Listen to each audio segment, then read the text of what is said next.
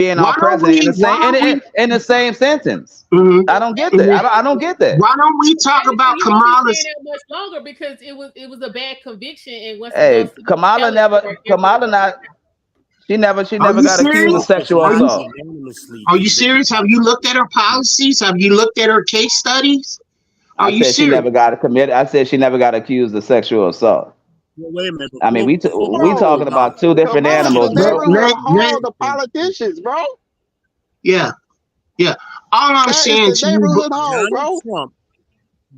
Look and that's another thing. I just don't like how y'all do that. How y'all know her situation, and then y'all pick and choose who's it's a public record. Research it, bro. No situation. I know what you're talking about. When she was in California, I looked it up. I looked it up already. But how in the hell we gonna sit back and judge somebody on? We really want to talk about sex life? We talking about Trump and sex life? He's the only one that tried to pay off a porn star. Why we care about what Kamala did? Pay them? Ain't that what you do? We don't pay them. You grasping at straws, man. You forget what Bill Clinton did.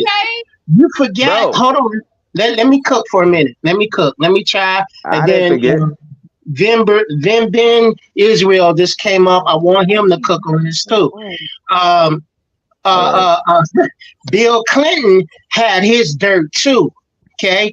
Matter of fact, when Bill Clinton was, who was it that was being looked at for the sexual assault? Monica Lewinsky. Larry Flint came out and said, "I'll give $1 million to anybody else who said they slept with a politician." Man, do you know politicians were coming out the woodwork on the left and the right just to get out their business? Man, listen, okay, Trump said grab him by the pussy. Hell, nowadays you need to grab them by the pussy. I didn't have no problem with that because I didn't be grabbed. Moral character means nothing to y'all no more, bro. No, that's not it, brother. That's not it. You want to talk about moral character?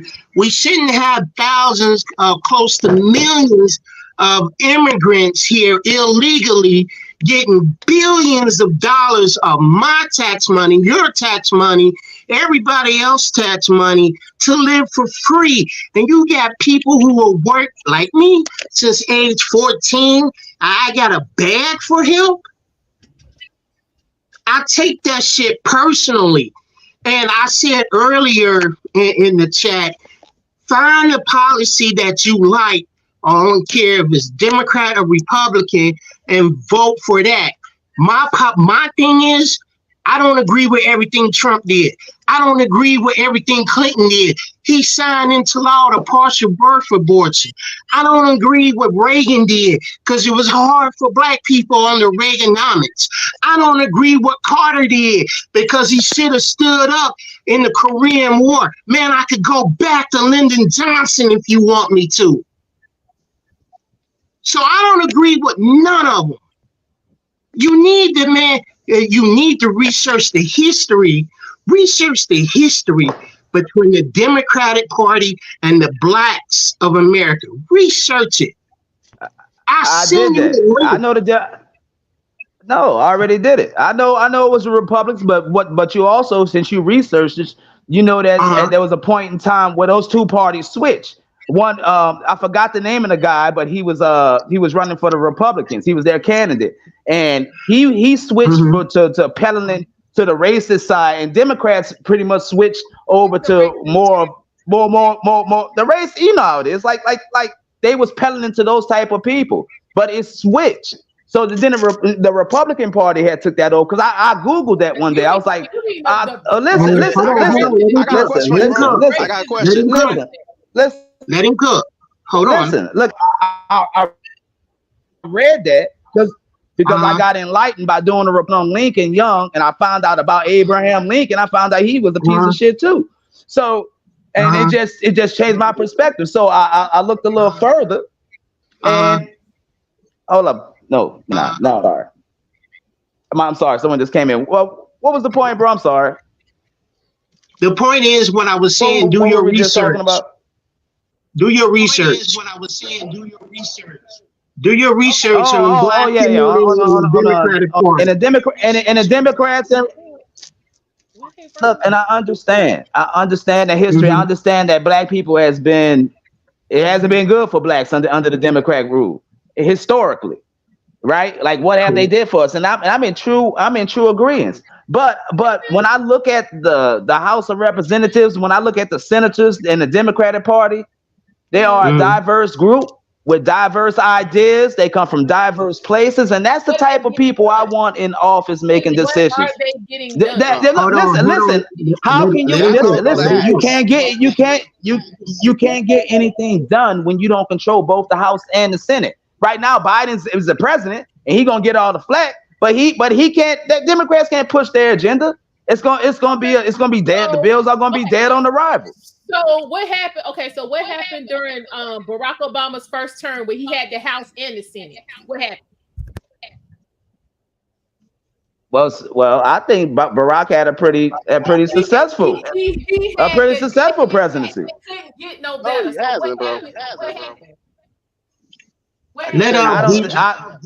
Look, I'm not one to be down to Obama, bro. Like I think he did the best that he could do. And I leave it at that. I mean, shit. I mean, what else? I'm listening. All right.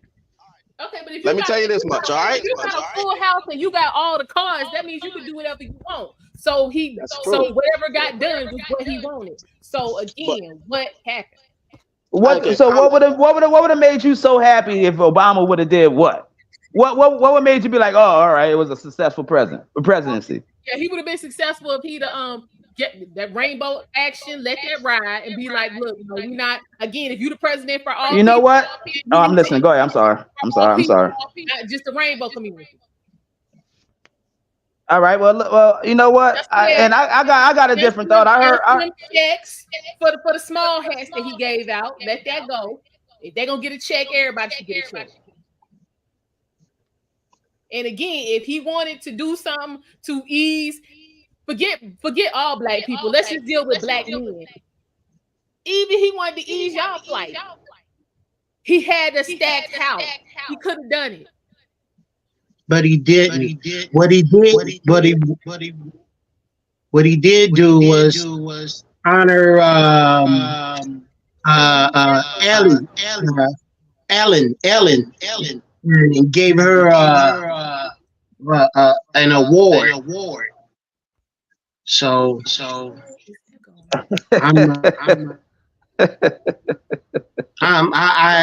and Eric Jordan earlier today, we were discussing the history of the Democratic Party with Black America. Okay, somebody's echoing.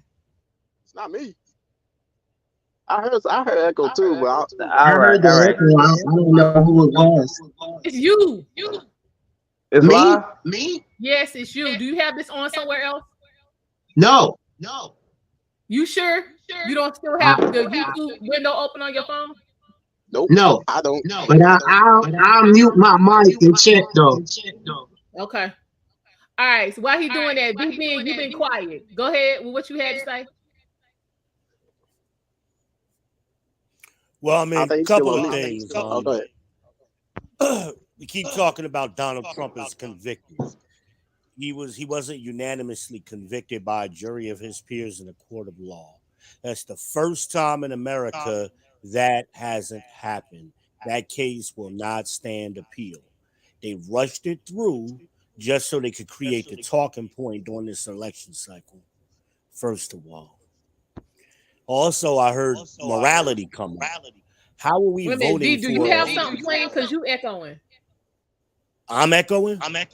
Yeah. I mean, y'all was echoing before when I was muted.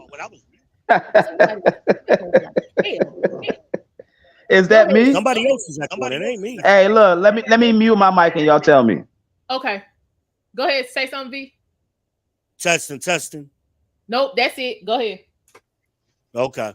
So anyway, Kamala Harris is a known adulterer.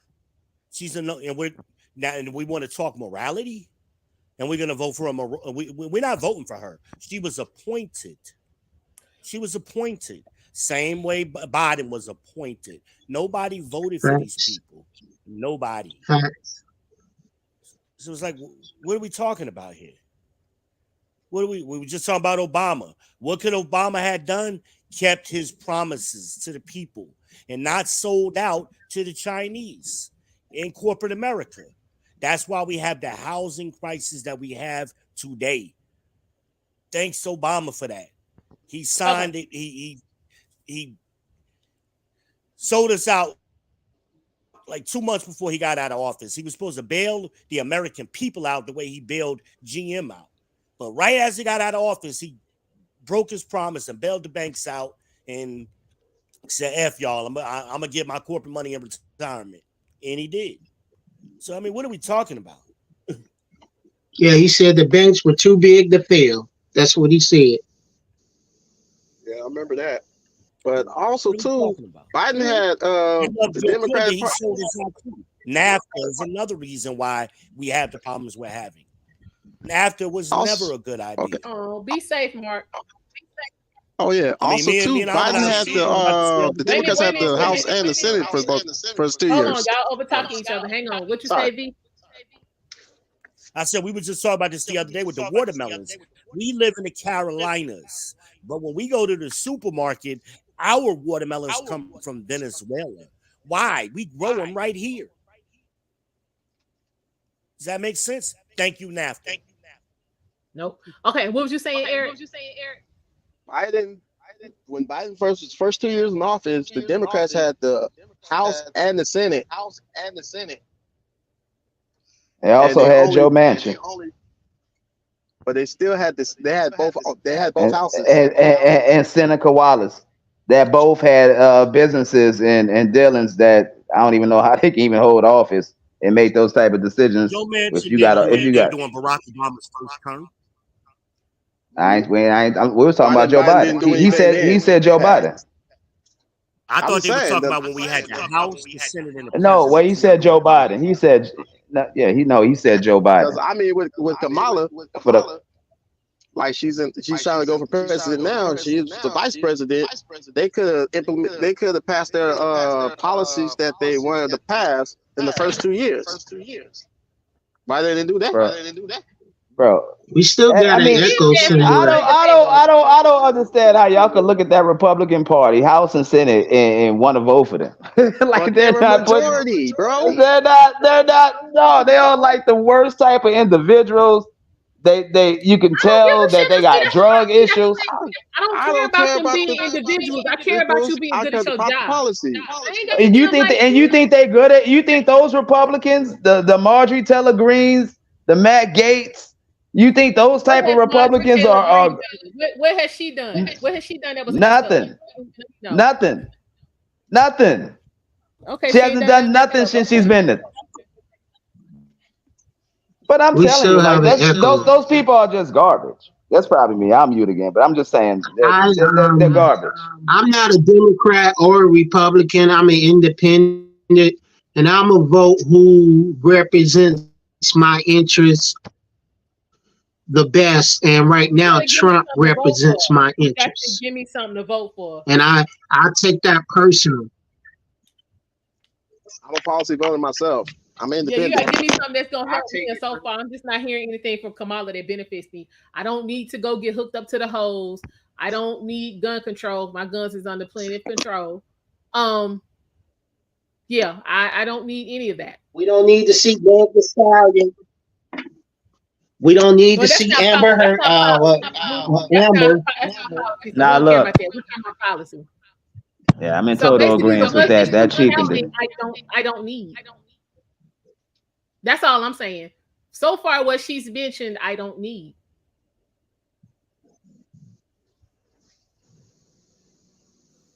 The policies the Democrats have been pushing for the last 50 years have led directly to the destruction of the Black community. There is no Black community anymore. Yes. Okay, and all right. So, what policies has Republicans been trying to break their neck to put forth to help the Black community?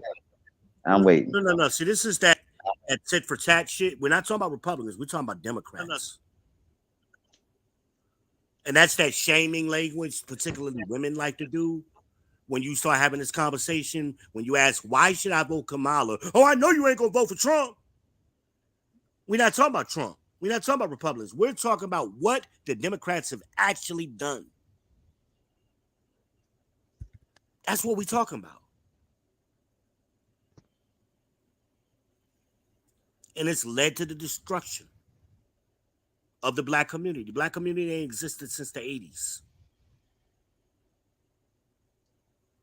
And look what they're pushing forward. DEI and identity politics. Nobody knows what Kamala Harris's plan is. She don't even know. It ain't on her website. What is she selling you? Twerking. Racial identity went, no, all of a sudden she's black. She ain't never been black before. They run that same playbook. They did that same thing with Obama. Obama wasn't black. Michelle was black, but Obama ain't black. But they push that on you, and ninjas line up and fall for it. Because we're low information voters. And we got to change that. And we got to pick an issue. We don't have to like every 9 out of 10 things a person does. Pick one issue and stick with it. But because that's what other groups of people do. They picked up one important issue, whether that's Israel. I'm voting for this guy because of Israel. Well, I'm going to vote for this guy because he's going to pick the Supreme Court justices or whatever. But we don't learn that. We actually look for reasons not to vote for a person. Oh, I don't like this thing he did. I don't like this thing. I don't like this. That's the same thing women do when they pick in men. They'll find 20 different reasons why not to like a man.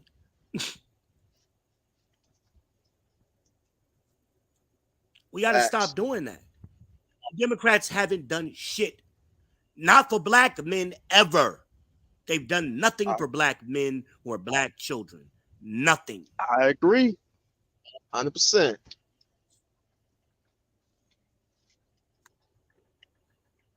So if the Republicans are having a change of heart and they're saying, hey, we're at least willing to listen to you. We're at least willing to acknowledge y'all got some different shit going on. Maybe we need to give them a shot. And that's kind of what Trump did the last time. He said, what you got to lose? What do you have to lose? And he's done more. And he was right when he said it at the rally. He's done more for black people than any other president since Lincoln. I say he did more for us than Lincoln. I agree. But people get emotional and we want to make everybody black that ain't black. And Kamala's most definitely not black, bro. I know that much. You know what I'm saying? She ain't even close. It's sad to even admit it, bro. It's sad to admit it because I actually saw the clip that her dad said he's not black. He said he's Caucasian, Irish, and Hindu. He's Hindu. I'm like, oh. But we don't know what words mean. We mix up nationality with ethnicity. You know, we mix those things up. We don't know what racism is. Definitely don't know that. We mix that up with prejudice and bigotry. All of a sudden, 2015 rolls in and Donald Trump is a racist. He was never a racist before then. Never. He was always around the town with black people. He was hanging out with black people. Everybody wanted his picture. He was hanging out in the clubs. He ain't had no security. Don King was his boy. Mike Tyson, Oprah. He stayed in them streets without no security. Child, listen. He ain't had no security. He was just a tall ass white guy in the streets. Now, especially Atlantic City, he stayed up in there without no security. Listen, I'm a run for president, and them Democrats put the hit out on him. He's racist, Mr. Cartwright. Mr. Cartwright told the black women, sick him, and she did. And now black women hate Trump, and they can't even tell you why. Okay. They can't tell you why. Now, what they'll point to is the Central Park 5. Was that fucked up what he did? Yes. Was it racist? No. Was it bigotry and prejudice? Yeah. Absolutely. And playing out ignorance? Yeah. We all guilty of that when we don't have all the information. We all that don't mean you a racist. That's not what racism is, first off. But we don't know. We don't know as a people. We think, oh, racism is I don't like you because you black. Oh my God. Or I did something to you because okay, you now black. we literally just sat here and explained what being a racist is not, and we got somebody in the chat talk about he a racist. If that's the case, then the whole idea of America is racist. It's rooted in the practice of racism. Racism is a practice. I need y'all to get clear on this. Damn. Yeah, we don't understand. Let me get a definition for racism for the slow who ain't never been here before. And while you're here, by the way, hit the like button, hit the subscribe button, and make sure y'all smash that bell and share it to your socials. Welcome to the ALMONDEYEZ78 channel. But anyway, racism is a competitive relationship between groups of people. They're competing for wealth, power, and resources. And when one group of people has so much wealth, power, and resources, they can force other groups to act against their own best interest. That is what racism is. So it ain't got nothing to do. I'm sorry, V, I didn't mean to cut you off, but thank you for that. I have a question. Hold on, I'm about to oh, where old boy go? He left. Derek, I'm gonna pose this to you. Now, B just gave us a definition of racism. He said it's basically a competition between groups of people. Mm-hmm. Would you consider black people competitive as a group? Yes. Okay. Why? Because that's all we know. That's all we. No. When I say competitive as a group of people, I'm talking about. Mm-hmm. I'm talking about politically, like the Asians, the small hats. You know what I'm saying? Oh no, no. Are we competitive like that? No. Okay. No. There's a. No, I didn't, Corey. I'm sorry. There's a hey Corey Joe salute. There's a thing in the black community where we talk amongst ourselves. Maybe I don't know if I'm going to vote or I'm not voting for them people. It's a thing going on in the black community. I myself was considering not voting. I was thinking, am I voting because at one time in this country they denied us the right to vote? Am I voting for now? Am I voting for the future? You know, and I talked to Eric. I talked to some other guys that I know, and I'm convinced I'm going to vote. But for each one of me that said I'm not voting, there's probably hundreds and thousands of black males across this country that says that they're not voting. They believe it doesn't make a difference. Well, that's because we don't understand the competitive relationship I just spoke about. It's a team sport. You either play as a team or you lose by default. That's it. That's the name of the game. But we think too individualistically compared to everybody else. Everybody else thinks team. We think individual. Yes, that's why the Asians. I'm sorry, brother. Okay, hold on. Okay, hang on. Okay. Eric, same question. Is he there? Yeah, I'm here. Give me a second though. Okay. Well, let me answer the question first. Yeah, that's the question. Go ahead. Well, I got back up real quick, so just give me about like 2 minutes or so. Okay. Well, while you're doing that, let me speak to something in the chat real quick. Hang on. Amanda says it's not a typical competition, but black folk definitely have to be the coolest race. Okay. And influence and financially it matters. Also, black women are the most educated. Amanda, we are not. Black women are not the most educated. They were the most enrolled for a short period of time. Their graduation rates have never increased. Actually, Caucasian men still have the highest graduation rate as far as college goes.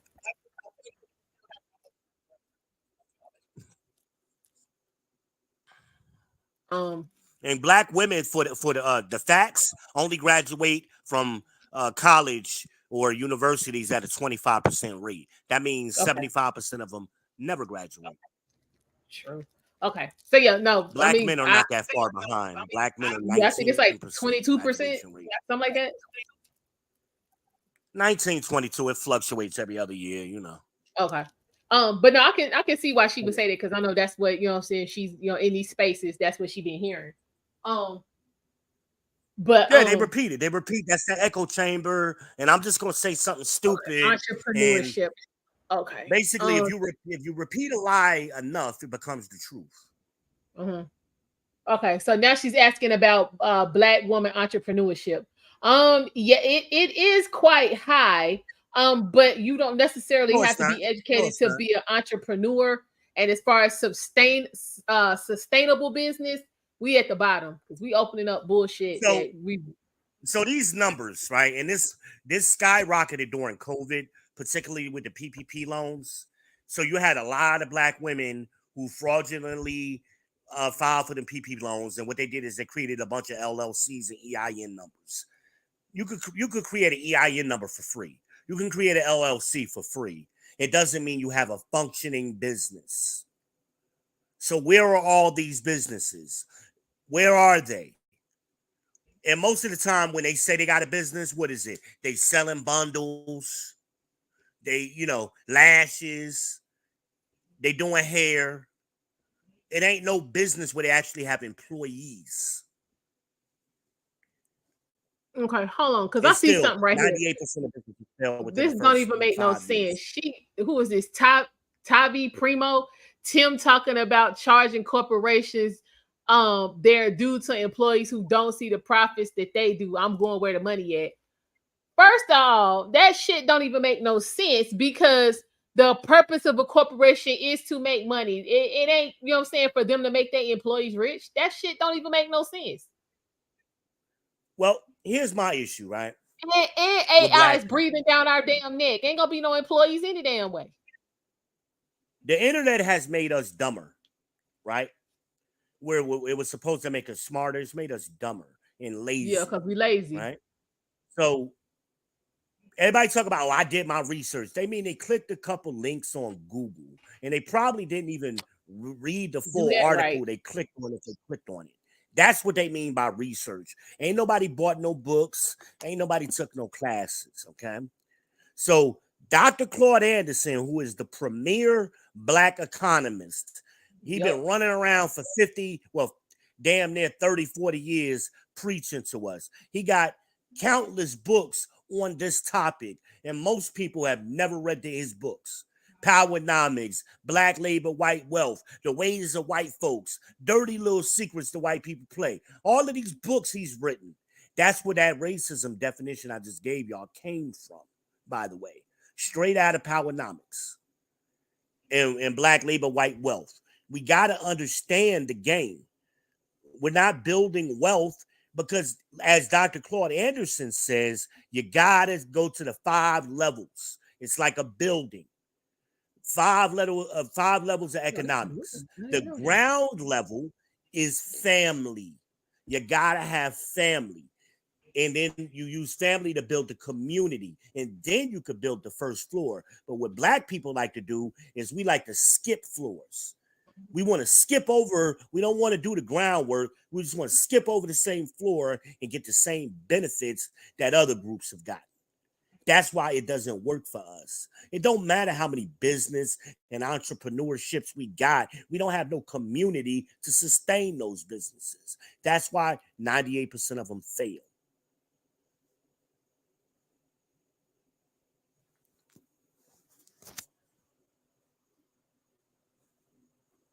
Okay, what you think about that, Derek? Yeah, we here. Oh, okay. Oh Lord, it's just flying all over. What you say, Corey? We need to get to that block voting he was talking about. Listen, now I'm gonna say this as far as voting, and I've been saying this since back in Clinton time when all this chatter and bullshit first got started. All this early voting and voting balance and mailing in your vote and all that kind of nonsense, that didn't do nothing but open up the door for what the hell we got going on now. I've never been in support of and never participated in it or any of that. Get your ass up, go to the precinct, stand in line, present some damn ID, and vote, and let that be it. They stand in line for Black Friday, and Black Friday only one day. Hell yeah. They used to stand in line for Jordans till Foot Locker closed all their locations on y'all ass. Right. Y'all I mean, we do it for bullshit. We do it for some bullshit. I like to get that book V was talking about. I would really like to get that book. The book that he Powernomics. I'm gonna look that up. I'm gonna look that up. It's on Amazon. Yeah, I need to get that book. Black Label, White Wealth. I need to get that book because I like what he said. I really did. So for me to expand my knowledge on things, I need to get that book so I can read it. Well, Dr. Claw, he has a ton of YouTube content, by the way. He also uses a great analogy when he compares America to a monopoly. Yeah, I'm gonna come back to this. And what he said is that the rate when you got to understand race. Okay, race initially wasn't black people. We were the prize, right? We were the chattel. So you had the Portuguese, the English, the Arabs, the French. You had all of them groups playing Monopoly together. We know the rules of Monopoly. They bought up all of the property, bought up all the utilities, bought up all the railroads. Then they decided, we're going to let y'all play now, right? So all of the property is already bought. So what's going to happen as you go around the board? You're going to land on, so you got to go around the board, try not to land on somebody else's property, and try not to wind up in jail so you can make it around to get $200. That's what black people are doing right now.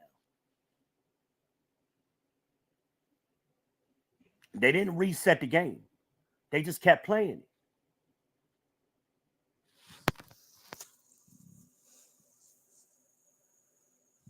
Okay. Dr. Cortez has been saying this for decades. And a lot of people listening in the chat right now, shout out to the chat, are listening right now. They've never heard what I'm saying. This is brand new to them. You better subscribe. Like I told you, over here to ALMONDEYEZ78, where I'm a co-host. Make sure you subscribe to the People's Podcast on my channel, where I've been talking about this. Me and ALMONDEYEZ have been talking about it over there for a decade. Y'all better get with it. This ain't new information. What I'm saying is old. And frankly, I get tired of saying it. We need to be smarter.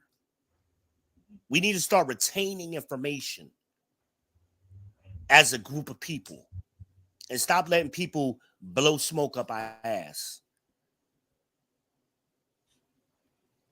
This woman has no policy, and everything she's done has been corrupt and scandalous and debaucherous her whole career. But y'all, she is sister girl all of a sudden. But again, let's say she was a black woman and we could trace her ancestry back to, the cotton fields and the plantations of South Carolina. What the fuck is that gonna do for you? What is that doing for black people? Not a goddamn thing. Are we gonna be better in damn 2030 than we are in damn 2024 fucking around with her? That's all I want to know. Are we gonna be better? Cause she black? No, she already told you the one policy I heard. Good question. The one policy I heard her talk about, and this was 40 years ago. She committed to giving Israel another $38 billion over a 10-year period. And then when they ask her, well, what you gonna do for the black people? I ain't doing nothing for them. But she already committed to $38 billion to the Israelis. Is anybody surprised by her pick? Y'all think that last name don't mean something? Okay, I wasn't gonna say nothing. I wasn't gonna say nothing, but if we're gonna go there, let's go there. That's a little hat. All right, I'm back. I'm sorry about that. Anybody surprised? She's married to a little hat. She's showing y'all what her loyalty is. She got what she got on the back of black men. And then as soon as she could jump ship, she jumped ship. and she ain't looked back since. Okay, welcome back, Eric. So the question that we got to roll back for a quick second. The Go ahead. question on the table at the time was, do you think that black people are competitive on the same level with, you know, say Asians and small hats politically? Politically, no, but like just competition wise, yes. No, we talking about wealth, power, and resources. Oh, hell no. Okay. So having with that being said, and given, did you hear V's definition of racism from Dr. Claude? Yeah, I heard that. So if that's the case, then can we be victims of racism? If Yes, we're you not sure competing? can. Yes. Okay. So I'm gonna take it a step further. The most racist group of people against black men in this country isn't the police. It's black women. You are correct on that. Okay, well, I gotta hear this. Go ahead. Think about the definition. A group of people competing for wealth, power, and resources. What are black women competing against black men for? Power and resource. Ain't it those things? They want the power, they want the resources, and they want the wealth. And they will kill us and have been killing us at a high rate, and our children at unusually high rates, far more than the police. So that's why I always find that police argument. And somebody was doing that to Anton Daniels. The girl got all emotional about the police and all of that. I just don't have. I remember that. The police don't fuck with me. I don't know. I just don't It's have only these a small percentage police of black interactions men and shit y'all keep talking about. who are Like, incarcerated. Does anybody know that number? How many black men right now today are incarcerated in state and federal prison? Oh, I'll be right back. Anybody want to take a guess? You got roughly 20 million black men in this country. How many are locked up right now? Less than 500,000. Right around 500,000. Why the fuck are we talking about it? Like that's a major issue. That's the same argument with the abortions because of rape and incest. It's too small of a number for us to even worry about. Why are we worried about it? Derek, you got some thoughts on that? Why we worried about it? That group of men who getting locked up in one of the Lil Woodies, shout out to Lil Woody. What you mean? I don't recall. Shout out Lil Woody. For that group of men who want to live that life, so be it. So be it. You're always going to have that in society. But we got to stop talking like them 500,000 men that's locked up is representative of all of the black men. Where the black men go? Oh, they in jail. Bullshit. 54% of black men are single and childless. 60% of that number is in the middle class. That means they're working. They ain't got time to play games. So, ladies, here's a blue chip for y'all. Stop asking men what we do for fun when you're trying to get to know a black man. We don't have fun with y'all. Ain't nothing a man does and he go think, oh, let me call my girl so I can go have fun. No. That's a dumbass question, ladies. There are other questions that are more important that you can ask in the initial stages of trying to get to know a man, especially a grown-ass man. I'm a grown man. I ain't got time to be playing out here. And you talking about fun. What you do for fun? 40-some years old. All right. I digress.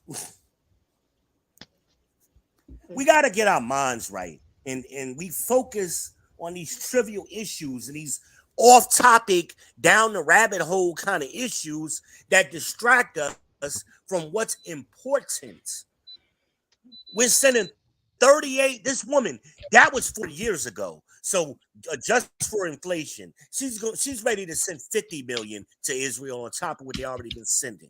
How much is she ready to spend on your children? Fuck us, black men. What is she ready to spend on our black children who can't read or write?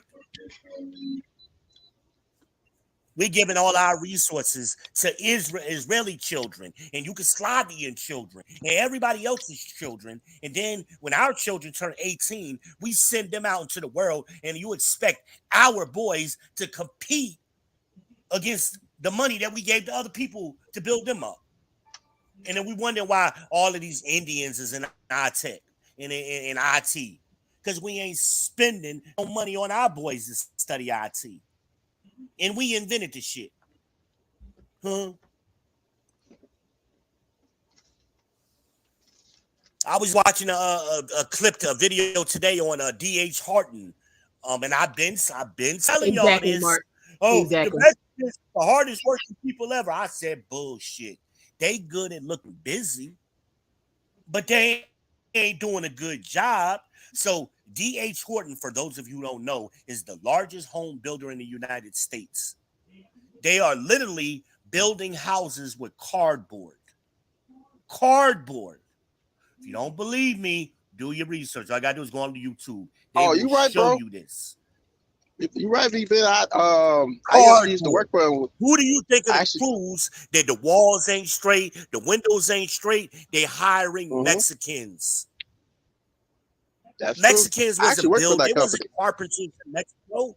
They wasn't building shit over there. They wasn't educated. So they wanted the cheap labor. They did the same. This is NAFTA again, by the way. Thank you, Bill Clinton and Joe Biden and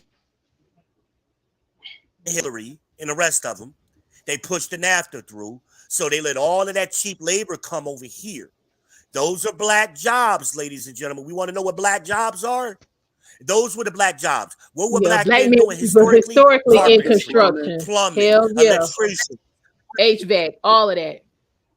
That's what black men excavation, were doing. all of that. They gave those black jobs that Trump tried to say to y'all to them, and now they building fucked up houses out of cardboard, and they selling them for $400,000 or $400,000 plus interest for.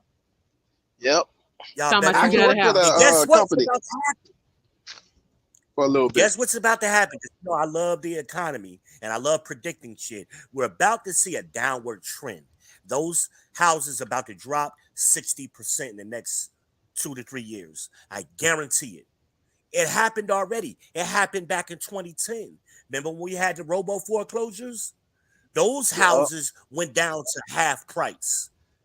And why did Obama make the deal with the Chinese? So the Chinese companies could come in here and buy all of those houses up. And why you think they building all these apartments? Who do you think is building those apartments? The Chinese and foreign governments. And those apartments are just sitting empty, or they're renting rooms out. But most of them are empty. Yeah, especially here in Charlotte. They're empty as hell. Thank you, NAFTA. Okay, hold on, because I need to speak to something real quick. From Mark. Mark been on fire the whole time. Mark says black unemployment is 6.4% and the rest of the country is 3.8%. What do you do to take care of kids that need father figures? First thing we need to do is start holding these mothers who are denied access to these children accountable. Yeah, once we get that under control, they'll have father figures. Great question. Here's what you do. Anytime you have a problem, we got to start doing root cause analysis. When and where did the problem start? So the when is California. The year is 1969. It went nationwide a year later, 1970. What am I talking about? I'm talking about no-fault divorce. That's when the government started incentivizing the black women to break up the black family. Right? Then they spent the next decade doing so. Right? So you want black fathers to be back? You got to put the incentive, you got to remove the incentive for women to break up the family. They knew this was going to come. They were studying this going back to the 40s and 50s. Read the Monahan report. Look on YouTube for the Harvest of Shame or Palmore Street. All of these government studies where they knew this shit was going to happen. They knew it was going to happen. They predicted it.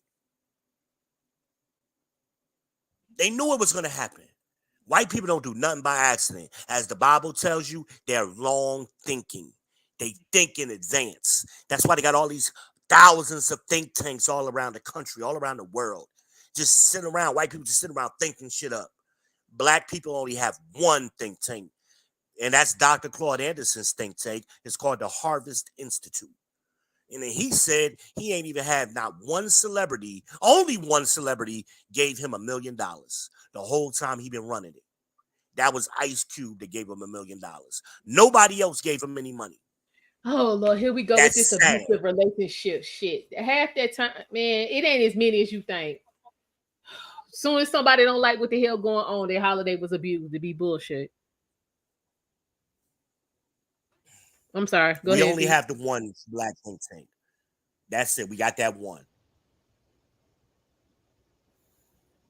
And ain't nobody donating no money to it. Because again, we want to be getting older. So what we gonna do when he leave? That's my fear. That's my fear. Okay, hold on, y'all. I need each one of you to respond to this comment right here. Okay. We have Dover says that Kamala represents the struggle. No, the hell she don't. What struggle? What's the struggle? And how she representing it? The fuck she know about struggle? Basically, they explained Kamala's childhood. She was in a very rich part of Canada in the high middle class. Where's the struggle? Not only that, look at her father. Her father is to this day a professor emeritus at Stanford University. So where's the struggle? Where's the struggle?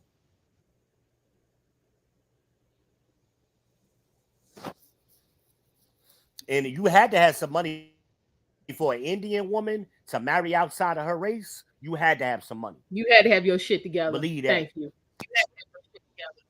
Believe that. We black people the only ones gonna marry some worthless non-black motherfuckers. Nah, when other races go against their people, you best believe the person they get with, it either be a throwaway person where they just ain't nobody seeing no value, or they done went and got, you know what I'm saying, the cream of the damn crop.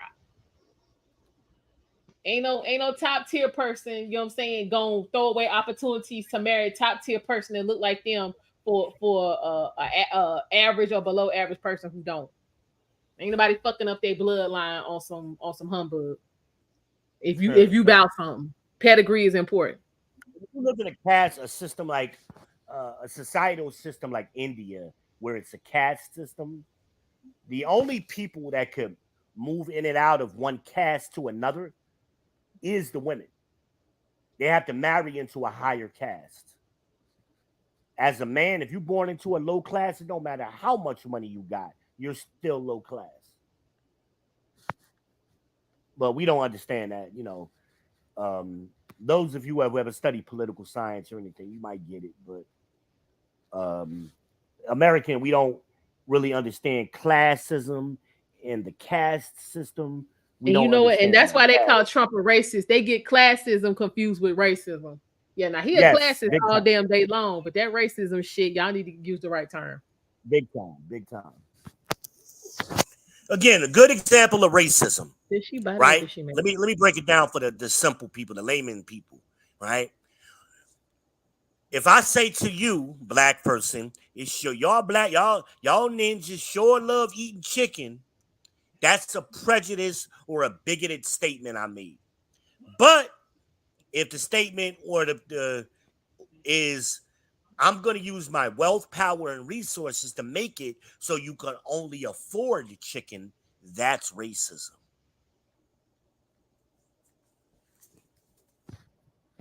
Let that sink in.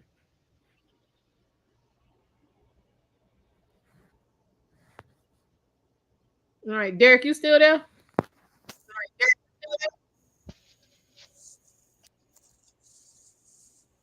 You know, Derek be sneaking off to get a little drink and shit.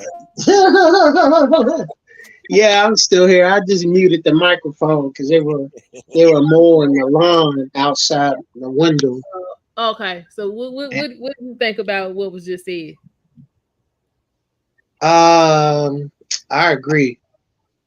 I agree. I just agree. I don't know why I'm echoing, but I agree. I Good agree. right now. Simple. I mean, it's just, most people just never put it in concept. I put it. I know I'm going to get that book you recommend. I love reading about our history and the history of this country, how it intermingles. Me and Eric earlier today, we were reading um, the correlation between the Democrat Party and the Republican. The blacks in America, and I sent him the link, and it's pretty interesting because even now the Democrats are not far from the base that they started in the 1700s. They're not far from it. Doctrine never changes. These guys have 50 to 100-year plans, and Yeah, that's they shady as hell. The Democrats are the one that broke up the black family. That like you V said, they incentivize it. We'll give you more money if you get the man out of the household. We give you everything. You live off of us, and we just give it they to you. actually can't say it that way, but that was the result. That was the result. That is the result. Uh-oh.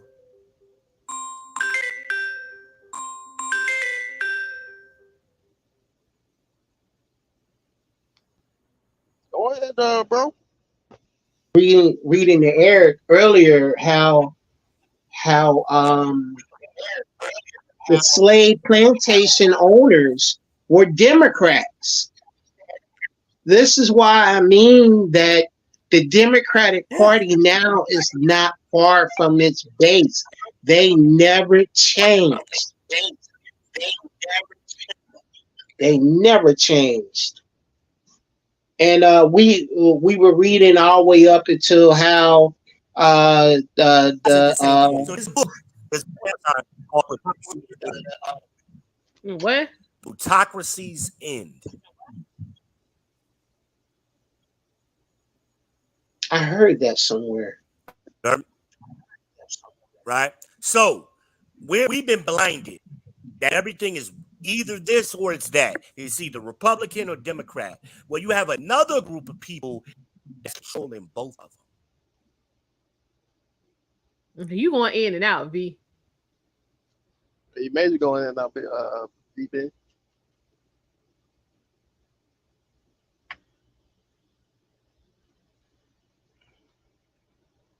V, we can't hear you. Did he drop off? Nope. Hope he pops back up. He never left off. Hold on.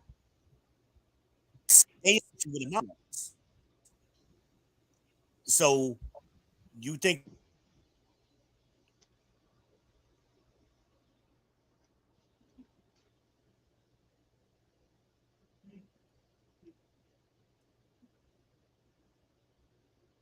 School is not free in the United States. It's free under certain circumstances.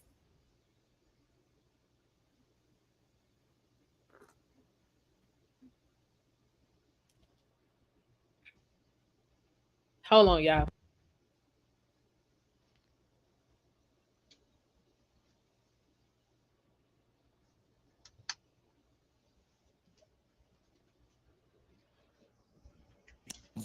from Babylon to Timbuktu? From Babylon to Timbuktu. Great book to start learning history. And because most of us, we understand or we have a concept of American history, what they told us. They've been lying to us since we got here. So why just assume what they telling us is true? It's time for us to start reading books that come from somewhere else. Other people were writing books too around the world and documenting history. Babylon the Temple 2 is a great book. And that'll put a lot of stuff in perspective. You go, oh shit.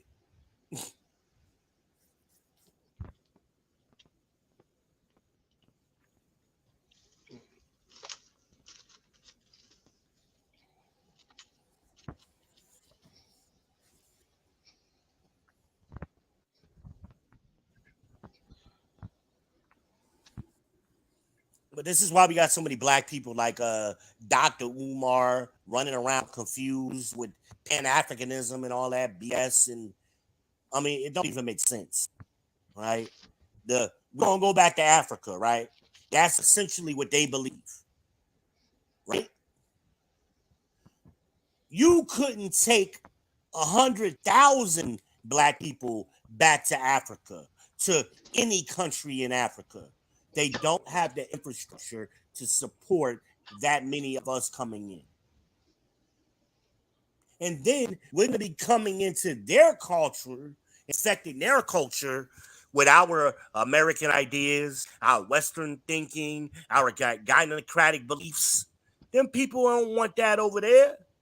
They ain't letting that happen. But that's what the pro-blacks, the Pan-Africanists been trying to sell us on. We can't fix our problems where we are, and we've been for hundreds of years, but we're going to go to some mysterious country we have no connection to, and all of a sudden we're going to get it together over there. That don't even make no sense. And how long ago was that when you got all the, when the government paid for you to go to school? How long ago was that? Because we got to stop assuming something that happened 10 years ago is still going on. Last time the government paid for you to go to school, I heard of the GI Bill. I ain't heard of that in a long time. Well, I mean, that's the military, but the government pays for kindergarten to 12th grade. What you say, VB? Government pays for kindergarten in 12th grade. Yeah, no, we talking about somebody our age going to school. Oh, okay. For that. They did that during the Obama years where he tripled the Pell Grants. Yeah, well, no, we talking about right now. Well, you ain't got to pay for nothing. Yeah, well, that's essentially what they do. This is why black women were enrolling in school during that time, because they were getting free laptops, free internet, triple the Pell Grant, so they could just register for college, never go to class, drop out, well, get the refund check, and then drop out. That's what they were doing.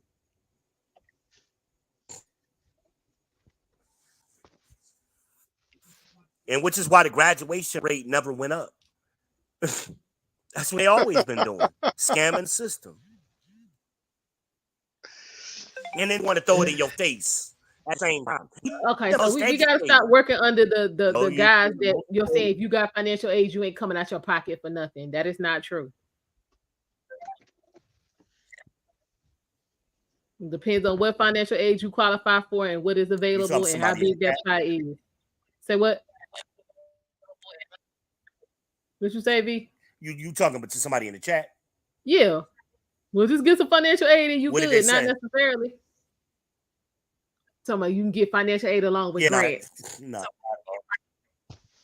No, you got first off, you got to hope it's some grant money. Kamala Kamala went to a black school for that reason, because she wasn't black. She was counted as a minority. So she got extra money to go to Howard. So I'm sure she got a full ride. Yeah, she did. She did.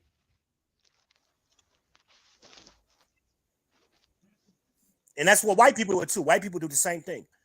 Exactly. And the Asians too. Black Hell schools yeah.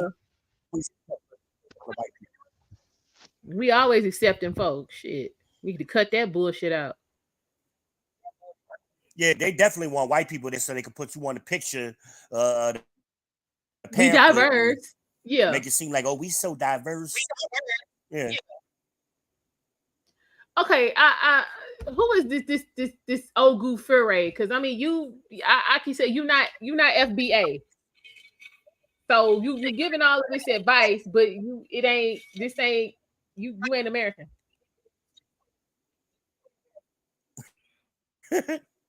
What'd he say? Nah, about, you know what I'm saying, how he was able to go to school for free and all this different kind of stuff, and his sister going to University of Central Florida, she getting her PhD with free grants and all this different kind of stuff. Everybody's situation is different. It's about who you are and what you qualify for, as far as what is available. Undergrad, first of all, we're talking about undergrad. So if his sister is going to get a PhD, obviously she is very special. She's not the regular student. She's very special. So I can't stand when people try to use the anecdotal into these conversations. But yeah, based on this name, they African. Oh, okay. Mm-hmm. Yeah. Of course, they love to come over here after the work is done and reap the benefits. You're welcome. Whoever that is in the chat, you're welcome. Say thank you, V. Because again, if everybody, you know what I'm saying, had the same pot available and could get the same amount out the pot, everybody would do it.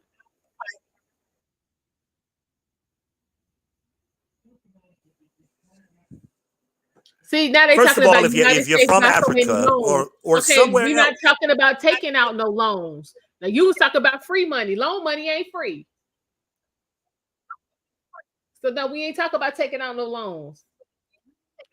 Even if we do talk about taking out a loan, a foreigner is going to get that loan quicker than a foundational Black American will. Facts. You know they ain't owning it.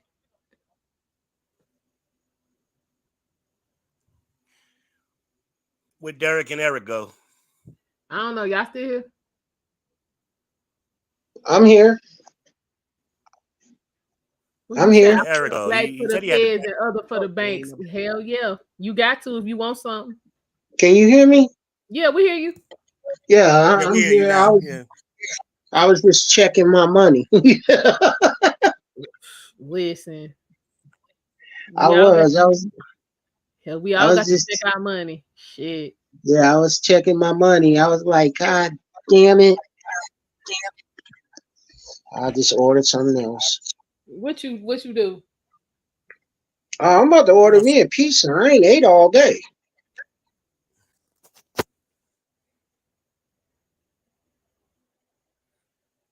Oh, he back. Welcome back. Hey, sorry about that. I was trying to they basically unloaded me and all that, so I was just trying to get my truck and shit all together. Y'all hitting the like button? I need to know. That's all and that if not, y'all need to take time to do that right now, please. And I'll be putting together this good content for you. And y'all don't even want to hit the like button. How dare you? I agree.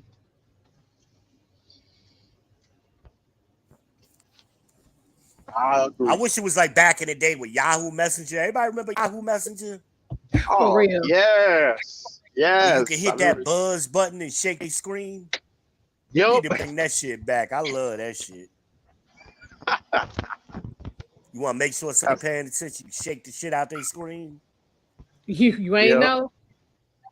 What you say, April and Chris, quicker than me. I tried to go to college, but I'd rather not lose my house trying to pay loans. Child, say it again. Say it again. Well, here's the thing about college, right? We've been sold this idea that college is the way to economic prosperity.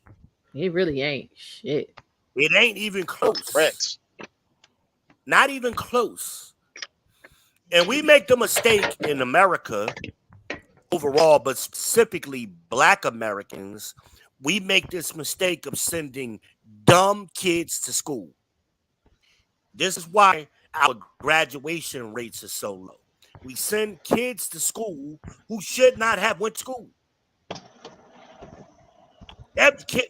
College, we the only people on the planet who do that, by the way. No other This is true. country sends their dumb kids to school. Send their smart kids to school. Oh, yeah, she did call. We send little nook.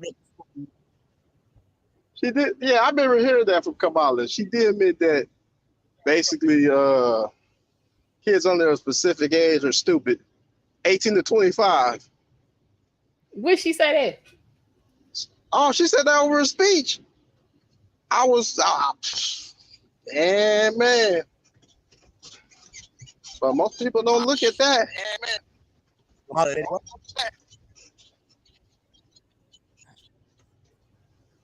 Oh, she did that and then put it on. Okay, cool. Yeah, I'm like, hell, look, that's why I'm on my 3rd round of school and I got 2 classes left and I'm dragging this shit out because now the whole time, you know what I'm saying, Trump ass was in office, you know what I'm saying, it was grant money everywhere. I might have bought 2 books. These last 2 classes, they sitting up here talking about we ain't got no more money. We need you to pay. I ain't trying to do that. I'm gonna wait their ass out.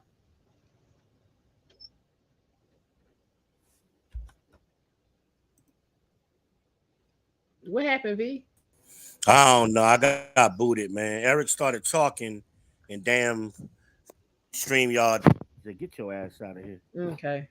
All right, y'all. Let's see what else Shapiro talking about. Yeah. I didn't hear what Eric was trying to say about Kamala. Go ahead, Eric. Oh, so basically Kamala did state in one of her speeches that basically, okay, so basically adults that's 18 to 25 are stupid. Yeah, I know what speech you talk about. She meant it. She was really talking like generationally, is what she was talking about. I'm just saying in general, and I don't care what generation you talk about. Other groups of people around the world, they send the best of the best to school. Only in America do we take that kid that barely graduated high school and waste money and send them to school. I remember my freshman year, and I seen guys around the dorm and in some of them one-on-one classes. I'm like, how the hell did you get here? How did you get accepted? Like, we waste so much money on kids that basically are dumb kids.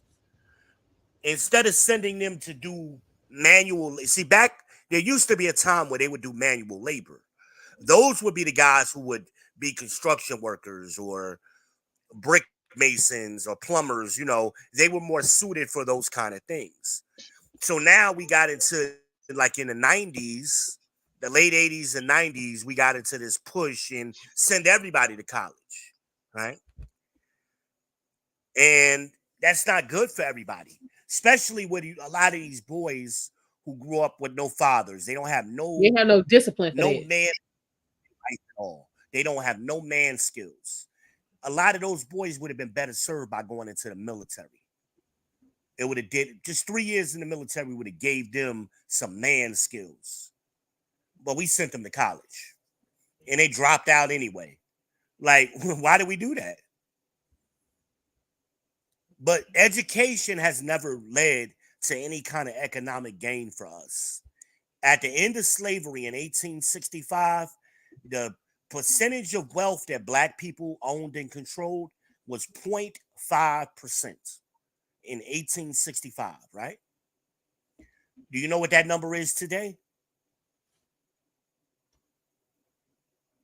Anybody?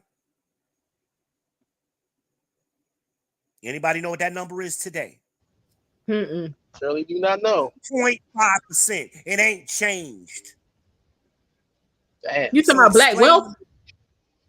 Black wealth. That's what we own. Hell, it was 0.3 under Obama. Yeah, because we went to we make some strides. We back to 0.5. when Obama took over, we was at the peak of our housing. We had the highest level of black home ownership under Bush when Obama took over, and he wiped that shit away in 8 years. Well, yeah, because then you had them what was them shits called where the interest rate would adjust? Valuable variable rate mortgages. Yeah, that shit. Yeah. So yeah, that subprime lending. It was all kind of scams they was running. All kind of shit. Yeah, but he didn't do nothing to wipe that out. Well, guess what? We about to have another one of them busts. We about to have another bust, and housing is going to drop about 50 to 60%. Just watch. A year from now, y'all gonna be like, damn, that damn V Ben Israel is a genius. Just watch. Anybody thinking about buying a house right now? Wait. Do not buy now. Just wait. And if Kamala gets elected, don't buy one at all. You better wait. You better wait till she get out of office.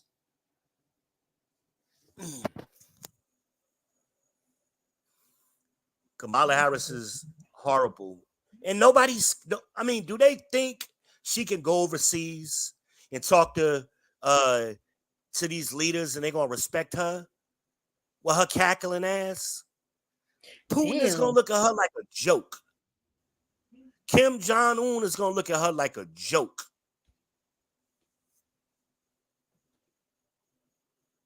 What's the other one? Ben Yahoo, or what was his name in Israel? Ben Yahoo or whatever. Always Netanyahu or whatever. Ben Yahoo. Yeah, these men ain't finna be bothered. Lord had the people I ain't supposed to talk about. In a lot of Muslim countries, they don't respect women politicians in general. That's what I was getting ready to say. Who was that just talked? Red Loser. It's your boy. Red Loser. What's up, little brother? Not much, man. Just listening to this rally. Your voice getting deeper. You starting to sound like Death Note. I'm on my way. Nah, you studied last night. Voice deep as shit. Got some hair on his chest now. Yeah, it's crazy. I'm glad this conversation's coming up. And I'm seeing it more. There was this event in Detroit. I think it was like Brexit or something. And it was like a panel of like black issues. Was you talking about where Vivek and then Trump showed up late or something? No, this was it was like a conference in Detroit. Okay. And it was 5 people on the panel. 2 was conservative, 2 was liberal. And the 2 conservatives basically brought up, single parenthood, crime, education, etc. And all the other side did was try to act like those things don't exist and they're not problems. And now all these videos are coming out talking about, oh, these are all stereotypes, these are all lies. Just look at the total numbers while conveniently avoiding per capita. And I don't really see how that helps anything. Like pretending these problems don't exist and then blaming, oh, well, it's black men or black women, or no, it's the government. It's like, what does that accomplish? It allows corporate America to steal money from us. Sounds about right. That's what it accomplishes. Now, here's what I find interesting. They've been in sister girl mode ever since Kamala got anointed, right? But what about this girl that Trump found down there in Atlanta, Michaela? You talking about Michaela? Well, he been on her for a minute. So she was like, I got to speak. Y'all, let me know if y'all want to hear that. We could play that as well. But for those of y'all who've been watching, y'all know we saw it real time. That girl is a star. Yeah, Michaela wasn't having it. I agree. She is a star, boy. She was keeping it well, honey. Yeah. Like I said, let me know if y'all want to see that, because we watched it real time. We got video, we got receipts. Got any shit in the chat jumping off? Nah, they cool. I mean, sometimes they have a good who cares about that? The woman sponsored over 161 bills in the Senate. Who gives a shit? She wasn't even there a whole term. So what you talking about? Who cares?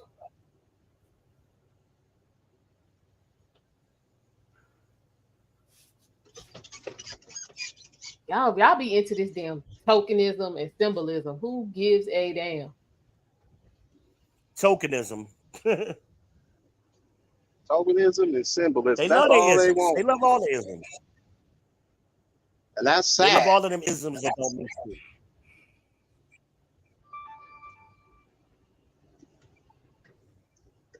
But has any of them tokenism or symbolism was beneficial to us? Nope. If she gets elected, all of her executive orders will all be symbolic, because what Biden was running on, and if you paid attention to all the bills he enacted or he signed, it was all just canceling out Trump stuff. So what is she going to do when she gets in there? It's just business as usual. I agree with you there, bro. Well, they're going to be setting up long-term bullshit that we're not going to see for another decade or more. And that's what NAFTA was in the 90s. Most black people, most regular Americans for that matter, had no clue how bad NAFTA was going to be. And that leaves what we got going on economically today is a direct result of NAFTA. And it's asinine. It's asinine. Again, why are we in North Carolina buying a fucking watermelon from Venezuela? Please, somebody tell me that. I could go steal a watermelon out the damn patch. Why am I going to buy it? Or why are we buying any gasoline, any natural gas or petroleum, period? Well, that's what Trump was saying. We got more liquid gold under our feet than all of these places combined. Why are we taking and it's gold? Crude oil. It's way easier to refine than the oil from Russia. Right. Why are we putting our shit on the market so OPEC could manipulate it and then we buy it back? Did that make sense? I'm going to grow some shit in my yard and I'm going to put it on the market for somebody else to sell back to me. That don't even make no sense. Instead of me opening up my own stand and selling my own food and eating my own food for free. This makes no sense. And we wonder why people out here buying cardboard houses. Yeah, right. Literally makes a lot of sense if you're trying to get this money to change hands so many different times, and it can be stolen at every turn. Well, here's what white America needs to start paying attention to. What happens to the black community, so-called black community, eventually happens to them as well. They're just behind. But it'll happen because black people are the most vulnerable. So if some shit's going to jump off, it's going to jump off in a black we going to get it first. But then it's eventually going to hit mainstream too. I just saw white women on the clip the other day talking about we should have been listening to black women this whole time, so we need to vote for Kamala and do the black women been trying to tell us what to do. We've been doing what black women wanted to do. That's why we fucked up. No, you don't want your husbands no more, and you want your kids fucked up. That's what because that's all they've done, and got rid of their communities. So that's what you want, white woman? Like, what are you talking about? You'd be better off listening to black women in the 1950s. I'm trying to tell you, I listen to my grandmama any day over this shit they talking about today. I'm good. That's the gynocracy starting to seep in to the main culture, into mainstream. See, gynocracy has primarily been black people. Now we're starting to slip in to white people. So what is this? And but I got news for you. White men ain't having that shit. Not at all. And you can't have feminism or a gynocracy. They only exist within a patriarchy. You cannot have those anywhere else. Right, because men enforce all the main enforcement branch of everything. That's what's funny. But, I mean, you've Okay, seen wait a them minute. try. Why are we acting like every Republican in the damn Senate and the Congress agree with everything come out Trump mouth? Like, what the fuck is that shit? Like, stop being Right. stupid. Well, we've been Especially when they were all against him in the primary. Right. Stop Order being stupid. 66 has programmed black people to believe Republican means racist. That's what black people have been programmed to believe. But again, that's why I told y'all the definition. We don't understand what racism is. We don't get it. We think it's about color, and it's about wealth, power, and resources, and control over your families. And even scarier than that, they've been programmed to believe that racism is pointing out any problems or critiques in the black community. That part. That what? Say that again. They've been programmed to think that anytime you point something out, like, hey, what's going on with black education, or what about these crime rates? Now you're a racist. Yeah. Well, that's it. I mean, that's tit for tat. I know you are, but what am I? So that's sign language. That's the shame, insults, guilt need to be right. So what they do is they take whatever you're saying or whatever they're doing wrong, they try to throw back at you. To try to win the argument. Yeah. Right. Like, oh, well, white women benefit from affirmative action too. That was the biggest benefit of affirmative action. That's nothing I know. New, though. White women are the number one beneficiaries of affirmative action. We know this. We know this. That's old ass news. Yeah. And white women did that between 1970 and 1987 when they wanted, because they wanted to be equal to their men. Yeah, it was second wave feminism. In 1987, the enrollment for white women equaled the enrollment for white men. And it never went back. Every year since, they've actually outpaced the men. But every year the woman has complained, oh, it ain't fair. Even though it's more white women in school today than it is white men. And it's been true since 1987. I mean, today by every metric, women are doing better, except the top 1% of extreme CEOs. Well, but even CEOs, I simp ass daddies and I simp ass granddaddies. They didn't want to argue with their women. They didn't want to argue with their daughters and their wives. So they just said, okay, happy wife, happy life. And they let women take over get a lot of advancements, even though it hurt them. They just didn't want to argue with them. I see it with my stepfather. My stepfather's a baby boomer. An old baby boomer too, by the way. He was born in 1944. Like, he's right on the line. Okay? But I see how he treats his daughters. And I'm like, you're just flat out lying to him because you ain't got the balls to be honest with him. That's what you're doing. And I've seen so many of them older men do that. They tell their daughters some of the stupid things that's going to end up hurting them. Go to school. Yeah, I see that with a lot of boomers. They want to be the cool dad. Go to school, you don't need no man. Now these women, now daddy dead or broke down sick, and the daughter got to take care of him and she ain't got no husband.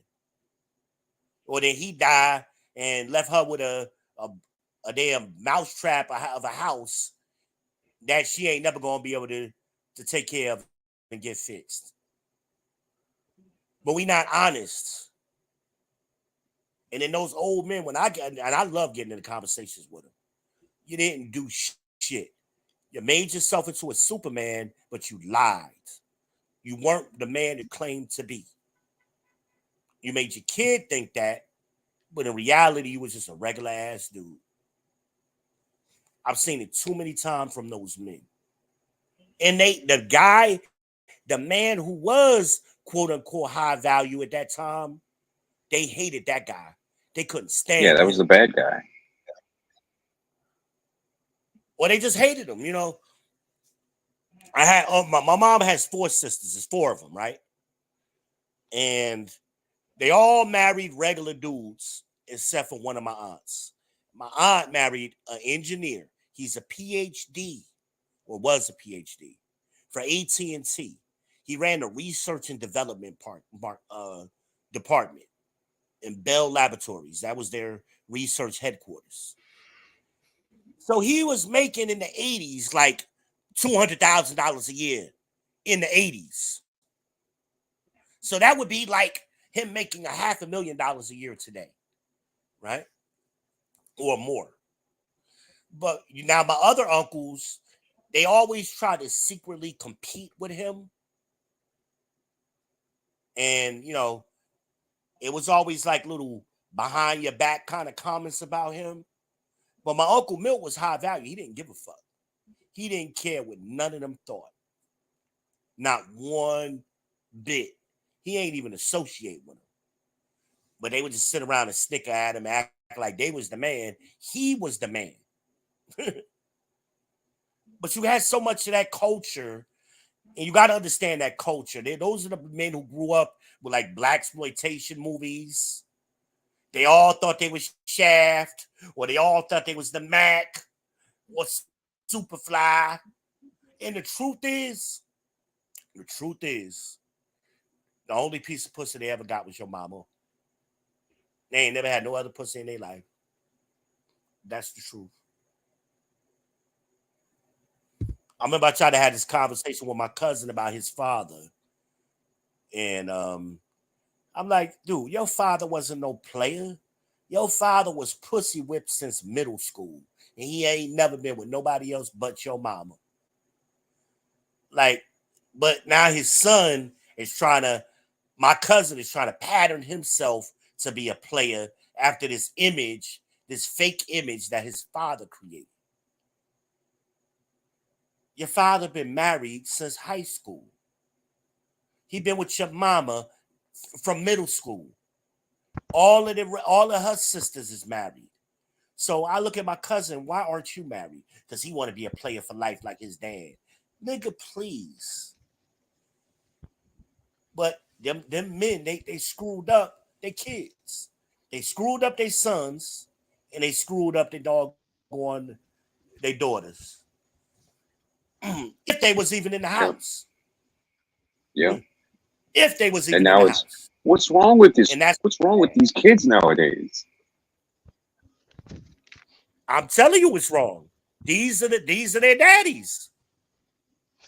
The baby boomers made most of these millennials. I don't give millennials a pass. Millennials do not get a pass from me. But they act just like the baby boomer. Unfortunately, I'm a millennial. But it's okay. Hey man, no disrespect. Everything that millennials does apply to you. You know what I'm saying? Oh, okay. Yeah. It ain't like you a monolith. Yeah. But we're just saying, very generally speaking. Yeah, sociopolitically.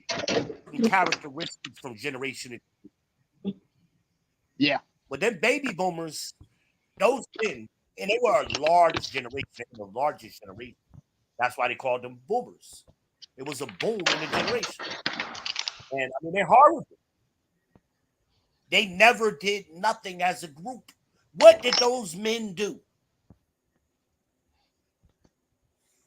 Sat on their asses, smoked weed. They were hippies. Well, they was doing quaaludes and cocaine. That's what they went to the disco. Yeah, they was going to the disco. Yeah, that's that generation. And they was doing mushrooms and shit, you know. Them shrooms. That's that generation. Them psychedelic shit, you know. Mary Jane. I think the psychedelics was pretty good. Them crazy motherfuckers. And then they lie. They act like today, Like they never was them people. They never got high. They never did all of these shit. Yeah, that's the crazy part. Now they're all the squares, and it's like, wait, weren't you guys like bombing buildings and stuff? Mm-hmm. I be looking at them like, I remember what y'all was doing in the 80s. I was there. I remember the cocaine parties and all of that crazy shit. But see, my sisters who were there, my sisters are millennials. They don't know their parents like I know their parents. It's like we had two different sets of parents. I'm like, who our parents pretend to be today ain't who they was when I was a kid. Hell, shit. I got stories to tell. All right, Biggie Smiles. But my sisters look at me like something wrong with me. I'm like, your parents raised me.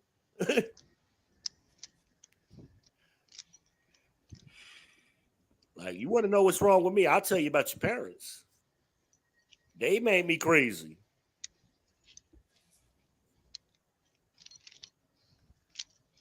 Listen. I was reading about how crazy the late 60s were, like with all the assassinations and the riots. And like all this social like momentum was built up, all this energy, Black Panthers, Weather Underground, people wanted revolutions immediately. And as soon as the economy got better, they just bought a house and chilled out. Yeah, like nothing ever happened. Mm-hmm. Fortunately. And people was getting murdered. As soon as welfare came out.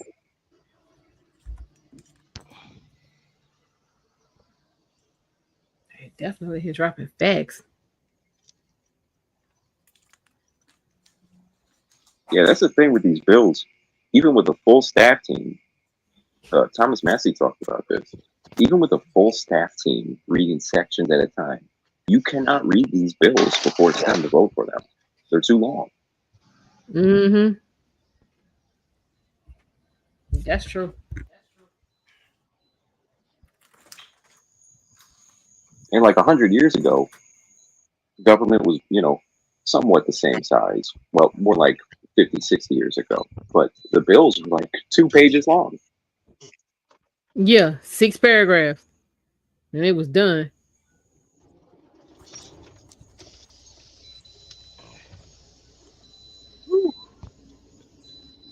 He said it took him 2 months to read that shit. Damn.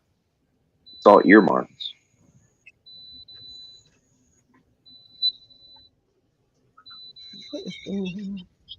I'm back better than ever. What's going on? And I'm listening. I was doing stuff in the background, trying to be inconspicuous, and I end up falling off the StreamYard. No. You're a grown man. You don't have to be ashamed of doing that. It's okay. There's always something trying to stop me from ganging up on Harmonize, man. Now StreamYard is against me. You ain't gonna be ganging up on me. No, I was just doing some things and listening. When you don't have nothing to add to the conversation, you close your mouth and listen. Okay, that's so what I was doing. Why would you have nothing to add to the conversation, sir? Well, because V is spitting facts that I've never heard. So if I don't know what I'm talking about, I'd rather just sit there and learn. Okay. That's in the Bible. That's what's up. I'm just did it. So I'm just listening, and I heard Eric park this truck in somebody's driveway, and they tripping. Eric got a huge rig, man. That thing is huge. What city is he in right now? Eric, where you at right now?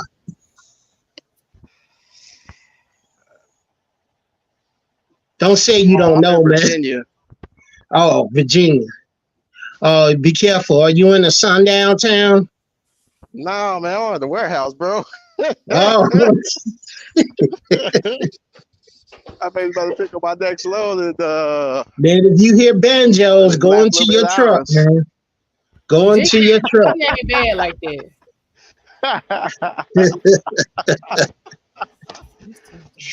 I be joking with Eric, man.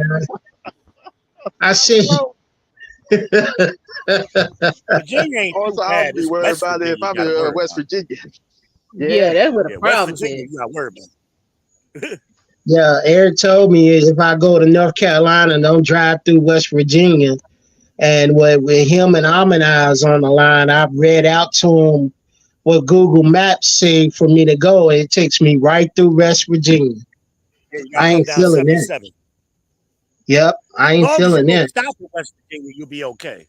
I gotta get gas, bro. Yeah, it's like Detroit. So you Gas stop before you either get to in West Virginia. Charleston, you stop in Charleston, or you stop Man, in Beckley. I got a Don't stop 6 nowhere else. liter. I got a V6 in that Impala. I'm gonna stop for gas.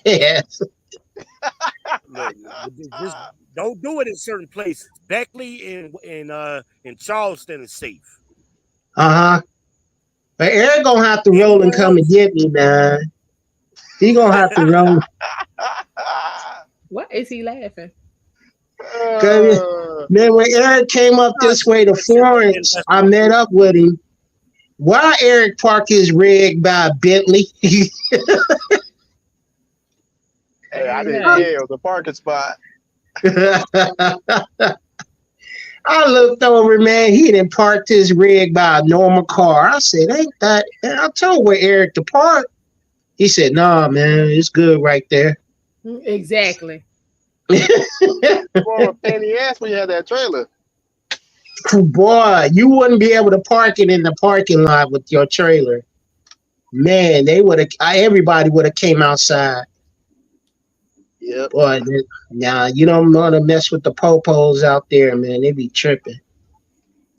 I already know. Yeah, they pulled me over one day, man. He got behind me and got on the side of me and got right behind me and pulled me over. He said, you know why I pulled you over? I said, nope. He said, you didn't have your seatbelt on. I said, man, just I don't know. you ain't got shit else to do, man. What is that? And you know when you're black, you gotta have that code of conduct when you're dealing with a white officer. Put your hands on the steering wheel. Don't move. Don't look suspicious. You know what I'm saying? That's crazy. Exactly like you told me, bro. Yeah. You Make gotta sure you act. turn your interior light on. Yeah. When he pulled me over, I put the hazards on. Yeah, man, it's crazy. I was riding my daughter's brother. I picked him up from work, and I said, man, he just saw 2 black dudes in an Impala and he decided to pull me over. My tags and everything is legit. He just pulled me over like you ain't had your seatbelt on. I'm like, man, motherfucker. He said, can I see your ID? You got any weapons in the car? I said, okay. I'm going to reach into my pocket and give you my ID. That's what I said. And Tony pulled out his ID. He said, okay, I'm going to go back to the car. While he was in the car, we were like, man, what did we do? I said, man, we ain't do shit, man. He was like, look at them other cars with no seatbelts on. I said, yeah, man, I see him. But he saw us, 2 black dudes. He followed us from Independence, Kentucky to Florence, Kentucky, because he was a state trooper. And I seen him behind us. I seen him. I made a lane change. He made a lane change. I was like, fuck, man, here it comes. And he hit me with the rose. What am I supposed to do? Pull over. He didn't give us no ticket, but I said to Tony, I said, what? Because of this traffic stop, we're in the database now. And we ain't do shit. He said, what? I said, yeah, there's a record of this right now that he pulled over me and you. Yep. That's how it is, man. That's how it is. straight dysfunctional. He called it straight dysfunction. And they don't. It is, man. Why do us blacks gotta have a certain sense of decorum when it comes to the white police? Why? Why? I asked my grandmother that, and she said, because one time I was walking, I was 16. Now I was walking in the middle of the street because the cicadas were out. And I didn't want them falling on me, man. I can't stand them things. So instead of walking on the sidewalk, I was walking in the street going to the bus stop. Why this plainclothes cop in a plain squad car pulled me over? And he said, we didn't get reports of cars getting broke into. And I saw you looking in cars. I said, no, you didn't. What you saw me was walking in the street because I didn't want the cicadas falling on me. But anyway, I turned around. I said, you see that house right there? That's my house. And I haven't heard anything about cars being broken into. So he ain't had shit to go on, and he let me go. And I called my grandma. I said, why they messing with me, mama? And she said, she said, next time a cop pull you over, ask for his badge number. Because that's how they treat us. I said, okay, mama. Man, gotta have a sense of decorum when you dealing with the white police people. Yeah. It ain't just the white ones. Oh, yeah. The black ones are the worst. Unfortunately. You remember what happened in Boys in the Hood? Yeah, I remember. Dude said it makes my dick hard when I fuck y'all up. That's what he said. Everything about that movie I hardly remember, but I remember that scene vividly. I gotta say, Bernie Mac played that role perfect. Shout out to everybody in the chat. Make sure y'all hit the like button if you haven't That done was so Bernie already. Mac? Yeah, No. bro. No, That wasn't Bernie Mac. That wasn't Bernie Mac. No, that was another actor. I've seen him before. I mean, when I it don't comes to think that that was particular Bernie part when he Mac. played the racist count, that's what always remind me of Bernie Mac for real. Oh, because of his eyes.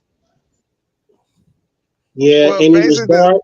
basically All he black said people because look alike. I That's said, all that is. I hate myself that I'm black because my gums is black. That's what made me just remind that part of it of the movie. I gotta look that up now. I gotta look that up. Y'all in I the think chat, that's on make sure y'all Dopey hit the like Minutes. button, please. Make sure y'all subscribe to ALMONDEYEZ78 for giving y'all all this good content. Make sure y'all share it to your socials. You gotta share the fake book, share the TikTok, share the black chat and niggagram, all of them shits. Make sure y'all share. The Ninja Make Gram. sure y'all share. ALMONDEYEZ hit the Make cash app. Make sure you support. Make sure you support. Send her cash apps. She's monetized. She just waiting on the monetization thing. But send her cash app at ALMONDEYEZ78's. I got that memorized. Damn. You got comments you want read, you can send those via super chat. They will get read and discussed. Mm-hmm. You want to be a part of the discussion? That's the best way. What'd you say? Y'all think that little $1, $2, it goes a long way. It does. It goes a long way. $2. We ain't asking for much over here. Send us $2. Support my friend ALMONDEYEZ. Support VB in Israel. He be bringing facts, man. Y'all need to support my friends. Support the truck drivers. Get out of their way. Don't drive stupid around them. He said, "Get out Eric will run you over." They need to support me and stop stealing my content. I know they be ghost watching me because I say something, and then a week later they saying it or trying to do it. Yeah. Me and Amanaz laughed about that last month. Good night, April and Chris. We started See covering you the later. doggone. We started covering the politics and had all of the people watching us that night. And then all of a sudden, a week later, people who ain't never did politics before is imitating what we was Straight doing. up on it. I Yeah. said, look at this shit. Look at this like shit. And they won't never give you a shout out and be like, hey, I saw this over on Harmonize. I think I'd do it too. Facts. Or even give her a call and say, hey, maybe I should collaborate. We could all simulcast the same shit. Like, nah, they just hate, they ghost watch. And they be ghost watching. Haters gonna hate. Or they be on a panel arguing with each other. Like, oh, like we had earlier? They love doing that. Oh, yeah. Yeah. Who was that? Dover? They love arguing with each other. Over nothing. Over nothing.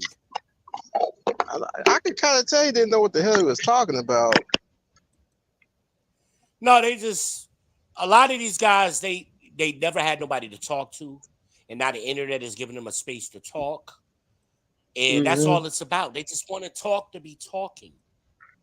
And arguing and mama trauma and all kind of shit. It's just like, what do y'all do in your real life? You want to hear 12 hours a day. Nothing. What do you do in your real life? Because I mean, the only other thing is like, okay, I remember when Trump was in office and now Biden, right? Who was better during those times? And after pretty much, okay, you can actually look, you can base research Trump's policies, but you sure can't research Kamala's yet. Still ain't on her site. All she got is a long ass, like 3-4 page backstory. But I mean, it's not on her website yet. That's what I mean. You can research Kamala. You look at San Diego, it's in shambles. Oh, no, that's San Francisco. San Francisco ain't even in shambles. Look at Oakland. Nothing. Oh, yes. That's, man. Since she's been vice president. So she has a record. She has a record of nothing. Yep, making shit worse for people. And after she, I had this argument with my mama the other day because they tried to bully me the other day. Oh, and you got to give her time. I'm like, Tom, don't give her no time. She just had 3 years. You don't know her policy. She had one job to do in 3 years and did nothing. She'll have the same policies as Biden. No, and Biden has the same policies as Barack. Hers are going to be worse. Biden was worse than Barack. Yep. At least Barack had, as presidents go, as far as presidents go, he's a top 5 president. Right? Right. Now, as far as black people, he didn't do nothing for black people. He didn't do nothing for black men. He didn't do nothing for black men. I thought he was. See, we have to separate that. We can't say, like Dr. Hassan talks about, the flat stats. When they want to include us in some shit, they say black people. But then when women want to have some kind of tactical advantage, they want to be specific and be like black women. Right? Yep. Like I heard a girl today talking about, oh, they locking us up, black girl. No, bitch, they ain't locking you up. They locking us up. They locking black men up. Black women ain't been getting locked up. Even when they commit the same crimes. But they like to play victim when they can, and they want to try to piggyback off a black man's struggles when it benefits them. See, Ice Cube proved that. When Ice Cube went to the black men, women, and said, "Hey, here's my plan for black people," and then they immediately turned it around and said, "Well, what about the women?" And he asked them, "Well, ain't y'all black people?" They said, "No." I thought that was so stupid for them to say. Ain't, No, yeah. it's just the truth. They aren't us. They don't see themselves as being part of us. As in, I'm speaking very general, ladies who are listening. Not everybody, but generally speaking, black women don't see themselves as the same demographic as black men. Again, they look at us as competition. They want to compete with us, generally speaking. Oh Lord, J Live is back. Talk about stop saying Kamala isn't black. She isn't, She isn't bro. black. She's Irish Jamaican or Hindu Jamaican. That's what she is. That Jamaican don't mean black. Yep. Jamaica is a melting pot. You have many groups of people over there. You got Europeans, you got Chinese, Yeah. Swiss. You got all kind of people over there in Jamaica that ain't skin folk.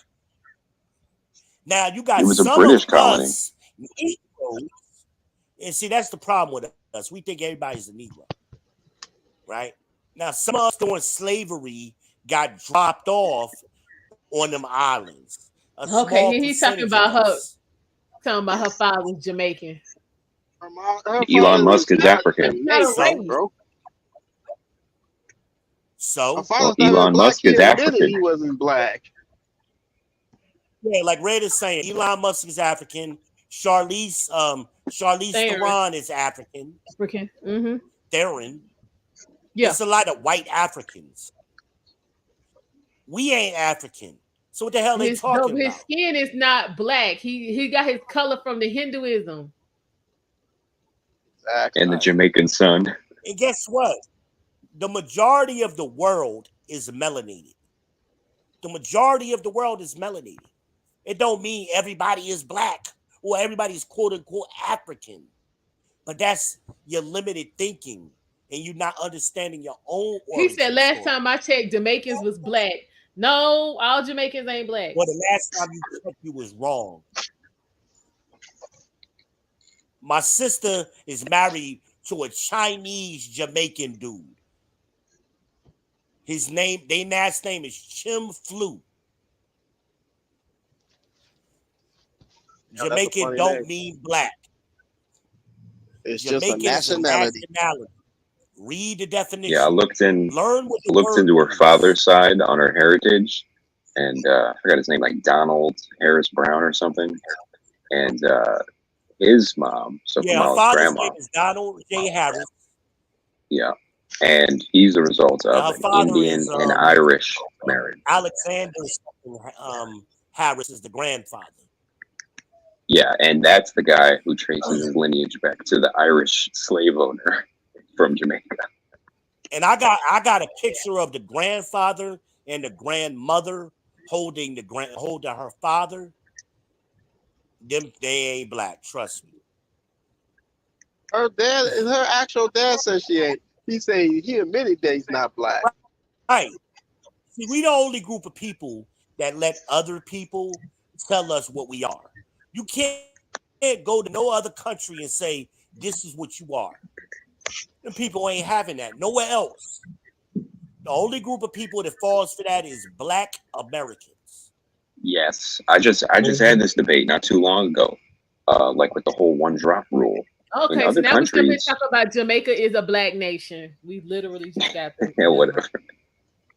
But in other countries, there's light skin communities. There's communities of biracial people that are the results of Black long people were scattered generations. throughout the world. You got black people, Negroes everywhere. So any continent, any country you go to, you can always find a black population within that region. Everywhere. There are Yep. black Russians, Yep. right? Yep. Black Yeah. Cubans.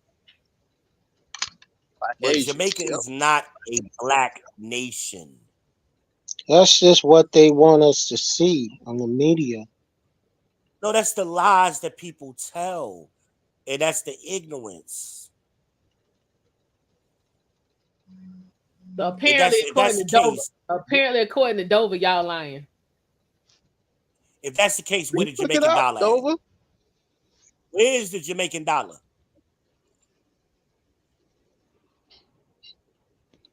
Ain't one. I'll wait. Where is the Haitian dollar? Where's the Haitian dollar at? Where is any of the 56 countries in Africa? Where is their dollar? Wait a minute. He said Jamaica was a slave colony. So in order for you to have slaves, when you have to have slave masters over there too? And wouldn't you have to have an indigenous population before the colonists even got there? Yeah. No, not necessarily. Not necessarily. So that was most of the blacks that got over there to Jamaica was imported. They was imported during the North Atlantic slave trade.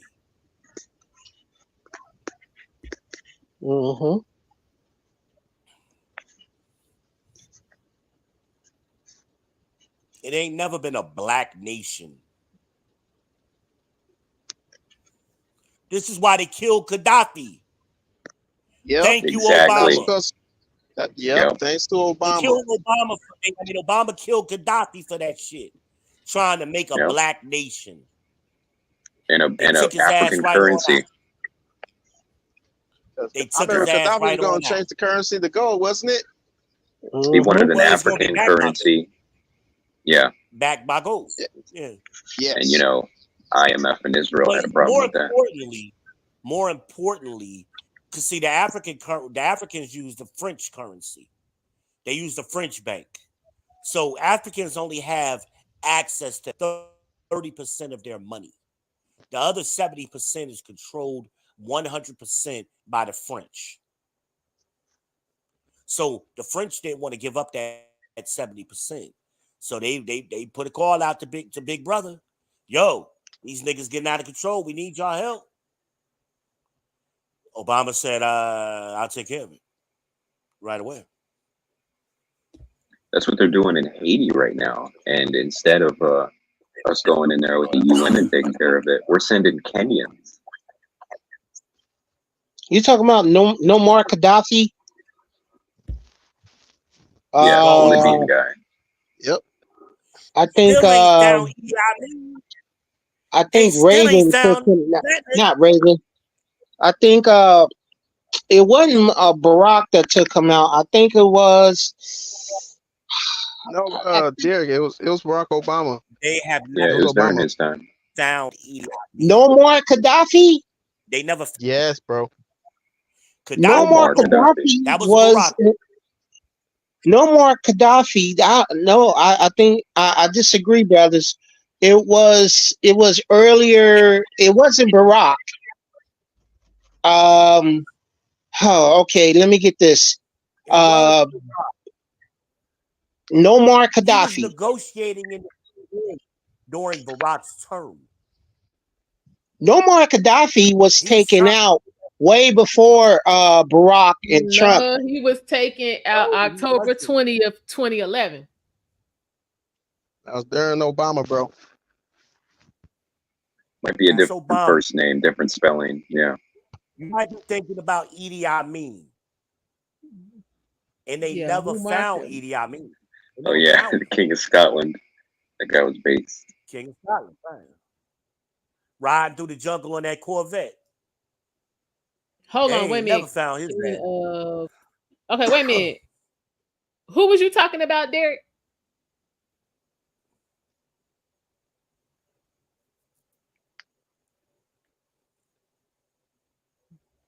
Okay, you quiet. Muammar Gaddafi. Yeah, that was Obama. Obama got Bin Laden. He got. I still don't think that shit real. I think that nigga gonna jump out one day and be like, "Look." Nah, they got him, man. Obama put that damn skull up there on the podium like it was Mortal Kombat. Well, first of all, but he did that shit after they claimed they had sent the body out to sea. That's how they do. Because you know how offensive that is to a Muslim person to not allow him to be buried? Oh, they still mad at that shit. They are mad as shit. Obama can't never go over to the he can't never go to Dubai.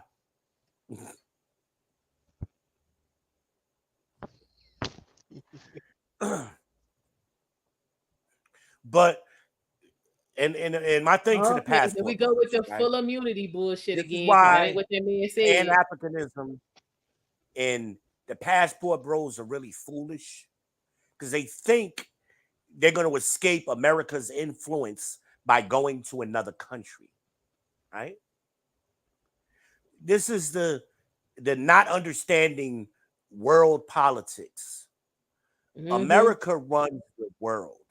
We have 750 military bases around the world, and most of them are in the Middle East, what we call the Middle East, and Africa, the continent Africa.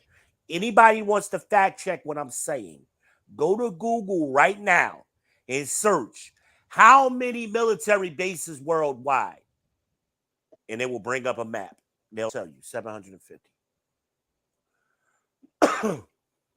America runs everything.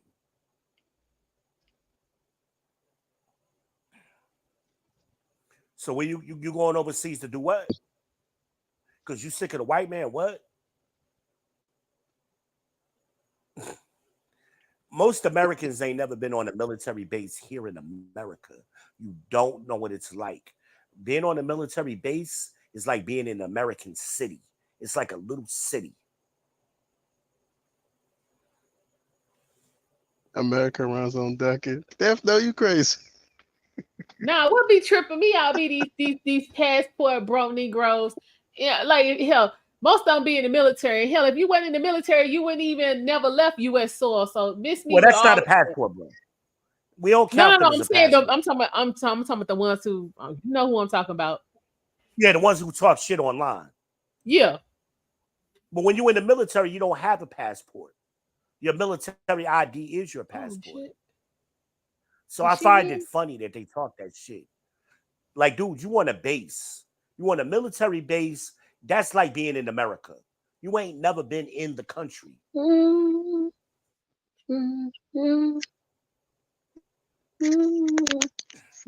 what Frank Lucas did? When Frank Lucas went to go see his cousin? Yeah, he went straight on over to the spot. He talked to the man directly. Yeah, he said to his cousin, "Oh, you want to go to the real woods? Like nigga, where we at right now is safe. You want to go to the source? Are you crazy?" Hey, D, man, you were right, brother. You were right. Of course, I don't lie, man. I could have sworn. I could have sworn it was somebody else. I spent a lot of time researching shit. Mm-hmm. And teaching it. I've been teaching it for years. So when I quote y'all something, it's damn near 100%. I would say I'm 99% accurate. Just because of my memory, sometimes I might be a little bit off. But it's damn near bet the bank on that shit when I tell you something. Man, Harmonize's been doing this for too long. So when people be arguing with us, we made 5 videos about this just last year. We done made a dozen of these videos the last 5 years. To us, sometimes these arguments, it be like a replay. It's like watching a replay. We know what people gonna say before they even know. It'd be funny to us. And then we be crazy too, because me and her be talking privately. We be like, why they do this? Why they keep doing this? Like, did they not hear us say this shit over and over and over again? But every now and then you get some new jack that want to jump up here. They got some new information they think ain't nobody else discussed ever, and they got some groundbreaking shit, you know. I'm like, is that what you really think? You've been sitting around all day ready to drop that on somebody, and you never considered that other people already thought about that shit. That's why I tell y'all a lot of times how to defeat these arguments that we hear all the time. I tell y'all how to shut them shits down. Like the ninjas who love saying, well, there ain't no racism in America no more. Okay. So here's how you handle them nudes, right? Ask them, get them to agree that at one point there was racism. Can we agree on that? They're going to go, yeah. Okay. Now you're saying ain't no racism. So please tell me, what year did racism end? Oh, how about somebody just use that Friday? They was like, what year did it stop? Remember, I did that on DJ Hemp's show. And that's where it happened again. Somebody used your shit on his show. Oh, they stunned. If racism ended, what year, hell, what decade did racism end? I'll wait. I know that answer already. Not never. Never. But the problem is we don't know what racism is. Remember, you gotta stop with this black queen bullshit. Cause first of all, okay, so let's go with the queen. You need a king to be a queen. So since her king is Jewish, wouldn't she be a Jewish queen? That's a good question. First of all, who gives a fuck? I'll give you, let's say she is a queen. What the fuck does that mean? The queen ain't have no power? Yeah, this ain't a monarchy. You know how many queens got their heads chopped off? Ooh, we're gonna talk about Marie Antoinette. Let's not go there. Because they couldn't shut the fuck up. Her shit clean off. Right. So let her be a queen. Wait, I'm not familiar with this one. What's this one? Let her go over to one of these countries and start that cackling. She's gonna wind up getting her head chopped off. And it is gonna really be World War III. I ain't going to war for that. I mean, oh no, these for white real, boys you ain't don't going. like that. Nope. They ain't going to war for her. Just to see, the presidency is an institution. It ain't a person. It's an institution.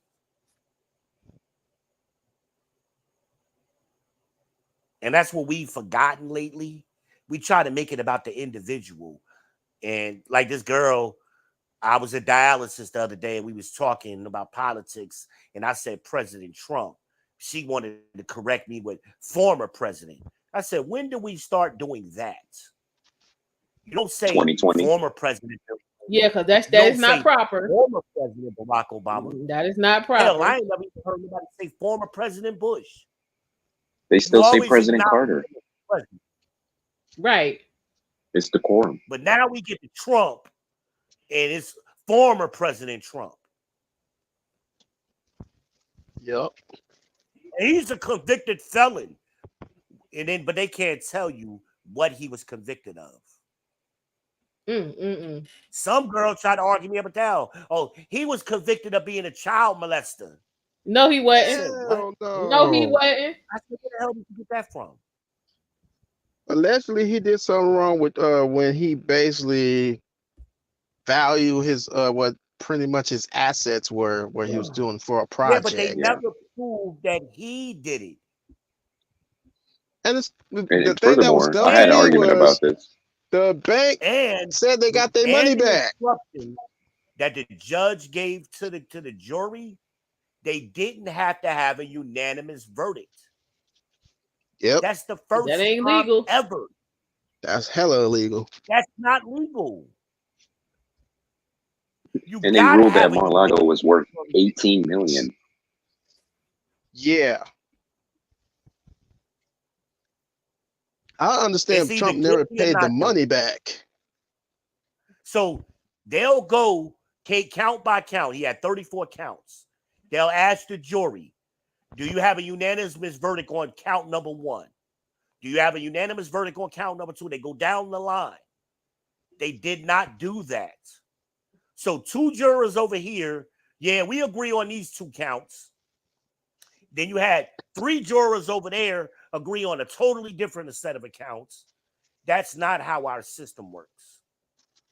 You have to have all of the jurors agree, or it's a hung jury. Yep. So they changed the rules once again to go after Biden. I mean, to go after Trump. You've never had a Democratic candidate nominee for president who did not win one of the first 2 or 3 primaries. That's what, Ohio, Michigan, and South Iowa, Carolina, right? No, Iowa. So this Biden was the first one who didn't win none of those. And then South Carolina came along, and basically South Carolina picked the president. That's never happened before. Now it's about to happen again. Where nobody voted with someone for this with nominee. 0 delegates. Kamala had 0 delegates. Nobody voted for Kamala. This is going to be the second time. She was anointed. She was anointed vice president. Now she's being anointed presidential nominee. This is not democracy. But they want to tell you Trump is the end of democracy. No, wrong. Biden is the end of democracy. Trump still had half of the population voted for him. How many people voted for Kamala? I'll wait. And they didn't want to do a primary. Somebody said earlier, that's what I was listening to when it made me get on here. Somebody said it. Oh, we didn't have enough time. Bullshit. We did have enough time. Bullshit. It happened before when Bobby Kennedy got shot. They had an open convention. When is the convention? Is it this week? It starts the 19th. It's supposed to be this week? No, 19th. Oh, they pushed it back. In the next week. I thought it was supposed to be like the beginning of the month. No, it's still on your same schedule. schedule. They pushed it back. Even better. Even better. They pushed it back, right? No, they didn't push it back. It's the same date. So why did they nominate Kamala? Because they didn't want Bernie or Elizabeth Warren to jump in. So they sticking it to Bernie once again. Because other than Biden, who's the next person that got the highest votes? Bernie. Bernie said, followed by Elizabeth Warren. So how the hell do we get to Kamala? Because both of them was like, fuck y'all. Yeah, I don't think Warren's a threat, but RFK would have probably got more if he was in the convention. Yep. So he was like, I'm here. I'm just waiting for you to call. But my point is, we've seen things in the last 10 years that we've never seen before. And nobody's saying shit. No, they're doing what black women normally do. They project what they do onto other people. So they're saying, oh, it's undemocratic. No, what y'all are doing is undemocratic. Diversity. We want diversity. No, you don't. The Republicans had so much diversity at their convention, it was ridiculous. Who's hired more watch black the women replays right here on I-78. Go ahead and join the replay game. We got all the coverage in the administration than Donald Trump. He put more black women and black people in place than anybody else.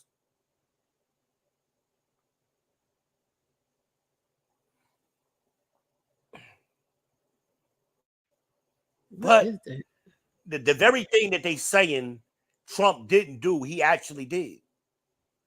And the whole grab him by the pussy thing, that's how men talk. That was locker room talk. That wasn't meant to be public. Y'all and it ain't wrong either. It really ain't. Shit. Listen, we gonna quit talking about that. I mess around, have some flashbacks. We gonna stop. But women would be surprised how men talk privately. I did a whole stream on that shit. Y'all don't know men.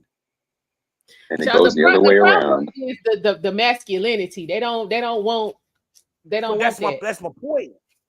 They claim they want masculine men, but I don't want you to act masculine. No, I want you to do what I say. Yeah, I want you to fall into my definition of masculinity. That's yeah. And do what I tell you to do.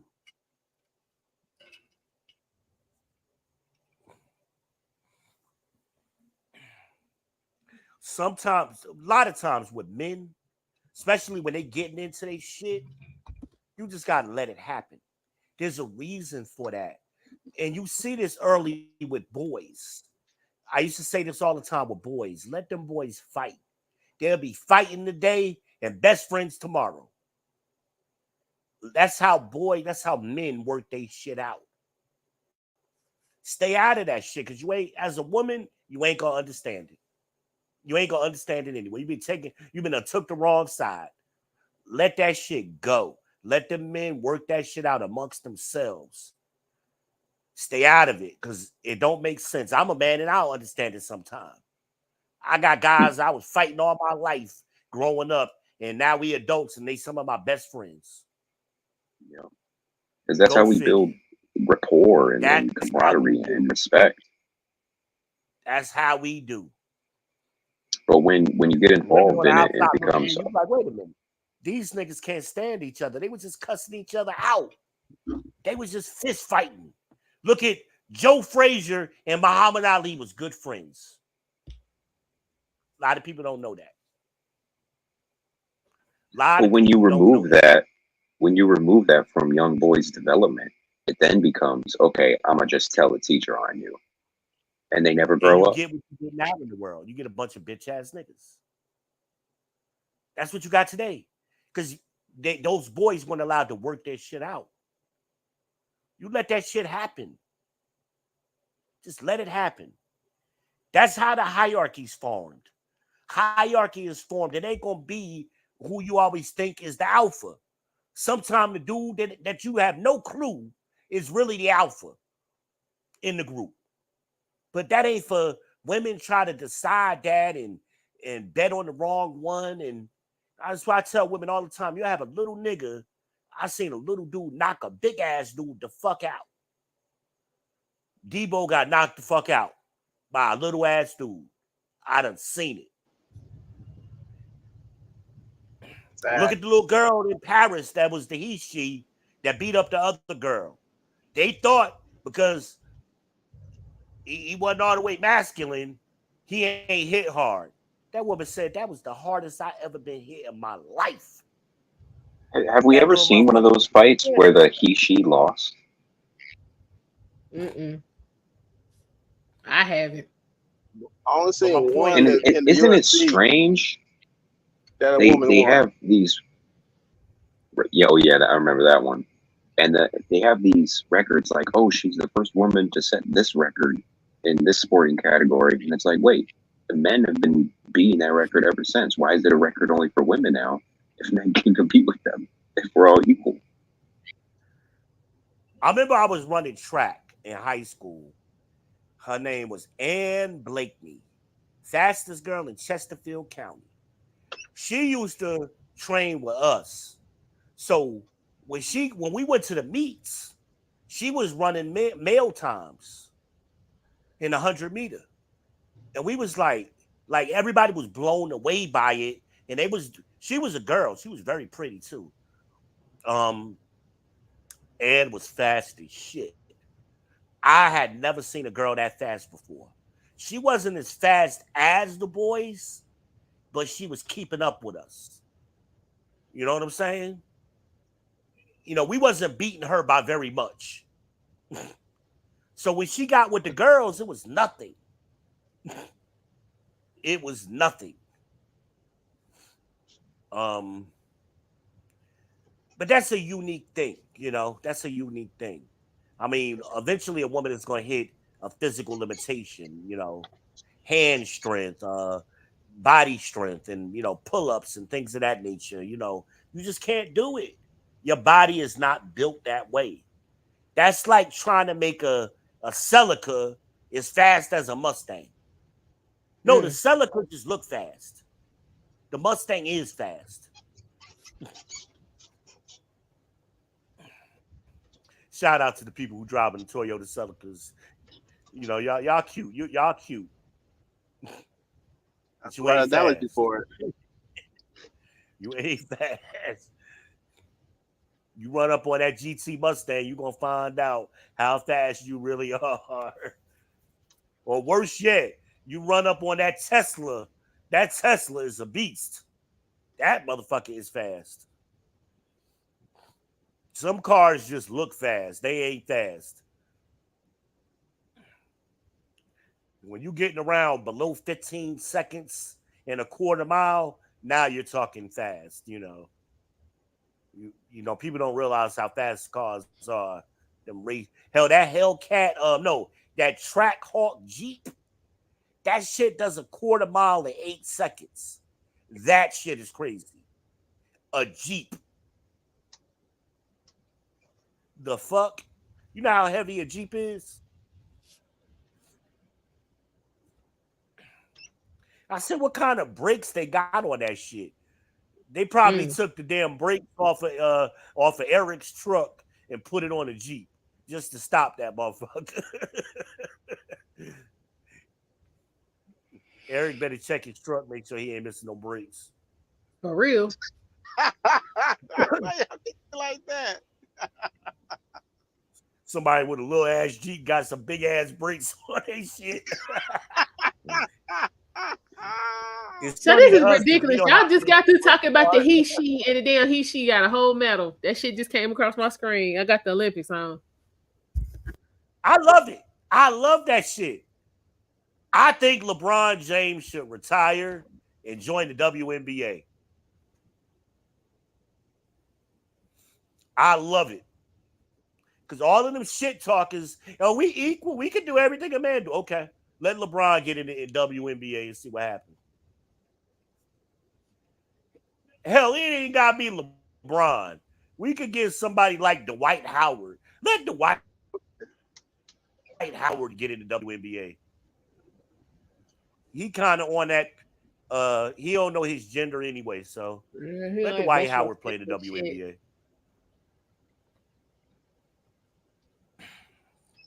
You won't have to worry about nobody getting pregnant. I guarantee that, though. What? Tim Walz signing the law to put tampons in every school down to 4th grade. Yeah, I saw that. That's your boy Waltz. Yeah,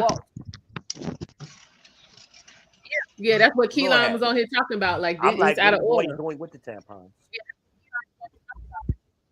What are the boys doing with tampons?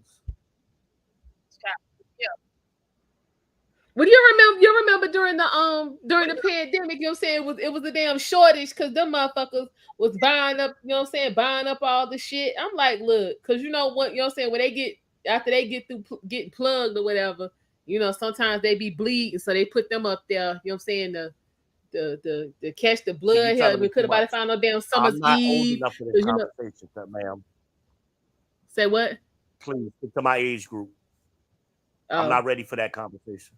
Okay, and then you know, always, you know, they took off on the package, you know, used to say what would you say, maxi pads, feminine maxi pads or some shit, and they took all of it off to be respectful. I was like, respectful of what? Bro, I'm telling you, if they put tampons in the middle school boys' bathroom, those boys are gonna have a field day, bro. You're gonna see them all over the school in their noses. Little boys don't even know what to do with toilet tissue. They take toilet tissue and throw it on the ceiling. Right? Have you seen the boys' bathroom?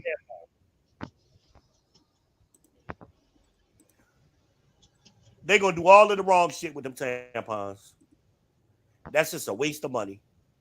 How about you make sure your child has their own tampons if they need them? How about that? How about you don't use them shits? How about that? Just got to read the article. Just got through reading an article about a teenager. She had a tampon in and she went swimming in the ocean and fucked around and got staph infection. Now she didn't fight for her life, messing around with toxic shock syndrome. Leave that shit alone. Oh damn! Yeah, leave that alone. Woo! That could not be me. Y'all crazy. Y'all know how we was talking about breaks and shit. We done went from breaks to tampons. I know, right? We all over the place. Yeah, leave that alone. Shout out to ALMONDEYEZ78, yo. Y'all ain't gonna get this content nowhere else. Make sure you like, subscribe, and share. Representing the Charlotte area, the QC, the East Coast. Y'all know how we do here. About 15 minutes before the hour. We come up to 11 o'clock Eastern Standard Time. We are rocking strong. We ain't after hours yet, though. Damn near there, though. I don't get this content nowhere else. Y'all better keep subscribing. I don't get it nowhere else. We be listening. We be everywhere. We know y'all don't get it everywhere because we be everywhere. We see what they do. Y'all better act like y'all know. Drop $1 into this super chat in the Cash App for ALMONDEYEZ. Stop being stingy. Then y'all go over to these corny ass channels and drop all kind of money. And all they be doing is repeating us. Y'all heard what ALMONDEYEZ just said to you. They repeated some shit I said myself on that show. And then they get mad at me when I be on their show schooling them. They be trying to hush me up because they like to hear everything in like a 90-second sound bite. But what they do is they go back and replay it. And they be like, damn, that was some deep shit he said. Then they'll come over to my channel, ghost watching me. Because I'll say certain things and I'll hear them say it. I'm like, look at this shit. You ain't, at least when I hear something, I always give credit to where I heard it at. I'll be like, shout out to Love Dorsey. Shout out to Shalakimia. Shout out to the Crimson Cure. Shout out to the coach, Notorious CGA. Right? I always shout out to the Blizzard King. I'll shout out to Dr. Hassan Johnson. Shout out to the Obsidian, the old man. Shout out to BGS and more. I will shout out to the Green Gorilla. I'll be shouting out all of these people. Shout out to the architect of this whole thing, Tommy Sotomayor, ladies and gentlemen. Shout out to one of the kings of the manosphere, the Angry Man. I be shouting people out all the time. It don't make me less of a content creator. But then when I tell somebody, like, let me get my flowers for my shit, and they want to argue me up and down, and I hit them with the proof, and then they go right back on their channels and tell the same lie I just debunked. I'm like, I'm trying to make you a better person. It's okay that you thought the wrong thing. Now that you got the correct information, be a grown-up and say, hey, I thought that thing, but now I got some new information. I was wrong. We gonna move forward from there. But they can't do that. They be so heavily invested in their initial thought pattern. It's disgusting.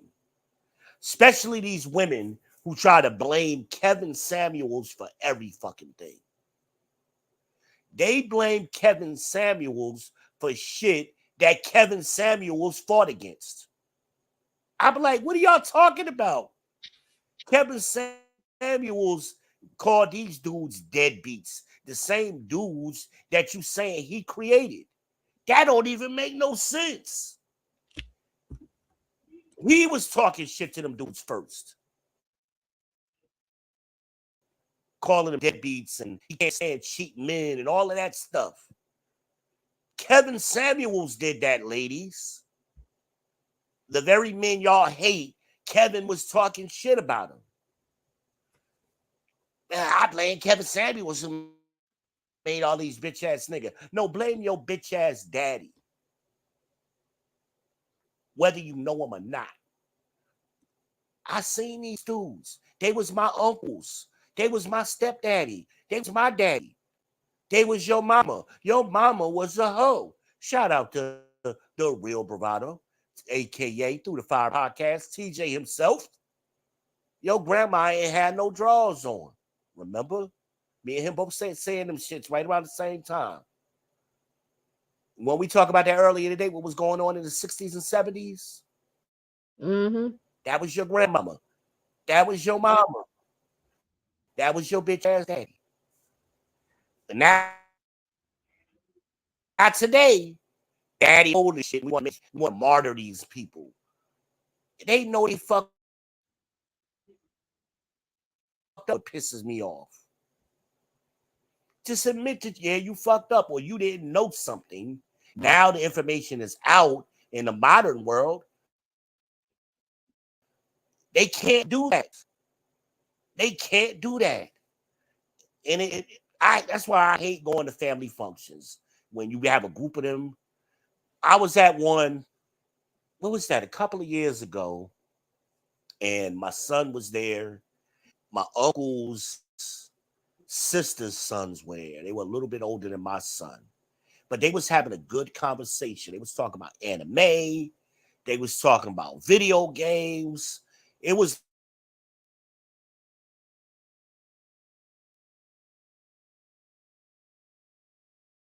you cut out, V. like they had their own Thank language. you, Keelan. They knew what they was talking about. I honestly couldn't talk. But I was fascinated how well these people were communicating. Man, what y'all talking about, man? Why y'all ain't talking about no girls? No, they're talking about computers and stocks and Bitcoin and shit like that. And you want to interrupt them because you feel left out of the conversation. I went fuck off. I'm like, why don't you shut your fuck, man? I went off. This is part of the reason my family ain't speaking to me now, because they claim I always want to start fights. But I'm defending young boys, these alphas. I'm defending the alpha boys, the alpha generation boys, because this baby boomer, he wants to attack them and try to belittle them for not chasing pussy.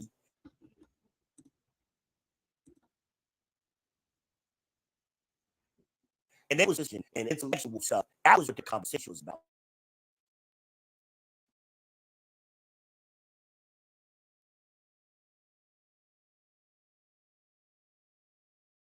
And you cut out again. Oh, damn, you dropped off. Wow. I see now.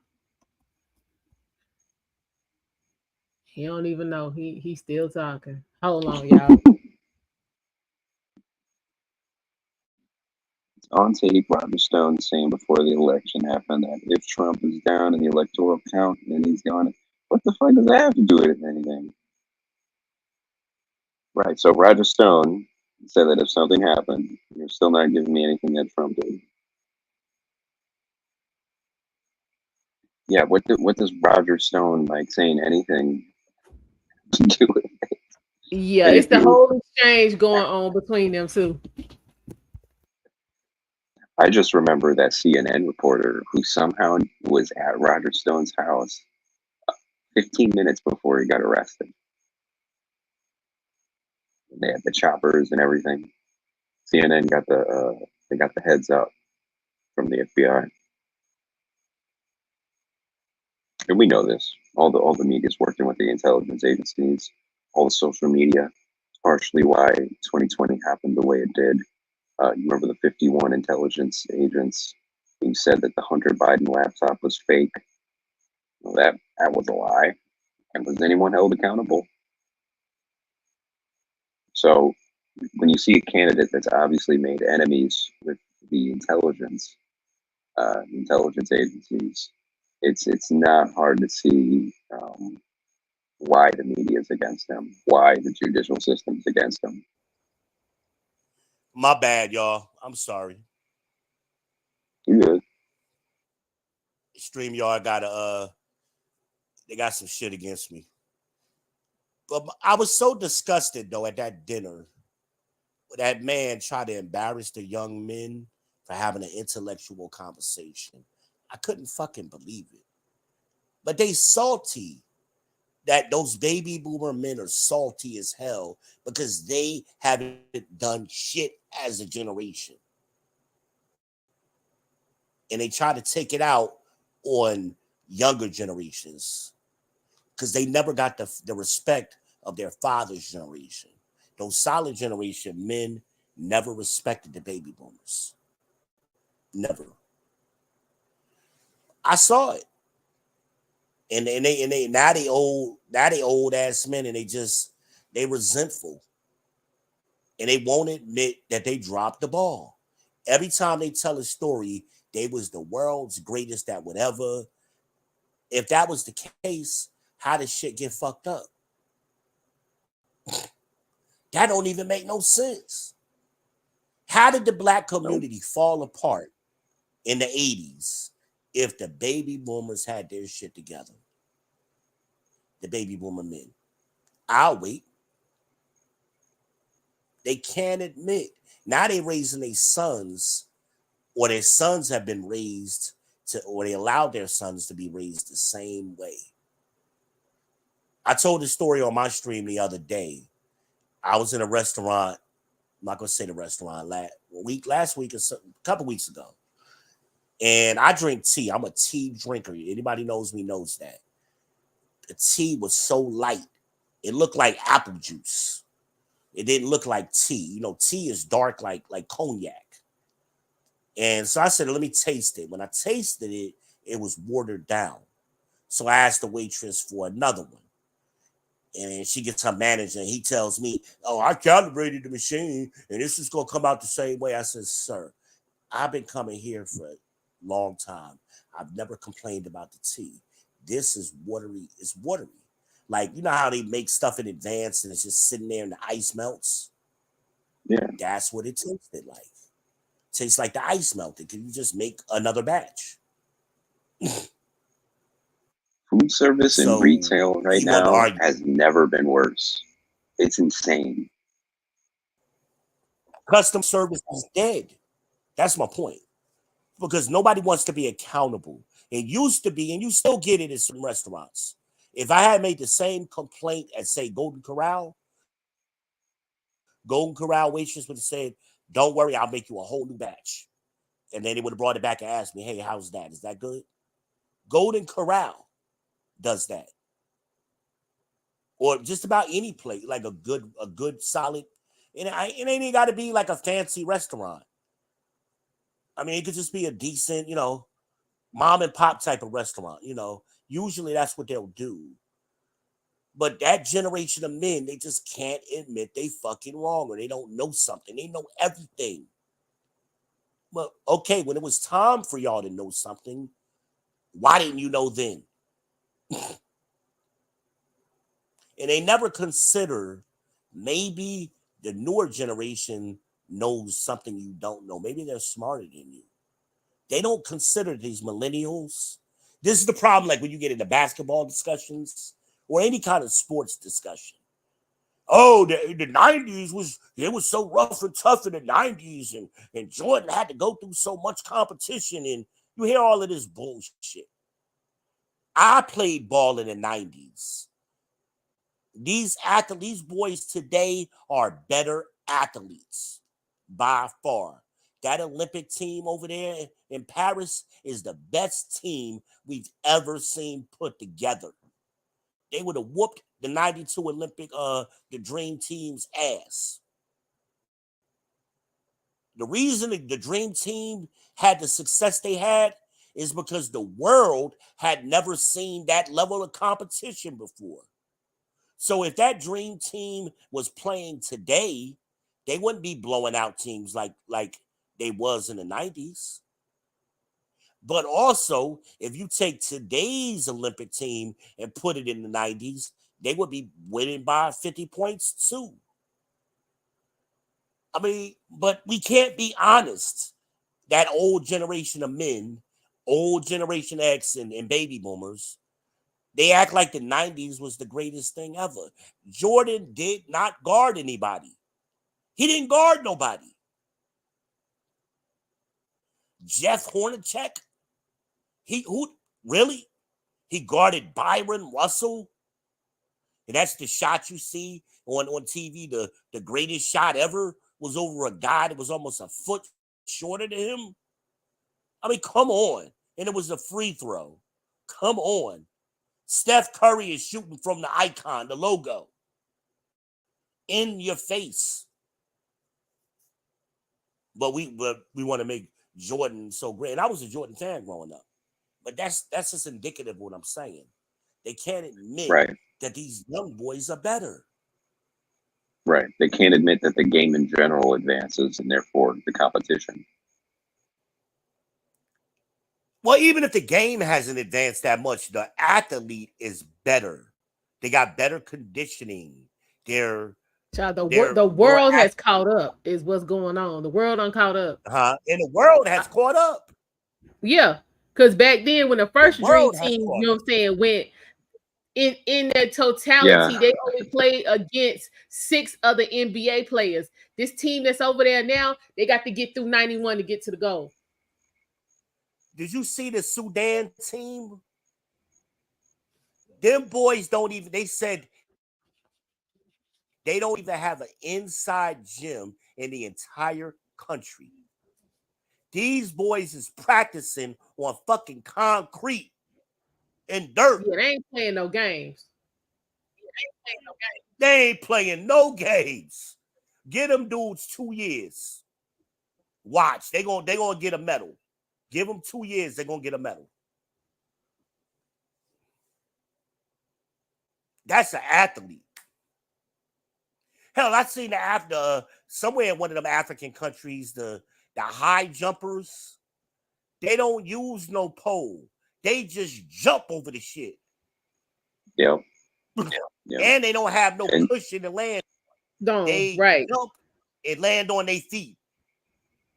Like they got videos. In some African tribes, that's literally how they select the men. They just jump, and whoever jumps the highest gets the prettiest girl in the tribe. And so some of these guys just have straight verticals that are ridiculous.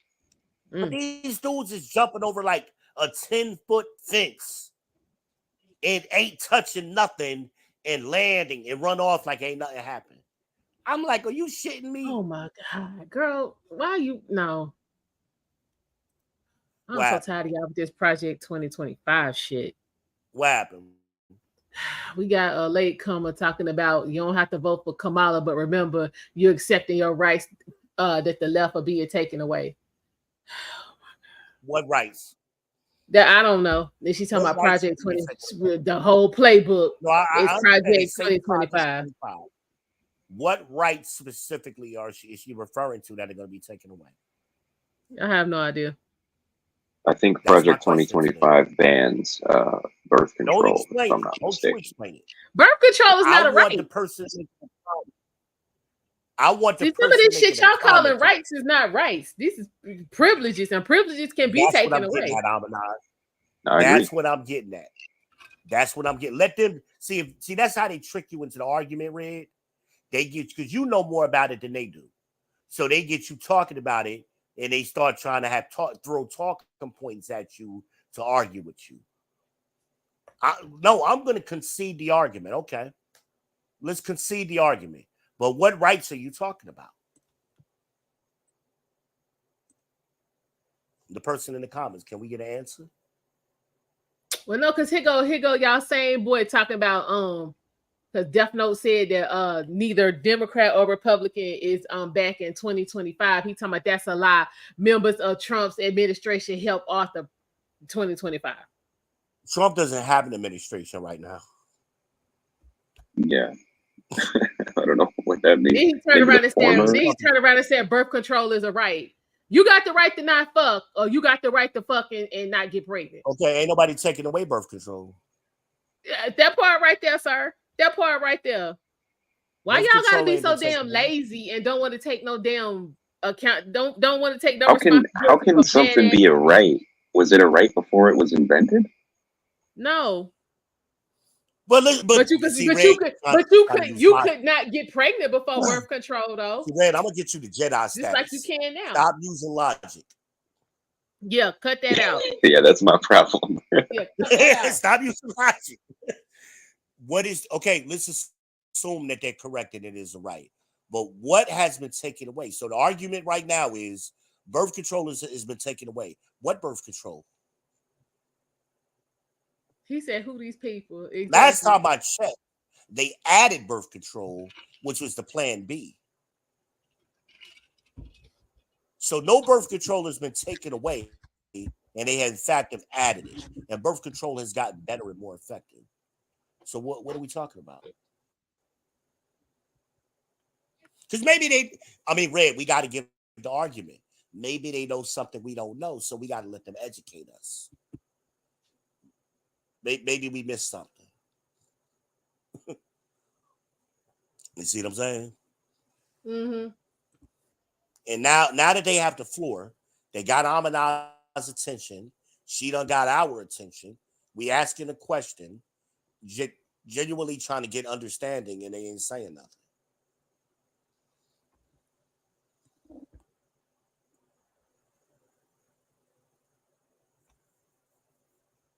Because, Kamala says she's going to send $38 billion to Israel, right?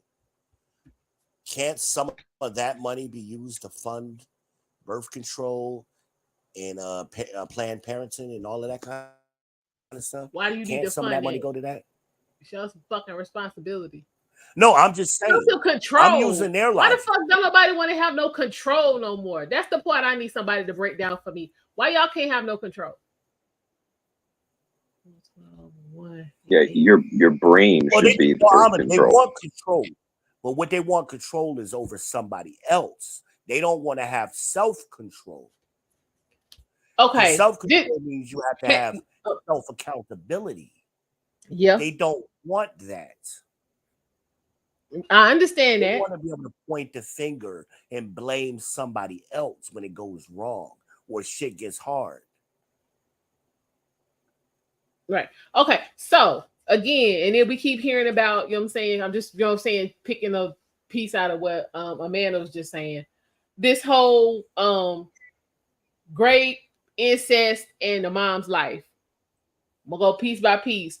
First off, most times when they get pregnant because of incest, don't nobody fucking know. Because they still being, you know what I'm saying? They still being violated, so ain't nobody telling it. So take that shit off the table. Great. All right, I'm gonna shut it down. Who gives a fuck? No. Let's say okay, the incest and the rape happened in the worst case scenario that you can imagine. Who gives a fuck? Because that don't explain the other 99.5 that didn't get raped or incest. Why do we always want to focus on the smallest? No. That wasn't the focus. She was making a point about something Trump said. That wasn't her focus. So my thing is the last piece, the mom's life. You can save both of them.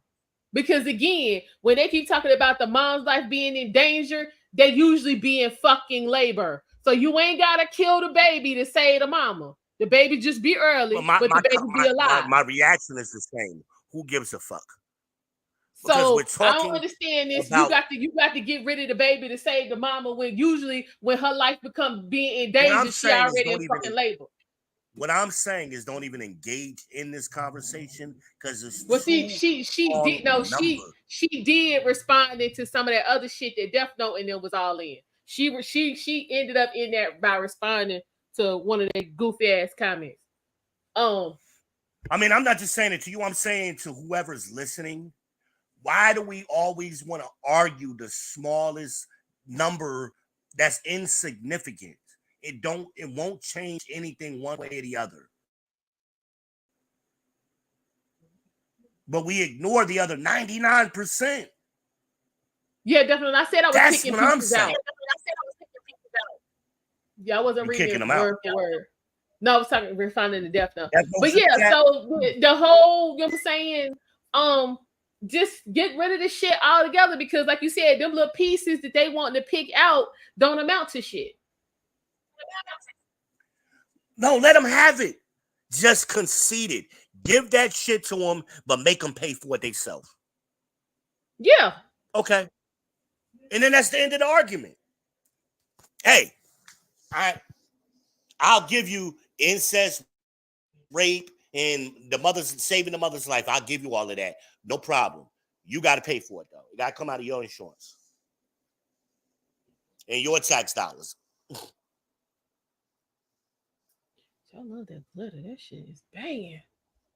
But then you get silence because again, they don't want accountability. They want the accountability to shift to somebody else. That's what they want. Ooh, that's a good one, Death Note. Yep. Trump passed the I forgot what it was called, right to choose. So people who have like terminal illness, if they want to, they can use experimental drugs.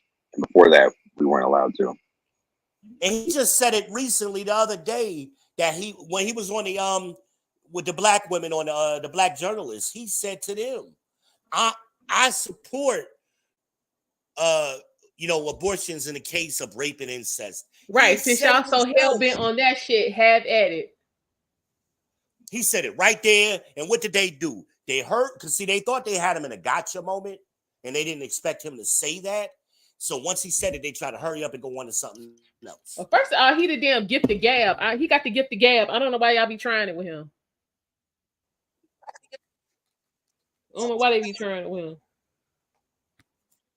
Well, what they think there's going to be a debate? Women, you said it earlier, they hate masculinity. And that's what Trump represents. He's masculine. And he's like a real life Al Bundy. Think about how Al Bundy was. Okay. That's Trump. I'm with you, Amanda. I understood what you were saying. Ooh. But that's what repulsed them. And they're used to men catering to them and bowing down to them. And when Trump immediately got in that chick's ass, as he should have, some of them were offended, but some people in the back was chilling. Yeah. Oh, that crowd was rocking with them. Yeah, they was feeling it. And that pissed them off. Like, more. I'm a president of the United States. You didn't even greet me and introduce me. You just immediately started attacking me after you had me waiting, and then your equipment is jacked up. How dare you? How dare he talk to a black woman like that, But is he right in what he's saying? Are you with ABC News? I think they're fake news. How long he been saying that? World's greatest moderator. He said that shit before he got elected the first time. He ain't changed up.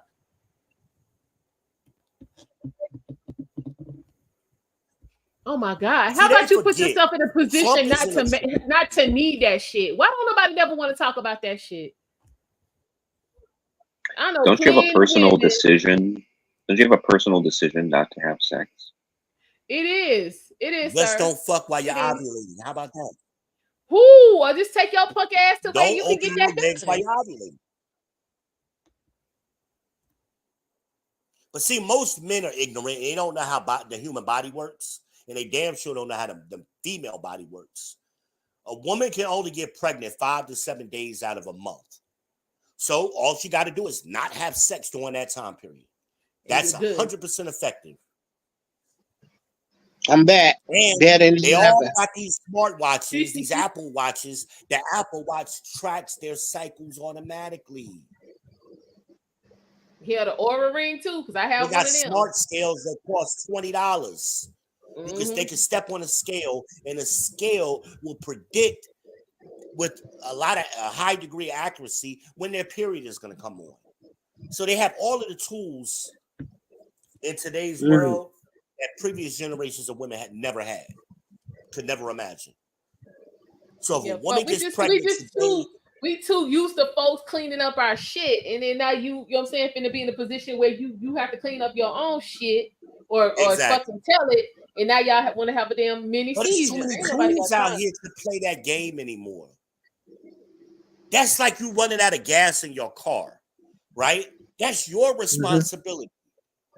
Like you got the gas. What about my right to gas? Going down the I mean, it's the truth. Like, okay, this whole black job shit, it's the truth. There are jobs that, you know what I'm saying, were and currently are predominantly held by black people. So I don't know why y'all want to have like that bullshit, right? We got black schools, don't we? Yeah. Right. So we don't understand what black jobs are. Come on. But you know damn well when you take your ass into the damn nursing home, who you see up in there working, black women and CNAs. Let's cut the bullshit. You got black journalists, right? Though Those are black jobs. Male men, traditionally black men. Back in the day, construction workers was traditionally black men. Let's stop the bullshit. I've never seen a team of garbage men that wasn't black. Thank you. I've never seen a group of white men on the road workers, the guys who used to pave the roads. That's what I'm they talking all damn black job. Let's cut the shit. Those jobs, you seeing the Hispanic guys getting those now. That's those what we're saying. Jobs. Yeah, but traditionally back in the day, them was black men. Traditionally, you're right. They were traditionally black men. They'd be out there with sledgehammers breaking up that concrete and everything. Right. So y'all know what black here in Detroit with the car revolution, they were in the manufacturing facilities. See, that's that false outrage. That's that false outrage. Oh, I can't believe you said that to me. Bitch, you just had a dick in your mouth and you want to act like you outraged? Get the fuck out of here. Yeah, Black Twitter had a fit with that. Meanwhile, all they talk about is black wealth, black businesses, black love, black this, black that. But don't you dare say you black have a choice job. on what you do with your body. You either put yourself in a position to get messed up or you don't. No, they want to take out the accountability out of it. Well, they did that.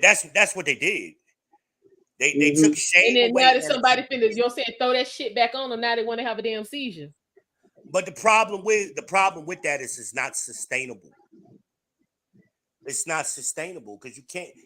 Other people are tired of cleaning up your shit. And then that group of people who wants to do that, they always want to talk shit. It ain't like they just doing it and they're quietly doing it. They like to talk shit while they're doing it. That's the black women running circles around black men.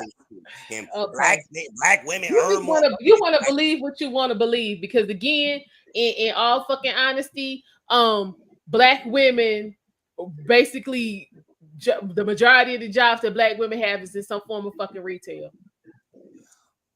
The median black salary, and here go Derek. You can Google this one.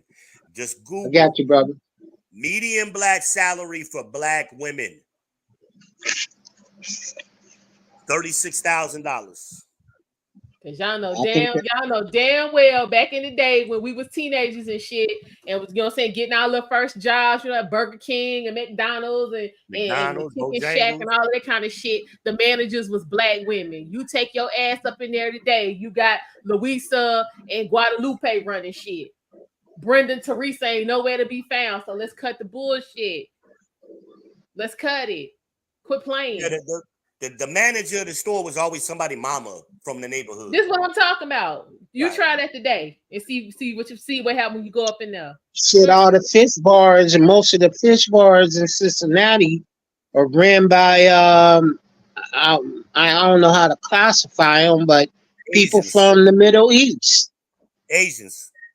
How about we got how about this there? We got a Chinese restaurant. That damn it's like maybe 6 or 7 minutes from here, from my house. That restaurant, I know that Chinese restaurant been there 20 damn years. You go up in there now. Who in there cooking? Who taking your order? Who cooking? Mexicans. Thank you. I go to a sushi bar. Taking the orders, black people. But at least you had, you know what I'm saying, Chung Lee and them back there cooking. Yeah. So yeah, they done skipped us over for the cooking and got Jose and them back there. So no, quit playing. Y'all know exactly what these damn black jobs is he talking about. I haven't seen that here in Cincinnati, but what I've seen that in our neighborhoods, they you got the hair people or the Asians, the people that run the places called like Cook Fish, which is a fish bar that sell all fried stuff. They ran by people from the Middle East. We got gas stations that sell fried chicken to us, and they ran by people from the Middle East. Because I don't know how to classify them. I just say the Middle East, and I know the Middle East came in after they dredged the Suez Canal. They separated America separated that portion of the oil producing countries. There's a little history nugget for you. So all I know in the black neighborhoods, we don't own nothing. Right. We don't own anything. And someone said in the chat, are they not taking white jobs? They are. I've seen it in the landscaping industry firsthand. They taking ours. Exactly. White people are more predominant in like corporate spaces. So if illegals are coming in and taking blue collar entries, right? So if illegals are taking the entry level, easy service, construction, landscaping, that kind of thing, it's going to affect you guys worse. And we had a group of. I told Eric. We had a group of, I say essays, because I don't mean to quantify them as that. They could have been from Guatemala. All I knew they spoke Spanish, and within a day, they put a new roof on in the back of our house, and they put the same people put an entirely new roof on that house back there in 3 days. One day to take all the stuff off, another day to put all the stuff back on, and then a day to clean up. And you couldn't even tell they've been there. Man, I don't see that. I don't see that among our people. I got a link that I sent to Eric talking about if we spend like $16 trillion and all our money is leaving our communities. I'm gonna send you that. It's on Facebook. I'm gonna send it to you. If we pool our money, if we put all the money together, we'll be the 16th richest nation in the world. Because all black people do is consume. We this country's #1 consumer. Yeah. We buy everything and things that we don't need. I ain't never owned a pair of Jordans. I ain't never owned a pair of LeBrons. I ain't never owned a pair of Kobe's. And if I do get a pair of them, I'm getting them from the outlet store. Right. And I've shopped at Goodwill. I'm not gonna lie about that. It all depends on what you hold dear, and then our people seem to be in competition with every other race. We buy the cars we don't need and park them in apartments. This guy I used to work when I worked at GE, he had this nice Cadillac. It was nice. And it was around that time. Who's that singer? Bruno Mars had that song, "Jump." That's what I like. And the hook was "Jump in the Caddy," and and I was joking with Larry. I said, "Man, Larry, why don't you let me borrow your Cadillac?" And so I could roll down the street singing that song. He laughed at me. He said, "Man, you can own your own Cadillac." I said, "Man, no. I'm not going to invest in a car like that I have to park in an apartment building. That's thinking wrong. If I'm going to get a Cadillac, I'm going to park it in my garage at my house." And that's we don't teach our kids, in my opinion, we don't teach our kids about economics because it's not taught in the inner city schools. But if you go out to the suburbs, they teach all that. Well, I don't even. It's not even taught in any schools. From your parents. Exactly, it comes from the parents. School to teach you everything. And there is ownership. There is a lot of consumerism, but you're just buying products. You're not buying any assets. Now, no, the people who spend all that money on Jordans and all whatever they spend their money on, they could buy a whole lot of stock in that company. I own stock in Disney, Nike. I own stock in Disney, Nike, and Cinemark. And this was during the time that COVID hit and wasn't nobody going to the show. And I was thinking about selling it. And I had people that said, wait. And then when it went up, that's when I sold it. But I own a piece of that company. I own a piece of Disney. I own a piece of Nike. Instead of rather just buying their shoes, I brought their stock. We don't think like that.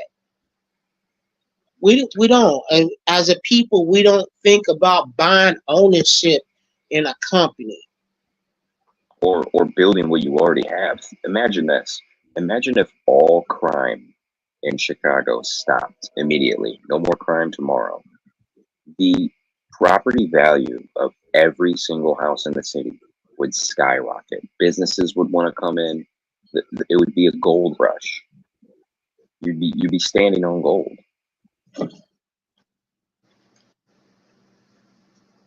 I agree with you. I agree with you.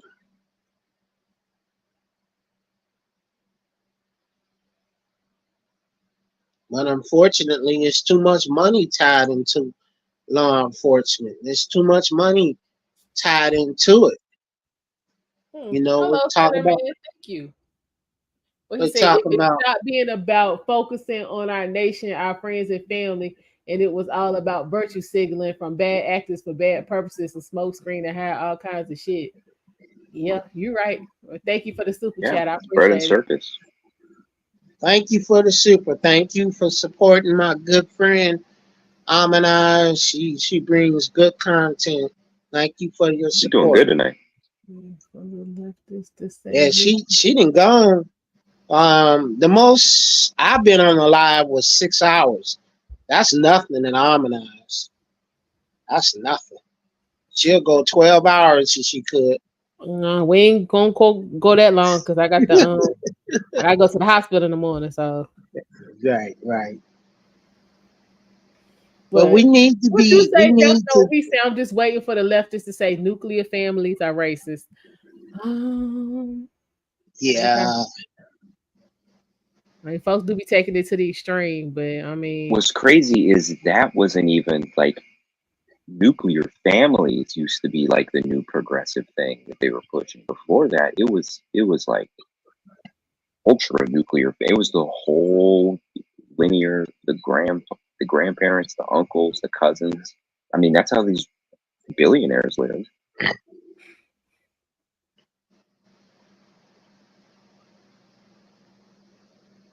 All I know is I'm voting for Trump because she's the only person that talks about stuff that affects me.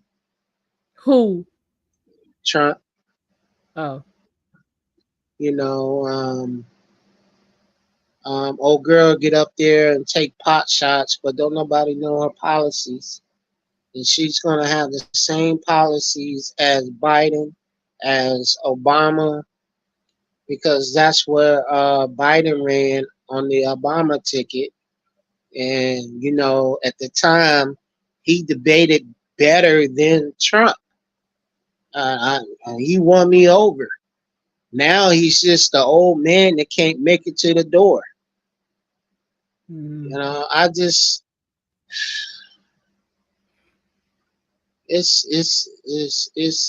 to the point, getting back to the black dollar. I was telling Eric, there's a place in Texas that used to be a sundown town where they decided to open up to all demographics because they want that black dollar. They want that black dollar. And like fools, you got black folks that go there and spend their money. Well, just a year ago, we wouldn't walk them there. And it's crazy. It's crazy.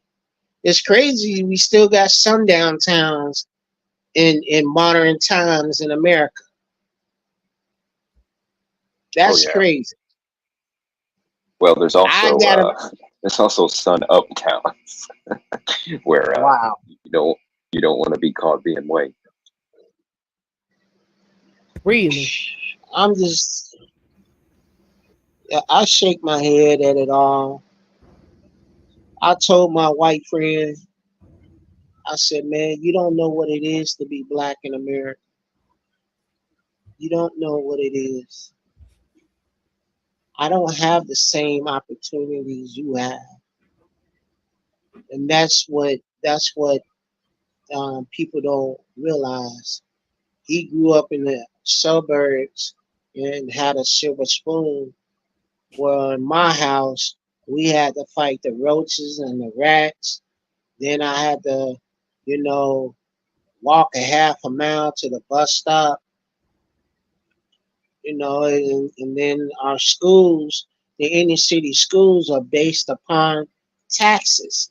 So if there's no money in the neighborhood, the schools are not going to have it. Yeah, and the teachers suck too. And the teachers suck.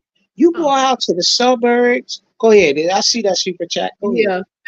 Thank you, Senator Man. He said if you pay attention when the spotlight is negative on the left, it's about instant shifting to new topic. Goalposts moving in the news fast and hard. Facts. Very true. I mean, think about it. We just had an assassination attempt on the president, but they done gave us so many news stories, people forgot. Yep. That's what they do. Yep. That's what they do. They don't want nobody questioning. Did he get shot? Did he get shot at? What went wrong? What was the motive? What was the motive? Exactly. We gotta have stricter gun control. But and it's funny. I think that the guy who did the shooting, he could have just been a fall guy for it. We don't know what a patsy. We don't know what these government people be doing. I mean, we still looking for the man in the grassy knoll that shot Kennedy. Right, and then we have the Gretchen Whitmer kidnapping case when 12 out of the 15 members of that group were FBI. And we still dealing with the fallout from the Iran-Contra affair, where General Oliver North traded for prisoners, captive prisoners. People forget about that. And where did they get the money to do that? By putting crack in the neighborhood. Yeah, it's all in history. Just Google it and look at it. So, and that's the stuff they tell us. Imagine what they don't. That's the stuff they tell us. That's why we got the CIA. That's why we got the FBI. I mean, the CIA does things on a global scale, and FBI does things on a national scale. I see that shit. Send a man back again. He said they say they have no power. Our victims yet on most of the news channels, on Hollywood, etc. They just keep the market strong for money. Amen to that. And again, we appreciate your support, Senator Man. Thank you so much. Thank you, Senator Man. Thank you for supporting my good friend. Where Eric go? Did he go park I don't know. He was like, hold on for a minute, and that was like an hour ago. He might be talking. My bad. I was on mute. Lord. Eric was out keying somebody's car.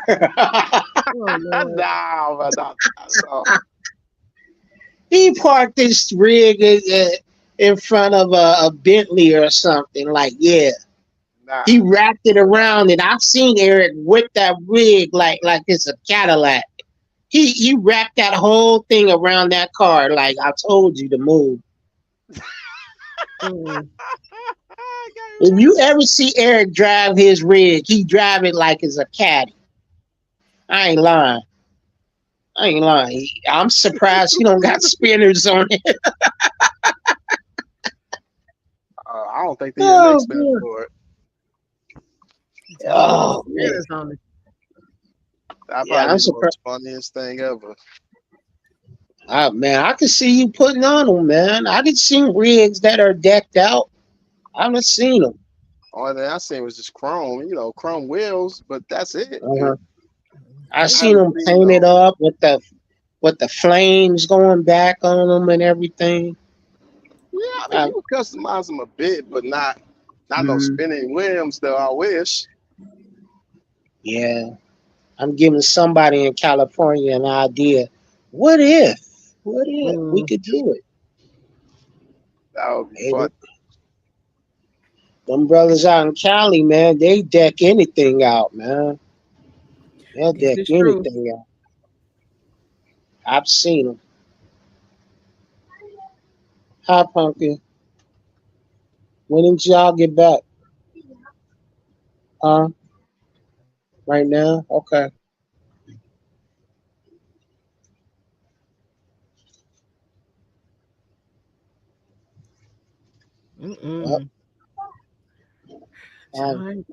Y'all through arguing. That's something got quiet. Oof. V being back with us. Welcome back, sir. I was basically listening for the most part. It's your boy. It's your boy. What's up?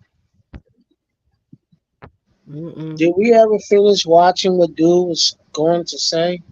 Oh no, we didn't. Y'all want to hear it? I thought we was gonna play Michaela. Oh, y'all want him? Y'all want to hear Shapiro? Y'all want to hear Michaela? Michaela is a whole lot better than Shapiro. Okay, let me find Michaela. Is that like Ben Shapiro? Nah, his name is John Shapiro. Oh, okay. Josh, yeah, the governor of Pennsylvania. Hold on.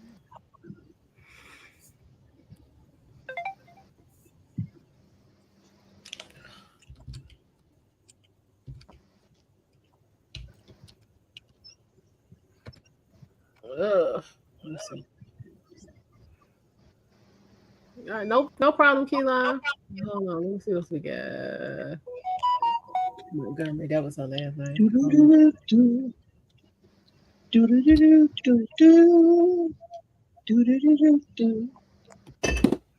Oops.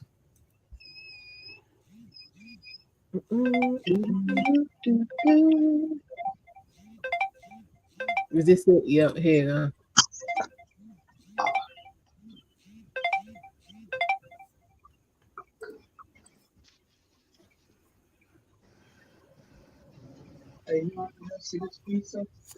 School bus driver in a traffic jam. I'm so happy you all came out to see me. So, my name is Michaela Montgomery. A lot of you guys know me as the girl from Chick-fil-A, but I am so much more than that.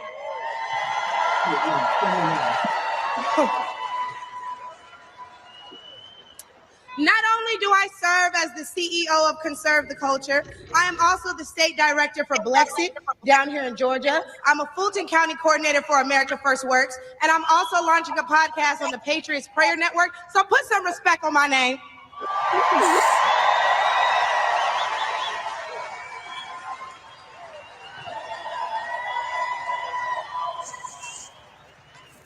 Now, why don't we jump right into it? See, as a young single mother, I can tell y'all that rent is too damn high. Okay. That's facts. I can tell you that as a young black voter, groceries are too damn high. She was a little animated, Death Note, but yeah, the message was on point. And as an American citizen, period, seniors like my parents should never have to choose between medicine or food. It should never be the quality of life versus the quantity of life. And I don't want to hear, oh, but we capped the price of insulin and lowered the price of all these medicines. I don't need insulin. insulin. Raise the price of everything else. So it's about time to start telling the truth to Americans and let them know exactly what they're signing up for if they want to vote for Kamala Harris. Yeah, because I don't need insulin, so that ain't helping me. Yep. We need to vote based on facts and not feelings. See, under Harris and Biden, the average Georgia household is losing $1,060 per month, and inflation is at 21.4%. And due to the war on energy, average gas prices have reached record highs for the state. We also did a poll, and 80% of us Black Americans are not happy with the current state of the economy. So I'm going to need 80% of y'all to vote accordingly in November. They love me. They love me. They really love me. The left wants you to get in your feelings about things that have been said, but I want you guys to pay attention to what has been done. They don't want to talk policy. They just want to use propaganda to steal your vote. The left is trying to tout this woman as a savior for the Black community, but all she's done is hurt the Black community since she came into the game.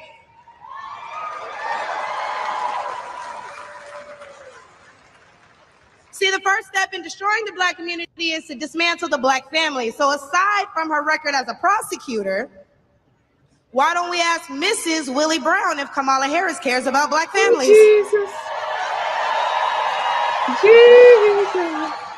Popping on the facts. I wonder if Mrs. Willie Brown, a Black woman, is also with her.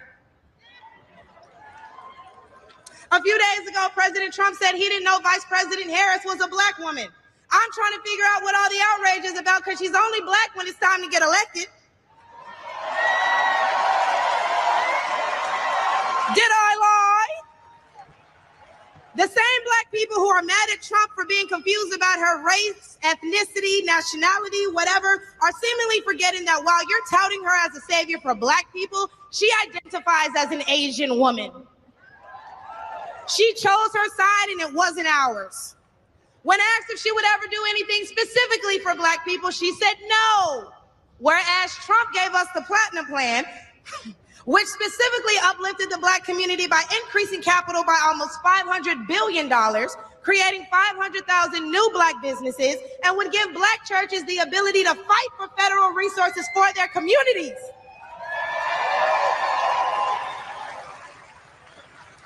And why are we acting like strong borders aren't a thing literally everywhere else in the world? Since when has being patriotic been a crime? See, a few weeks ago at the debate, Trump mentioned Black jobs. And a lot of people got in an uproar as if they didn't know what he meant. Well, we go to the polls and cast our Black vote. We go to the stores and spend our Black dollar. We live in our Black community, but for whatever reason, we draw the line at a Black job. Oh, but wait, because if you're wondering what a Black job is, please, I encourage you all to drive through Atlanta at all these beautiful Black-owned businesses and check and see who works there. Probably a Black person working for a Black entrepreneur, recycling the Black dollar, creating Black generational wealth.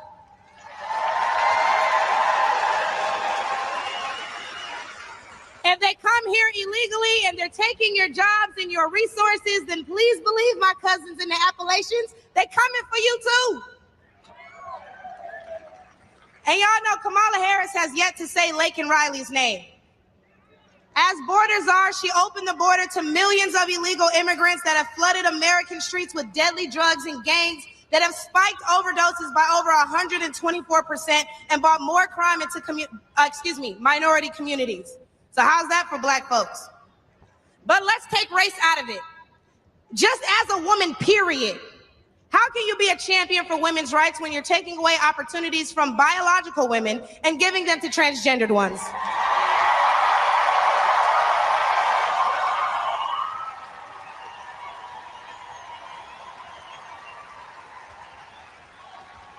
I'll wait, y'all, because I wasn't done. See, how can you promote equity for women and you're allowing men to play in women's sports? And what kind of feminist would still allow men to enter their sacred spaces, i.e. our bathrooms and school locker rooms? Do I even need to mention the opening ceremony at the Olympics? Or the fact that Angela Carini was forced to fight a man and told us that she's never been punched so hard in her life. We cannot allow dangerous liberals who think things like this are okay into the White House, because my daughter will not be fighting a man at her wrestling match.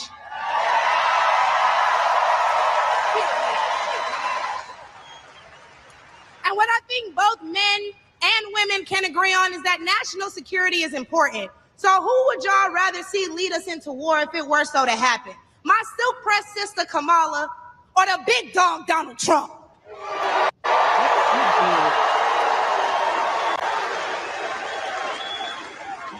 And lastly, I could not get up here without mentioning my farmers, the backbone of this country. And aside from the Biden-Harris administration hurting you guys in ways we can't even comprehend by the rising cost of everything, Black farmers suffered even more due to the delays associated with the Inflation Reduction Act signed in 2022. Now, don't let the Biden-Harris administration fool you, because they waited until the 9th hour to sign off on disbursements as a last-minute attempt to garner support.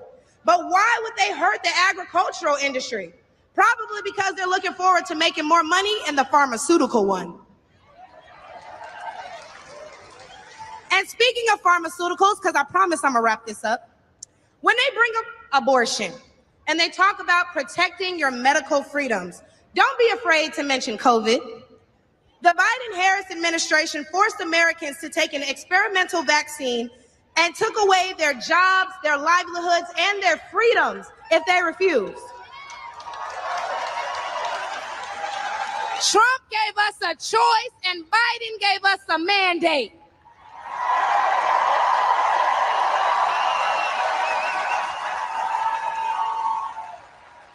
Hey, y'all, because I'm about to kill him with this one.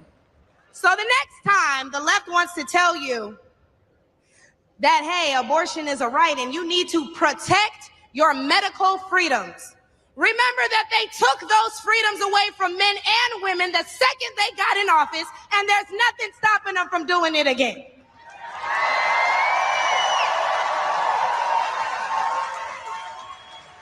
Clock it.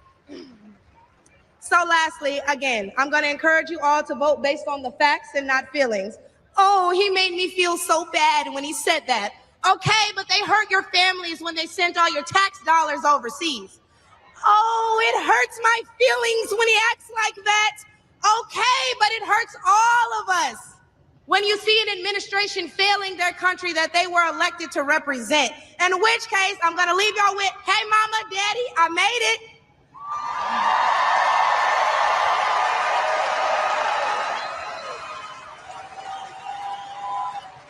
And my baby girl, Amaya, is somewhere in here, so we can all say, hey, Amaya, in unison, because she's the real superstar, y'all. But I'm going to go ahead and let y'all get riled up and ready for Big T himself. Thank you guys for having me. I look forward to seeing you all.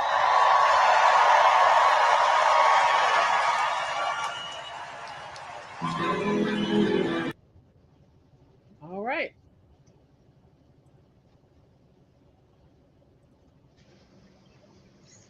What Kayla was done? She sounded better than Amber Rose. She kept it straight gangster. She did. Nothing but she the was a little facts. animated. She could have brought that down a little bit, but you know, got to meet people where they are. She drank a whole 2-liter of Gator Mountain Dew before she went up. On Kool-Aid. Oh Lord. That super sweet Kool-Aid. Yeah. Okay, so you got another comment talking about Trump preferred to strand COVID patients on a cruise ship and prevent them from getting proper medical treatment rather than let them doctor get treatment and make his numbers look bad. Weren't you supposed to quarantine if you had damn COVID anyway? Yeah, he quarantined all them cruise ships.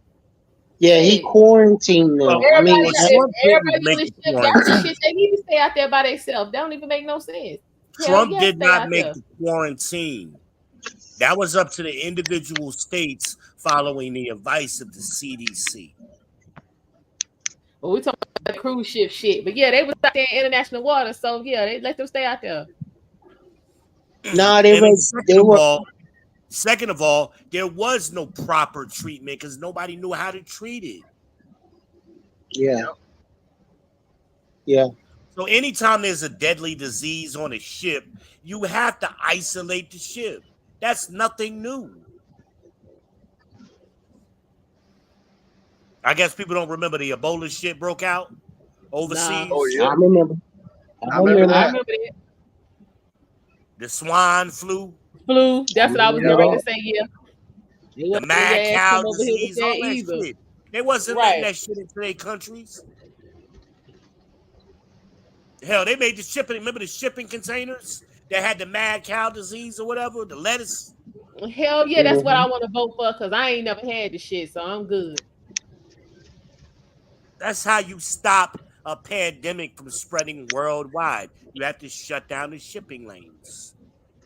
Guys, people are so ignorant. I remember it was several cruise trips off the coast of California and Florida that It was couldn't dock. California, Florida, and Alaska. It was Alaska too. Yeah. They shut everything down. What were they supposed to do? Just let the sick? They didn't even know how to treat it, like you said. That's my point, right? They didn't even know what to do. Is in isolation. That's the best place. That's basic triage. I remember Italy shut everything down.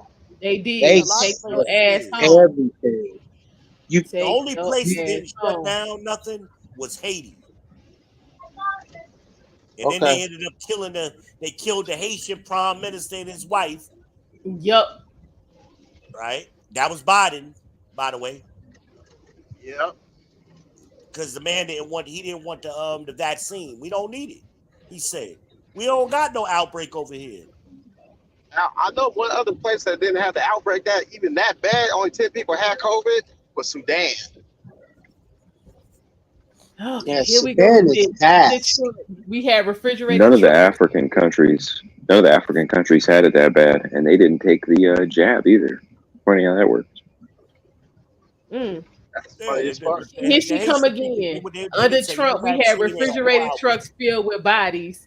He had closed down the agencies that Obama had established to provide supplies for medical workers. What part of we ain't never seen nothing like this before is not registering? Where were there refrigerated trucks filled with bodies?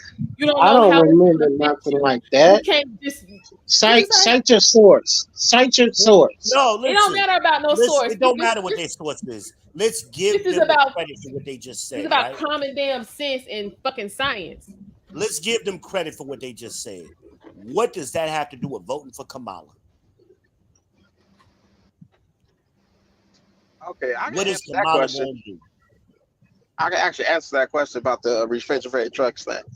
The problem was there's so many. Okay. Oh, I can answer the refrigerated truck thing. The thing was only why they had so many dead bodies in the refrigerator truck because there was no other place to place them at the time because there were so many people that died. And then plus, I remember that in New York City. Depending on what you die from, your body was the main area. To be handled in a different way. You don't. People who die of AIDS ain't sitting up in the fucking what's that shit? The funeral home. They somewhere else. They can't be with the rest of the folks. Well, somebody just pointed out New York State. So what Cuomo was doing? Yes, he was putting people who were infected into nursing homes, and we all know old people had the only high death rate. So Eric was right. What they was doing is hiding bodies in the trucks, so that way he didn't have to add those dead bodies to his number. They had so many they couldn't bury all of them at one time.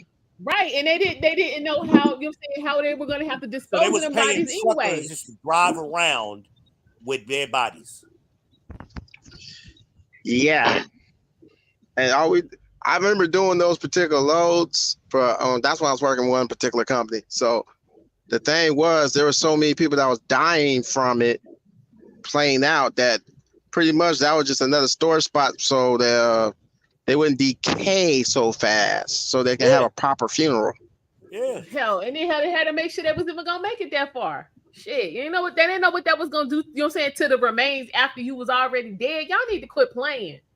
Yeah, she made it sound like Trump was hiding dead bodies. No. It wasn't even Trump. That was the Democrats. Right. Cuomo was a Democrat.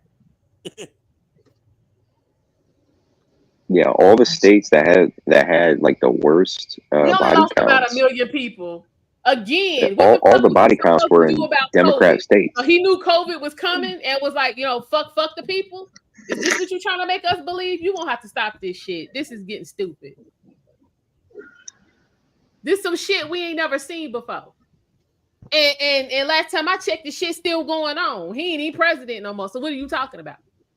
And it was far worse when it was during Biden. A lot more people died during Biden than Trump. But it's still going on. So this shit Trump fault and Joe got shit together. Remember? Just take the jab and go on with your life. Why is this shit still happening? And the economic impacts from the Biden lockdowns are damn gonna. Jab. If he had left people alone and let them take their ass to work like they wanted to, the economy might be worth something right now. Let's be real. Well, what it is, they flooded. Let's be real. All of that stimulus money flooded the economy. Also, you still had that Chinese corporation money coming in from the last recession from Obama. So all of this stuff is accumulating to the perfect storm. We ain't through it yet. So that's why I'm predicting real estate is going to drop 50 to 60% in the next 2 years. Watch. It has no choice. You have no choice because they're over flooding the market, at least here, especially here in Charlotte. They're building so much. You can't even rent an apartment here. Okay? A 1-bedroom apartment is averaging $1,700. That's in the fucking hood. Now, if you want to be over here where me and Amanaz live at, you about $2,000, $2,100. More. They renting bedrooms out for $1,000. But most of these apartments that they've built are empty. They can't get anybody to fill them. And the Chinese companies are just sitting on them because they make money either way. They get money off the equity. But China is about to take a fucking hit. See, the Chinese think real estate is the key, but they're making a tactical mistake. They're not paying attention to what just happened in America just back in 2008 during that recession when it started. That was the housing bubble crashing. It's gonna happen again. What's happening is not sustainable. The average American house is $422,000.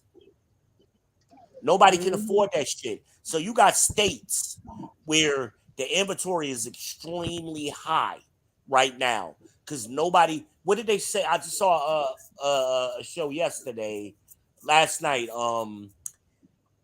What was it? You cutting out? We can't hear you. Oh, it was Texas. 56,000 people canceled their contracts to buy a house in June of this year. That is the highest ever in any state. Meaning they agreed to buy a house and they put a contract on it, but for whatever reason they didn't close. They canceled the contract. 56,000. Okay, so if he cleaned up the mess, then why the hell is COVID still going on, and why the economy ain't no good? Since he did all this cleaning up of Trump's mess. Yeah, he didn't clean up. There was no mess. There was no mess. There was no mess. Inflation was at an all-time low. Unemployment was at an all-time low. You had more money in your pocket. What did Michaela just say? In Atlanta, inflation is 22%, she said. So let's just say 20%. No, it's 20. She basically says 21.24%. You can basically put 22%. But I'm just gonna say, let's just say it was 20% to make the math easy, right? So if you was making $50,000 under Trump, that means you just got a pay cut. You're losing money under Biden if you got the same exact job. Just on inflation. That don't even include cost of living. Shit, I can attest to that personally. Shit. Just do the math. 10,000. If you make it 50, 10, that's 5,000 and 5,000. That's so you gotta your $50,000 just turned into $40,000. Okay, so now she's talking about people can't buy houses because wages haven't kept up with inflation since the 70s. That's bullshit. That's bullshit. Bullshit. I mean, no, I'm not gonna say it's 100% bullshit, but making that argument at this time is bullshit. Because under Bush, where wages was also stagnant, we had the highest level of black home ownership in history. Wages was also stagnant. So the wage argument is a non sequitur. It's always been happening. But and if you maybe ask yourself, why are the wages so low in the first place? Maybe it's because we're outsourcing our fucking labor. Why people in the chat who think they fucking know shit when they should be listening and learning in silence. Because if you just listen to what I said, your $50,000 turned into $40,000 just on inflation. Now you got to factor in cost of living. Okay, so now it's due to corporate greed, not Biden's policies. Biden's policies contributed to it because NAFTA in the 90s sparked it, dummy. Yeah, corporations didn't just get greedier one day. What are you talking about? In the pocket of the corporations, Biden is. You're narrow-sighted. You don't understand the game. You got a little bit of information, but right now you ain't here with a PhD. You ain't here with a master. Sit back and listen. You might learn something. You're tired of having these arguments over and over, and y'all saying these stupid-ass talking points, and you don't fully understand what it is you're saying. And what's sad is economists were predicting this. They predicted the last recession. Actually, they was calling for it in 2007. It didn't really start full swing until 2008. But they was predicting that back in the 90s when they was trying to push NAFTA, because that's when the bubble was getting created. And that's why when you buy chicken out the grocery store, it's coming from Brazil. And it's going to be beef the same damn way soon. You don't even know where your food comes from. But y'all know every fucking thing.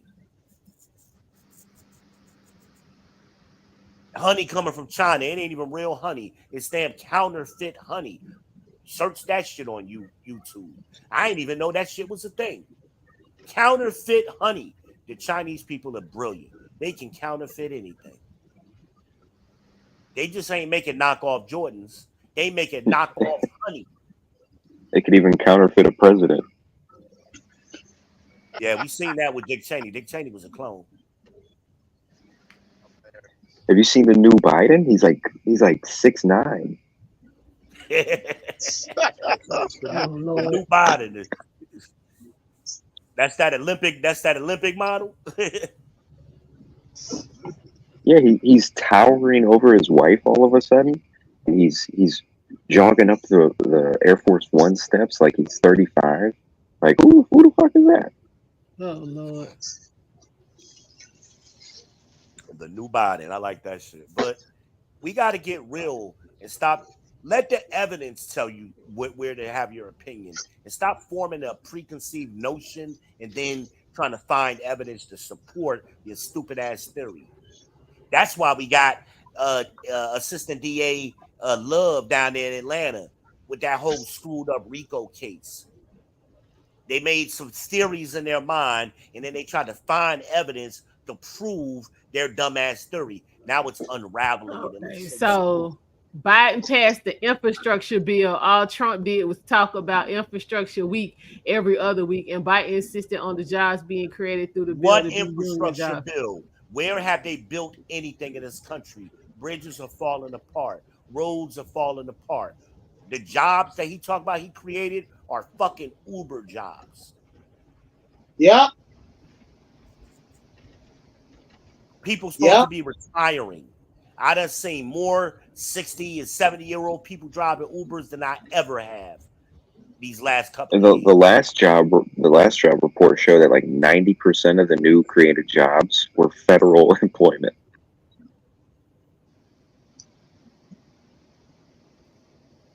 I would agree with that. But now, were they federal employment open to the public, or just federal employment open to current federal employees?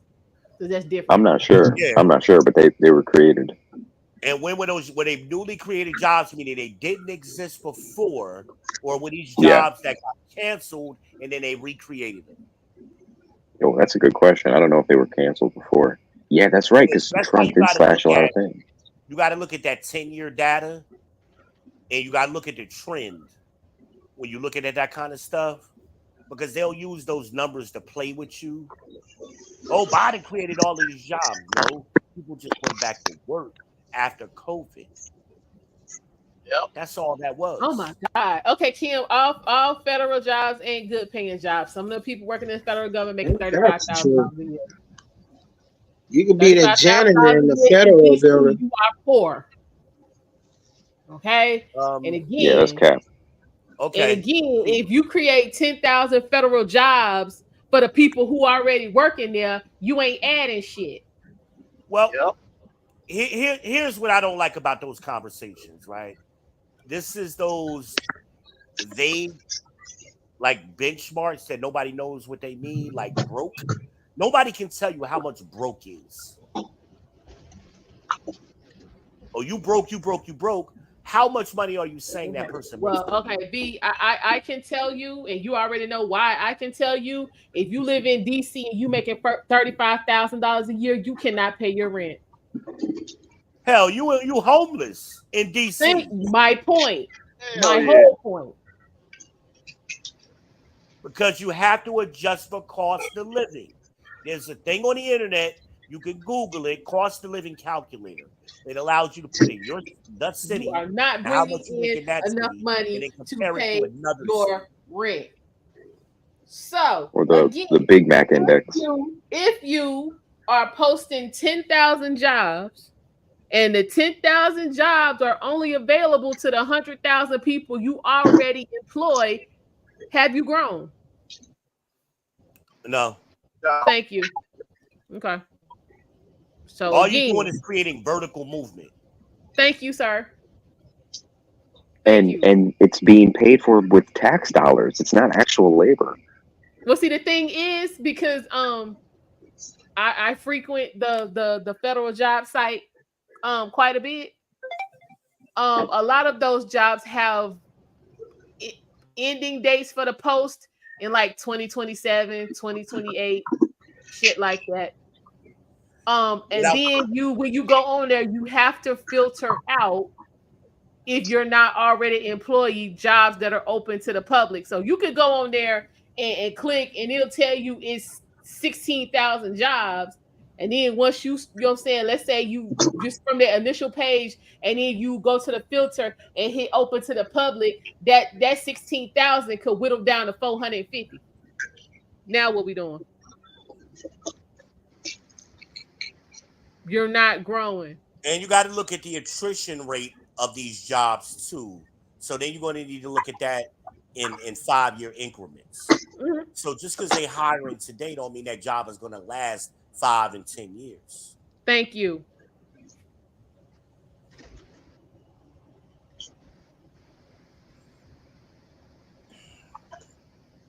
They do not open. Okay, Kimberly, do you work for the government?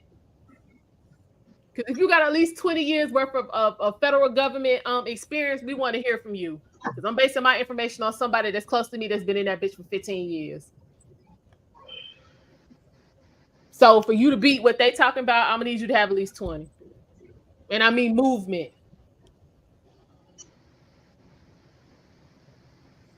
And what's the point of you saying that to say what? I have no idea. Like, what is the ultimate exactly point?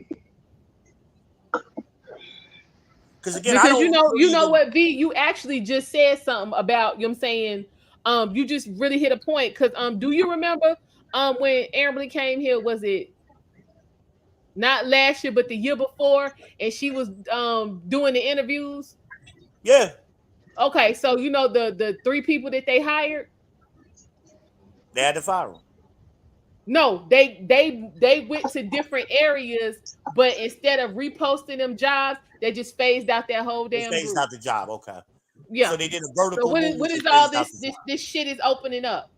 And they do that to hide the attrition numbers. That's what they do. And then Remember last year when she was here, she was talking about the reorg where they took the 4 groups and slammed them all together. Yeah. So now she's essentially doing a job that 3 different people used to do. They do this to hide attrition numbers. They're not opening up shit.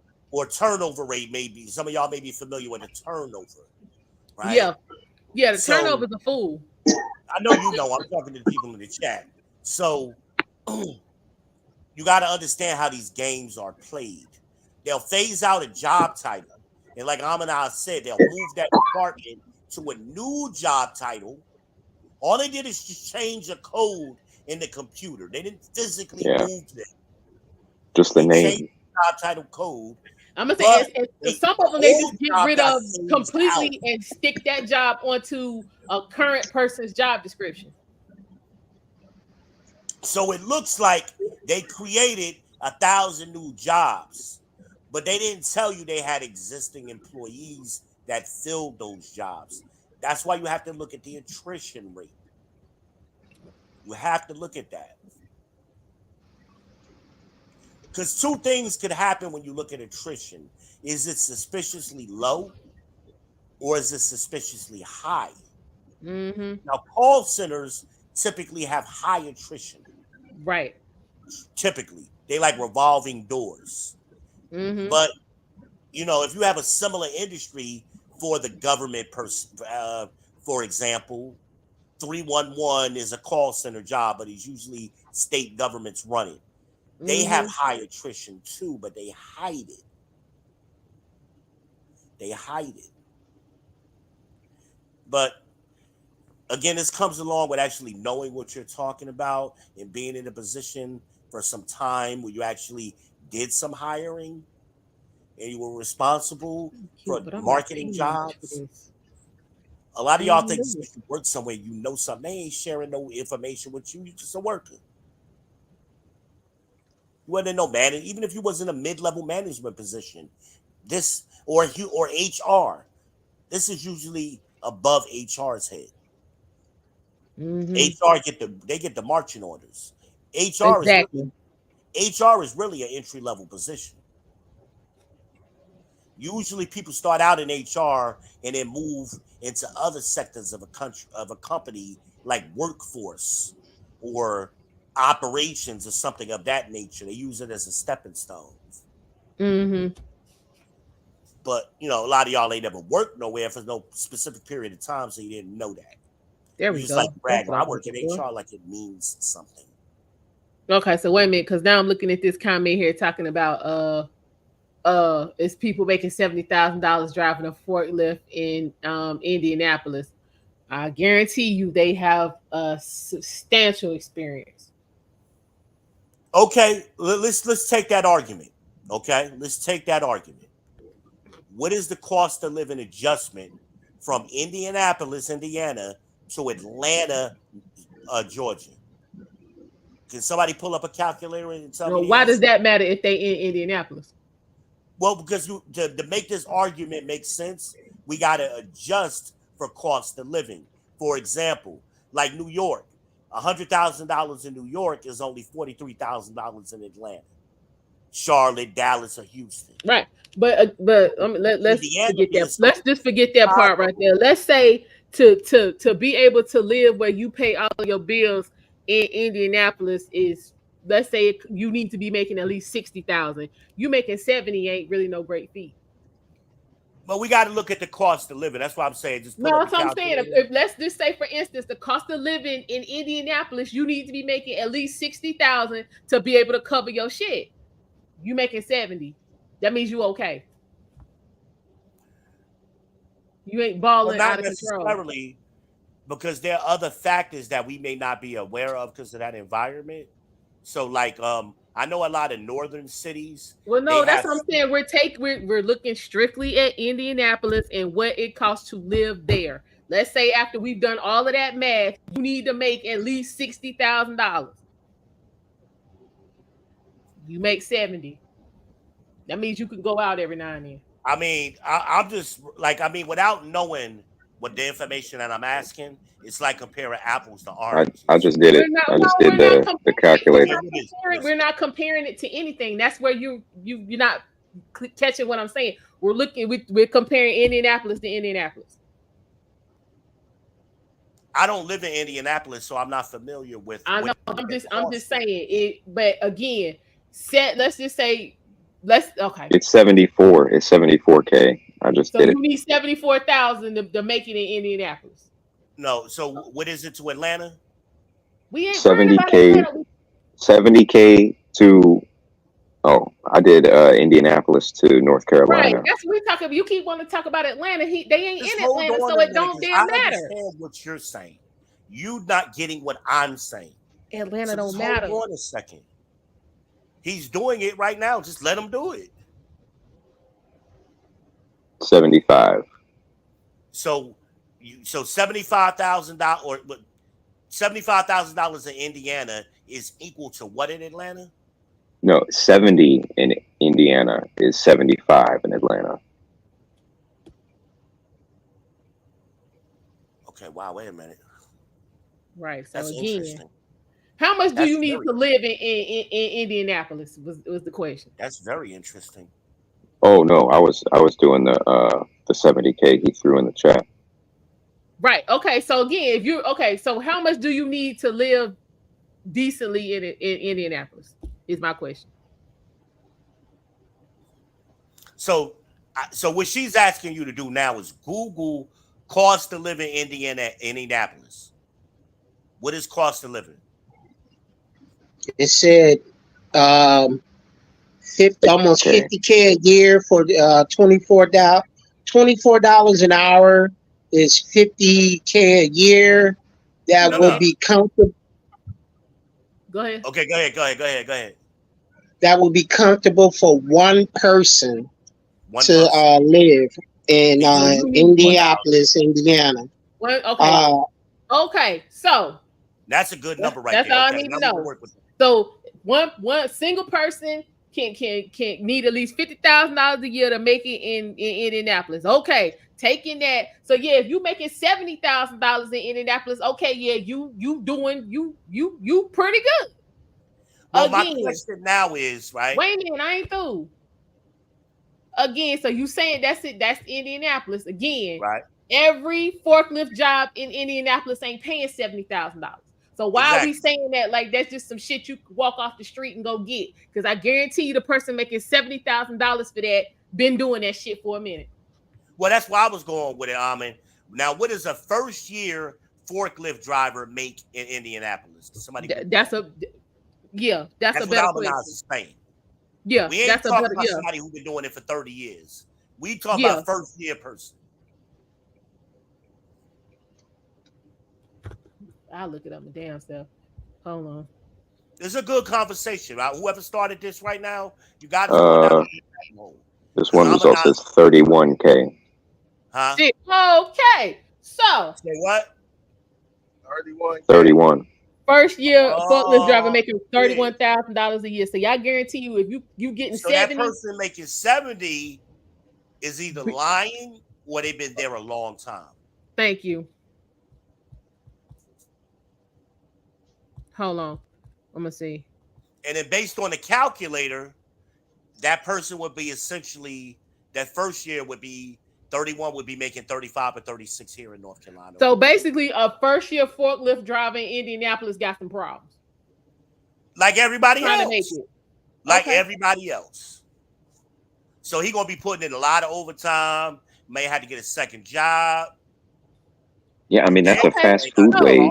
Okay, so I asked Google how much does a 10-year forklift driver make in Indianapolis, Indiana, and it says, and I quote, as of June 2024. Bring it out.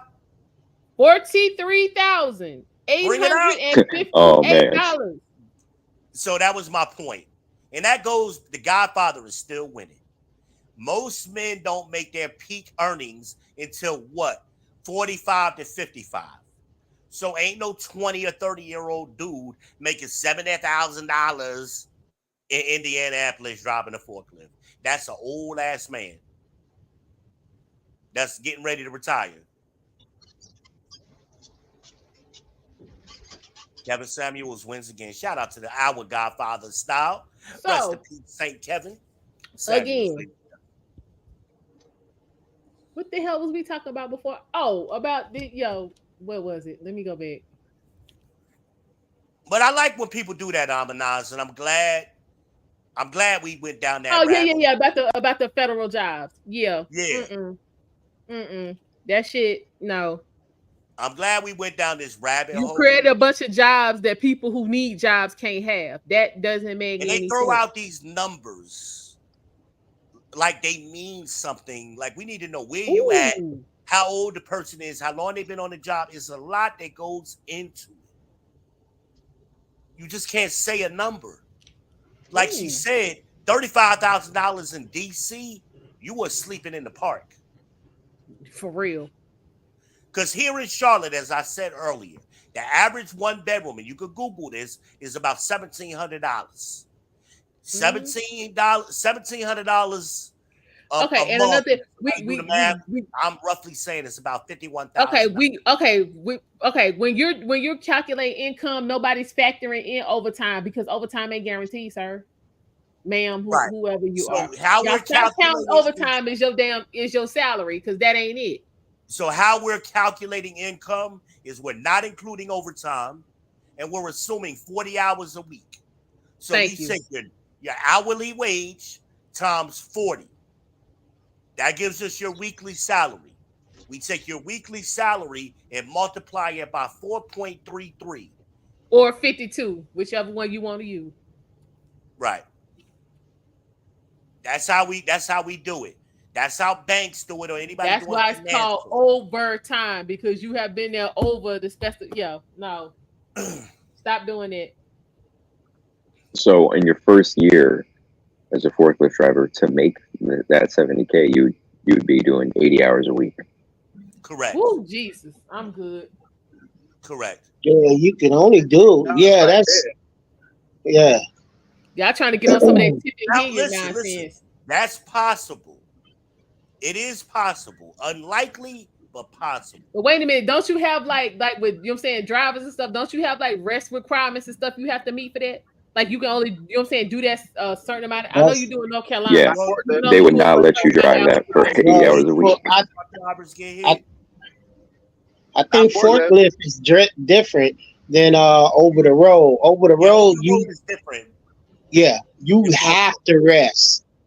You have to. Your blood pressure, they check everything and your sleep cycle. Well, I'm just saying, because I mean, I had a friend who was, you know, saying, dating he's a forklift driver up the street here for IKEA, and they had rest requirements and stuff. They had now it may be the company itself got some extra protocols they put in. Yeah, it might have just been IKEA, but yeah, they couldn't, you know, what I'm saying, work but so many hours a day. 80 hours a week, like that's a lot.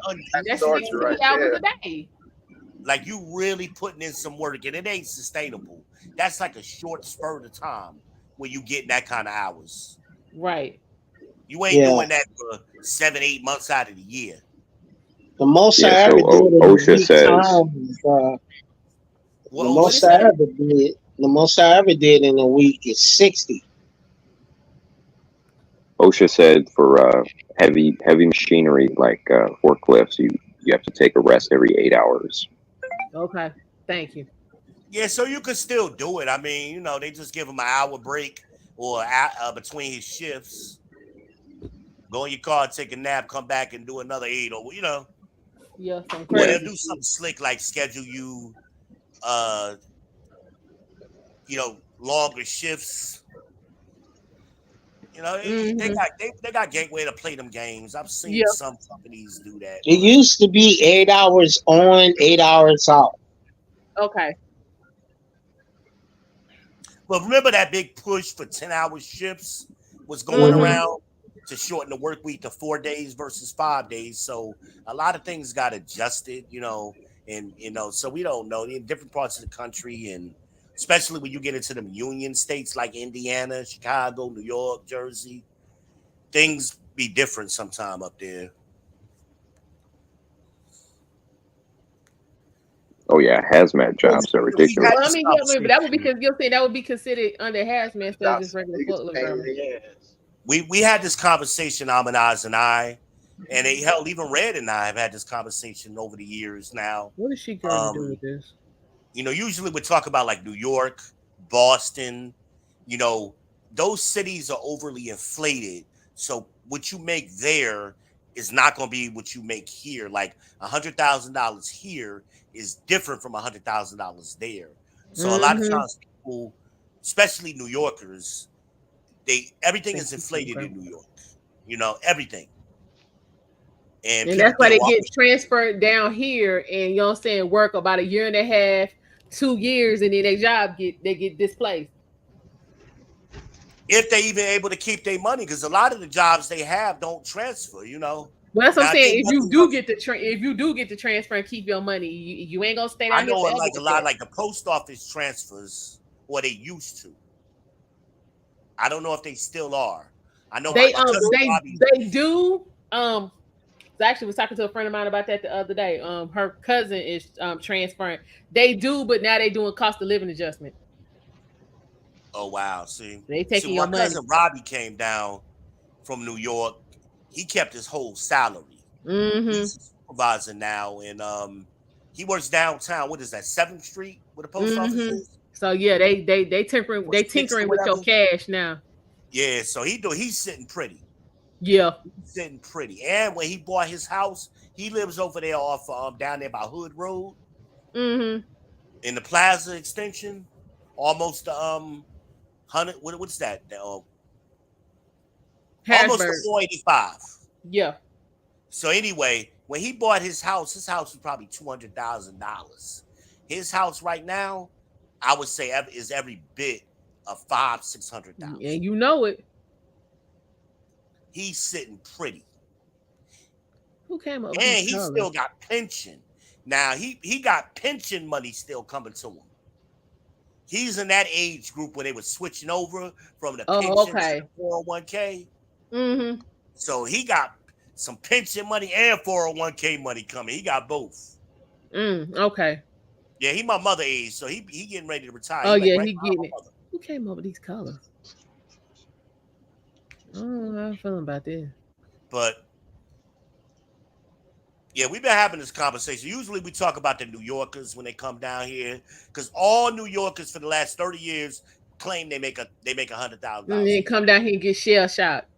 Well, they lying, first of all. Because when you pull up, they act like we ain't got the internet and we can't pull up what jobs pay. So when we pull up the jobs, they making damn near the same thing we making doing the same job. And they paying that cost of living, which is why they running down here. But they just lie. You know, I did taxes for a long time, and it was one of my side businesses. And most people have no clue how much they made per year until I told them what their AGI was. Most people did not know their salaries. Because I was just curious. I would just ask people, hey, how much did you, especially if I didn't know them and I had done their taxes before, how much did you make last year? Oh, I don't know. I'm like, and I'm like, okay, well, just bring your W-2 to the house and I'll take a look at it, But I'm like, how don't you know what your salary is? Like AlmondeyeZ said, you get paid every 2 weeks. Multiply that by 26. I mean, what are we talking about? Like, you never been curious? Shy, they be hourly. They don't even be thinking about that. That check be different every 2 damn weeks. That check be different. And then you don't look at your last pay stub in December. The math is already done for you on that one. Just look at the last pay stub you're gonna get in December. So if your last check is for the year is December 26th, look at the check stub. Your year to date is what you made for the year. Exactly. All of the year to dates is going. That's how much tax you paid. That's how much medical you had come out. That's how much you paid FICA. It's all on that last pay stub. But since we all about chasing the bag now, it's amazing how uneducated people are about their own personal finances. It's fucking crazy.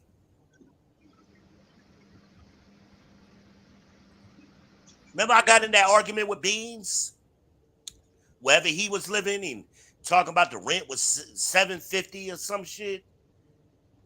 Dude, because you live in rent was $750. Low. Hell yeah. Yeah, I think he's somewhere in Kentucky or some shit. Yeah, it was Kentucky. Cost of living. So much bread. But you got to adjust up. So when you compare it Kentucky to Atlanta, you got to adjust up. That's what I tried to explain to him. I'm like, what you saying don't make no sense. A one-bedroom apartment there is $750. A one-bedroom apartment here is $1,000 more, and you're in the hood. It's a different lifestyle. Yep. And all of these black girls have been gassed up by these Democrats because they all say this to me. Oh, I want to buy a house. Girls working, they working in Walmart. They working in fucking Cookout. You know, in their mind, they think shouldn't be in your vocabulary. Or even ever. House should not be in your vocab. You a single mother working basically a minimum wage job.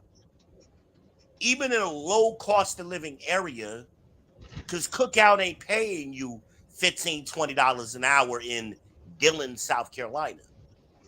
At best, they're paying you $10 an hour. So do the math. $10 an hour is what? $20,000 a year. $20 is $40,000 a year. 25 is 50, and so on.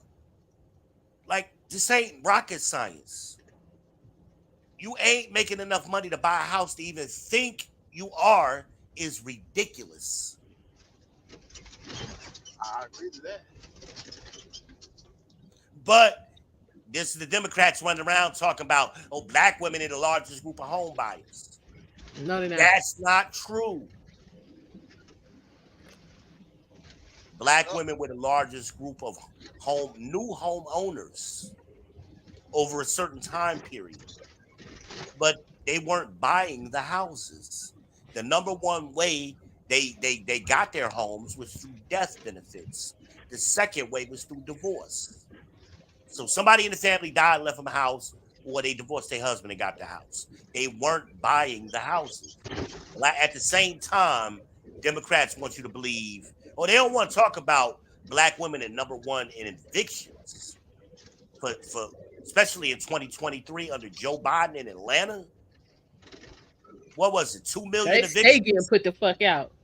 It was 2 million evictions. Child, Messy Michonne. Shout out Big Sis Bestie. She had content for days. See, that's who I got it about getting put out. Shout out to Messy Michonne. She was the one that was covering that weekly. Yep. Weekly. We got to stop lying and allowing people. We just want to believe these lies. That's my team, girl, sisterhood, and I want to believe anything to make black girls look good. None of this shit makes y'all look good. Y'all haven't done nothing in the last 50 years to make yourselves look good. Facts. Yeah. It's not. I'm not saying this because they're gonna say, "Oh, you're misandrist. You hate women." No, I'm saying this because I love you. I want you to correct yourself. I don't want you to believe liars. I don't want you to go out here and try to jump in a house, especially a D.H. Horton cardboard house, and then you stuck in this motherfucker for the rest of your life because you 40 years old trying to buy a house with a 30-year mortgage at 40 by yourself. Do the math. When are you going to pay the house off? After you dead?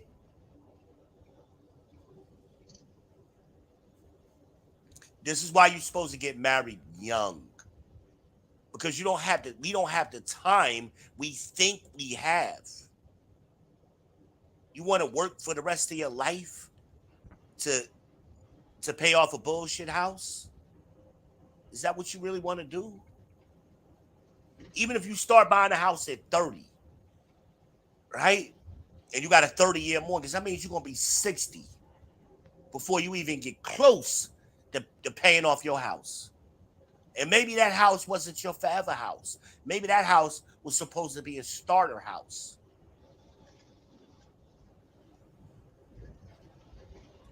But nah, we gonna be. So what they do? How to supplement this? They start living off of their kids. And look around. Look at all these women that's 60 years old right now. What are they doing? Trying to finesse they kids and their sons' baby mamas for food stamps. And am I the only one that notices this? Y'all ain't seen this shit. It's facts. But Democrats act like it ain't happening. What you say, definitely if I do OF for 5 years, I can settle out. Family, you had to go back home. Mama just let you come back home, or daddy let you come back home, get yourself together for a couple of years, right? Now, mama ain't no daddy there. Mama ain't doing that. You better have some food stamps, and you better be paying her rent. Your mama charging you rent. And the most time, what you paying her is more than what you should be paying her. She using that extra money you giving her to get her nails done, go on girl trips. It's a cycle. And then you confused about why you can't never pull yourself together and leave. Exactly. You ain't never gonna have enough money to get out of mama house because you ain't saving no money. Mama digging in your pockets. And she might not just be doing you like that. She doing you, your sister, your cousin, your brother, baby mama. She doing a bunch of y'all like that. So mama ain't got no job. Her job is just sitting at home finessing all of it. I done seen too much of it. I know this girl in dialysis, right? She's a very sweet girl, but she got some medical issues, and she has a speech impediment because of the stroke, and she's blind. She's like me, legally blind. She worse than me. And her mom was trying to finesse her for some money. So she stopped giving her money to her mom. And her mom kicked her out on the street. Now, I didn't notice. My driver had said to me, I think she's sleeping in that car, that yellow car over there. I said, are you sure? He said, I think so. Well, that's your friend. Why don't you ask her? So, that's not an easy conversation. So I kind of eased into it. And she told me, yeah, I was sleeping in that car. Because my mom, and then she told me the story about her mama. I'm like, that's fucked up. Exactly. I mean, this girl can't take care of herself. And then the other girls at dialysis, because they would see her talking to me. She would always talk to me and always give me a hug every day when I was seeing her. The girl gonna come out there. Did that girl ask you for some money? I said, no, she didn't ask me for any money. Oh, I thought she asked you for some money. I'm like, why? What difference? What business of it is yours anyway? That's between me and her. But I said, did you know that girl is sleeping in a car and don't have nothing to eat most days? Oh, I didn't know that. I said, I know you don't know because y'all don't ask no damn questions. Nice. She's a very sweet person, but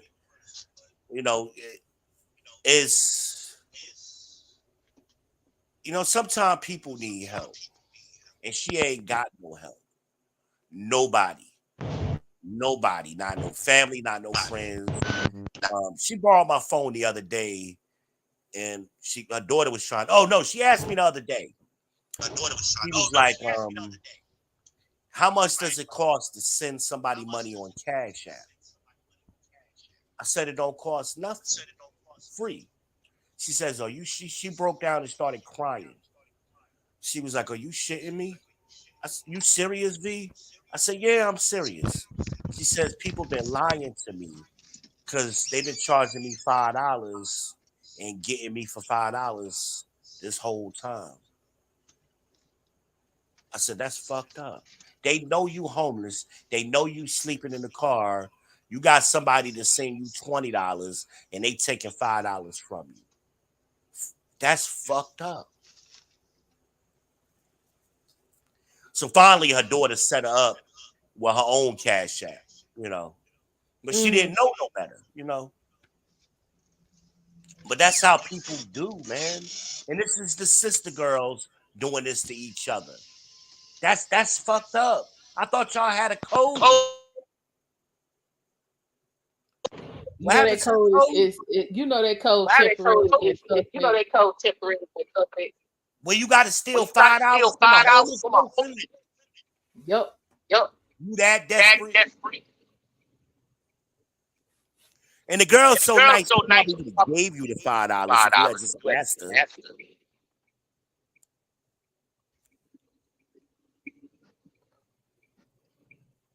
That's a true story, man. Bros be that trash. And me and her get out around the same time, and we'll have a little bit of time to talk while we waiting on our drivers to make it through that rush hour traffic. She almost had me in tears, man. She almost had me in tears the other day.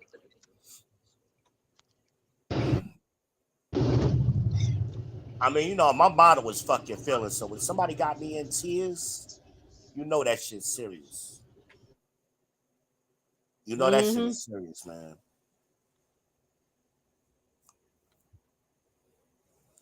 And where she was sleeping in the car was in a rough neighborhood. This is West Boulevard.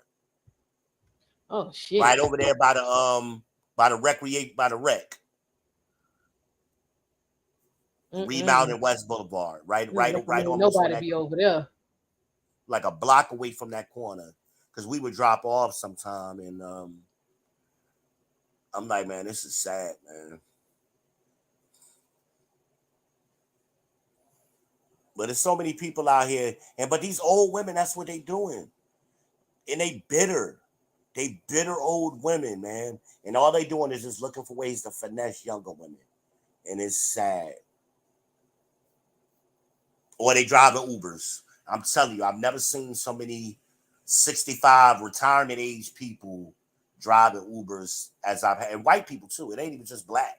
I see a lot of white people from Mooresville, Huntersville. They come down here. Those used to be kind of like suburbs of Charlotte. Those are suburbs of Charlotte.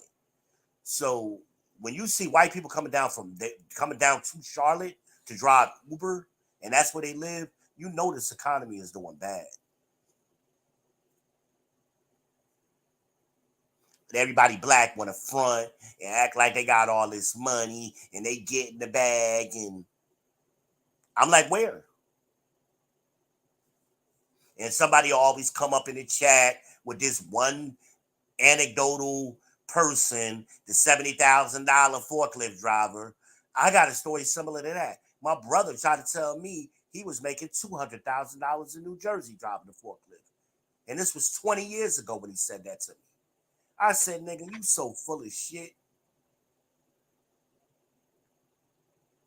If forklift drivers was paying $200,000 in New Jersey, everybody would be in New Jersey driving forklifts. Right. You got doctors who ain't making $200,000. That's how you know the common sense. You know, like here in Charlotte, you got lawyers. Like a first-year lawyer might only make $60,000 a year. Hell, the lead attorney tell it they ain't making that. They barely making that, right? Yeah. Nah, he said hell, some 40 is more accurate. Right. So when people tell you, oh, I'm working at this warehouse and I'm making $100,000, I'm like, shut the fuck up, man.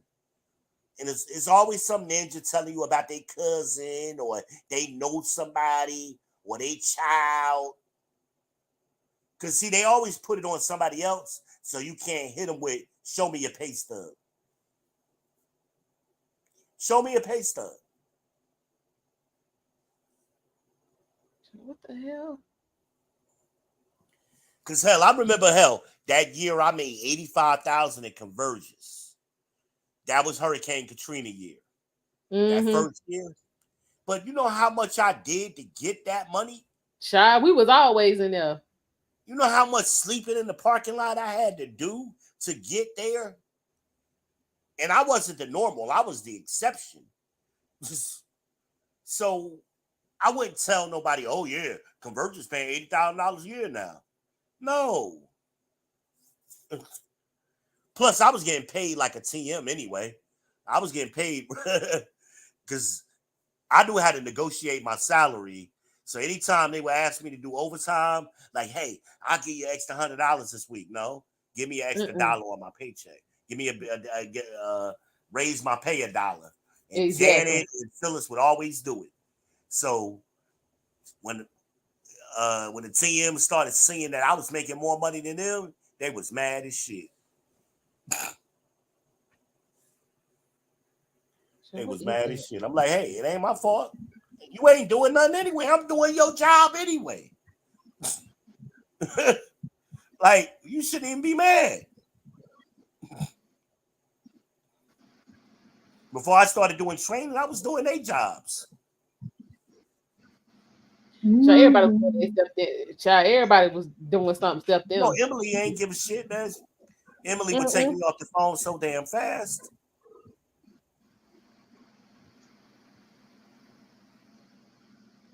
She was such a sweet person, but she had some horrible skin.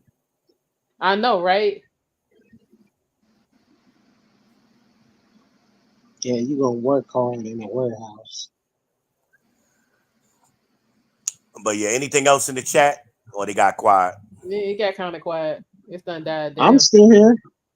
No, I'm talking about the chat. The people talking in the chat. Oh. You know, they be having little separate conversations there sometime. I think Dover got tired of us and left. Yeah. Yeah, they when they see you got little tinks, okay? You remember them from school. They was the dumb kids in school. They was always raising their hand, asking stupid questions while the teacher was talking. And if they had just shut up, they would have got the answer. And those are the kids that got put in the ISS because they wouldn't stop talking. The smart kids would shut up. And the kids who wanted to learn would shut up too. You know, because they was trying to do what the smart kids was doing. So always got that group of kids. It's just always got something, always got a smart answer, or they always want to say something funny or contradictory to the teacher.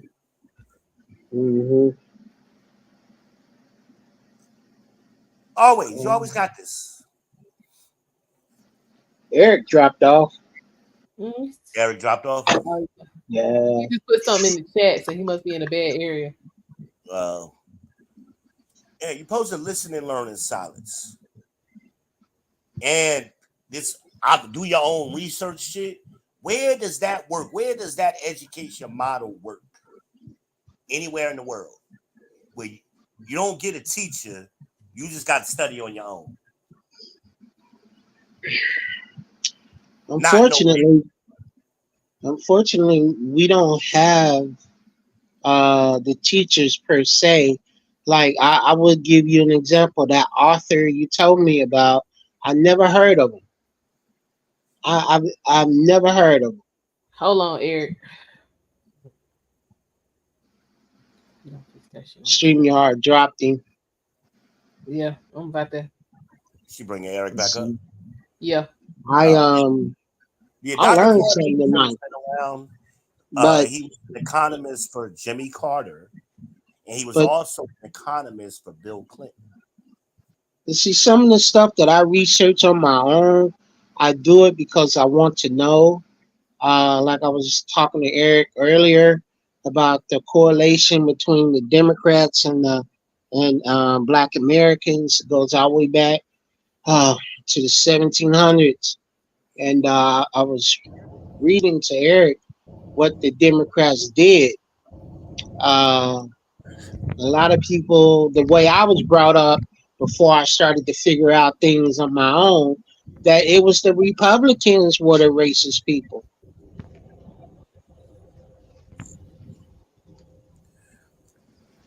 Well, we all have been victim, you know, to Order 66, right? Right. We all have been guilty. We all have been victims of that. We all grew up where the people told us certain things you just did because you was black. We black, we don't vote for Republicans. Right? That kind of thing. Yeah. Then every now and then you'll run into some black person that is a Republican and they school you. Somebody like from Wilmington, North Carolina, which was the highest concentration of black politicians that got sent to Congress at that time. They came out of Wilmington and they were Republicans. Right? Right. So we don't know our history. We listen to old wives' tales, which coincidentally the Bible tells you not to do that. The Bible says do not listen to old wives' tales. And it tells you, it also warns you about old fools, right? For that exact reason.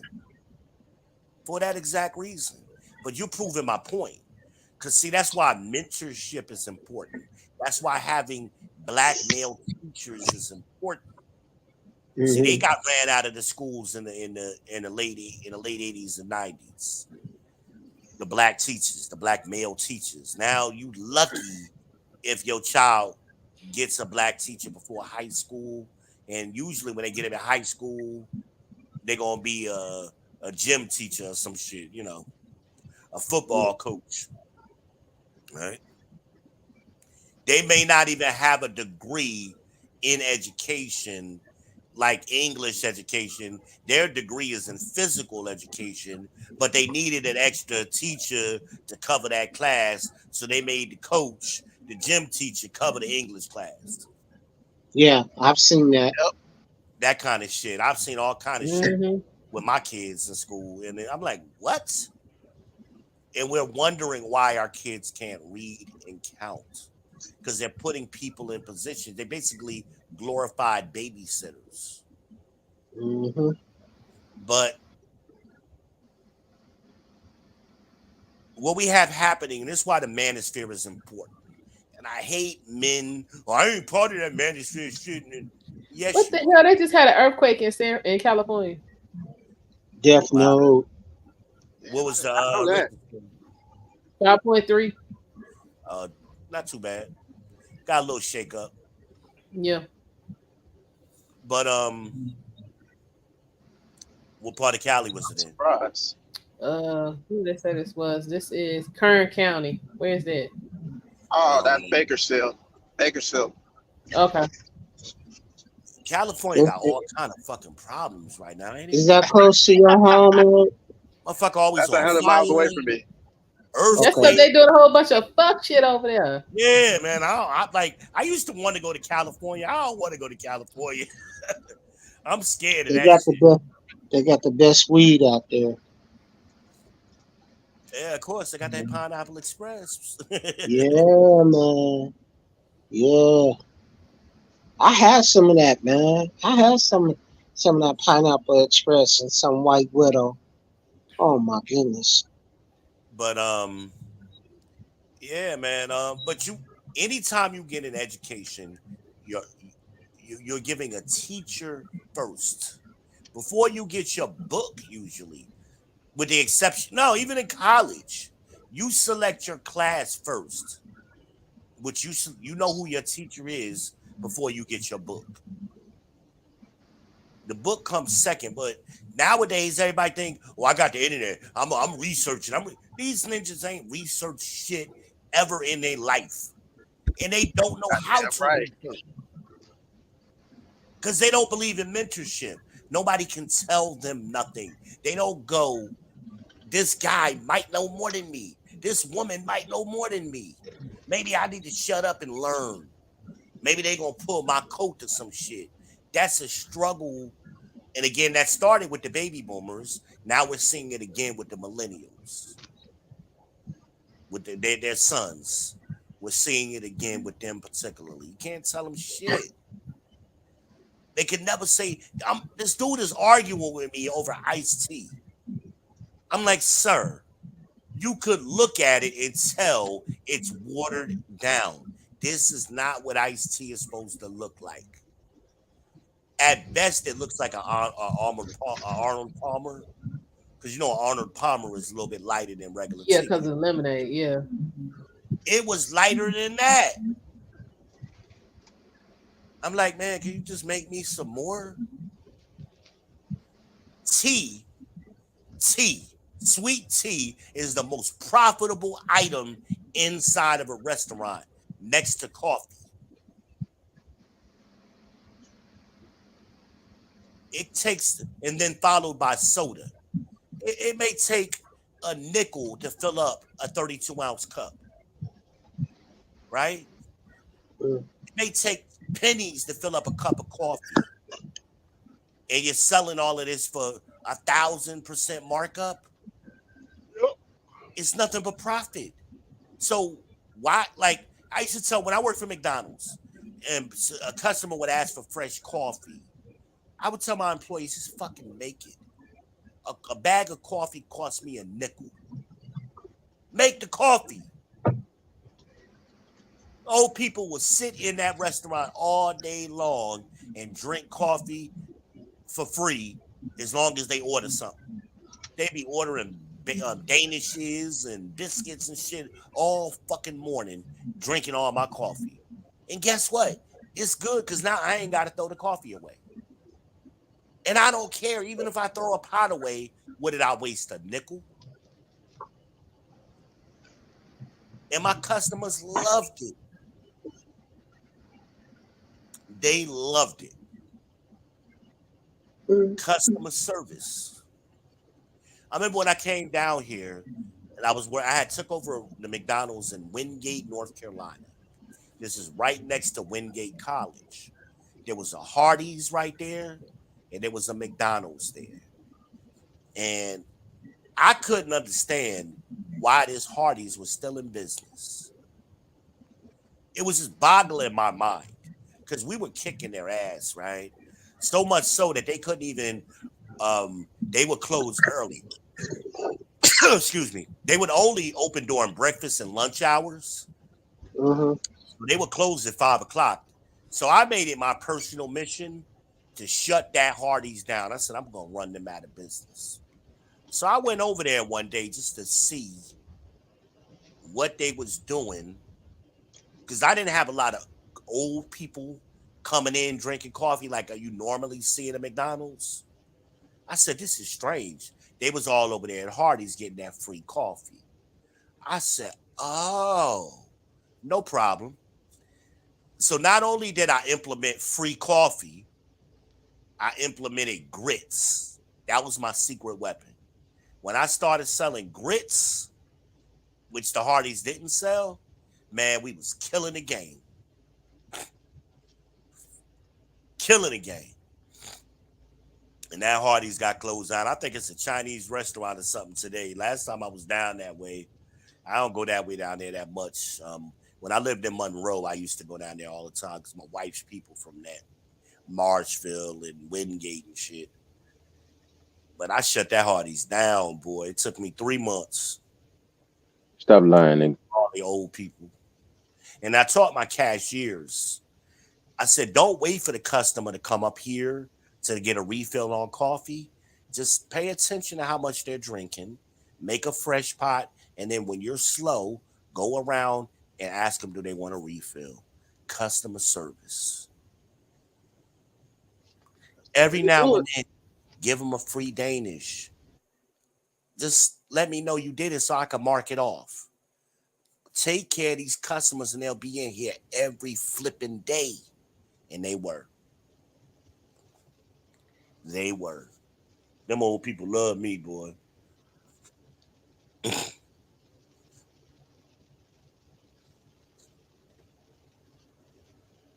I had a white guy. He was my area supervisor above me. And he just did not like me as a person. So when I brought up this idea, because I tried to implement it, I was after his job. And he wasn't the area supervisor. He was the assistant area supervisor. And basically when you're ready to be a store manager and they don't have a position for you, they put you in an area supervisor, an assistant area supervisor, so you could float for multiple stores. So me and him were both up for the same position, but he was in the boys club and he was older than me. And he just, everything I said, he always contradicted me. Oh, I think selling grits is the dumbest idea. Why would people go to McDonald's to buy grits? That's what he said to me. And tried to embarrass me in front of all of the corporate people. Like this wasn't a regular local meeting. This is like corporate people were there. Right? Y'all listening? Yeah, I'm listening. No, we ain't listening. Yeah. What he didn't realize, McDonald's was already selling grits in other markets. So in New Jersey, New York, Virginia, they were selling grits and we was killing it. So he looked real stupid when he said it to me in front of the corporate people. The corporate people looking at him like, no, our data shows the opposite of what you're saying. Our data shows he's on to something. But being that he was from North Carolina, they was looking at him like, well, maybe he knows something about North Carolina. The rest of us don't know. So I said, well, what I'd like to do is test market it at one store. Let me test it. Well, I just think it's going to be more dishes that we got to wash. One more pot? I'm like, it's one pot. Like, that's it. There's no inventory. You just buy a bag of grits. Like, it ain't that hard. Like, what I'm asking ain't complicated, you know. Like You trying to cut into their bonuses. But then he got promoted, and then he really blocked it, even though we had success selling grits. He just didn't. He was a white boy. He didn't eat grits. I'm like, don't let your bias. It's all profit, dummy. It's all profit. All you got to do is sell one cup of grits for $2 and you done made money. Everything else you make on top of that is gravy. You just make a big old pot of it out of one bag of it. Like, this is a no-brainer, man. Like, dummy. But that's why McDonald's is suffering today, because they hired a lot of them fools and a lot of cheap labor. Cheap labor, you know, it's really killing them. It's really killing them. But you know who didn't do that? Bojangles did not do that. When you go to Bojangles, you don't see a lot of Mexicans in Bojangles working. Matter of fact, I don't even think I've ever seen that. Usually it's black and white people working in Bojangles. I could be wrong. ALMONDEYEZ, what you think of that? ALMONDEYEZ? She ain't listening to you. I want to ask her about Bojangles if she's ever seen, even in I don't Chick-fil-A. care. I don't care what you want to ask. Huh? I think she sleep. I said I don't. I said I don't care what you want to ask. I'm here now. Is that? Yeah, you know the voice. Is that the man himself?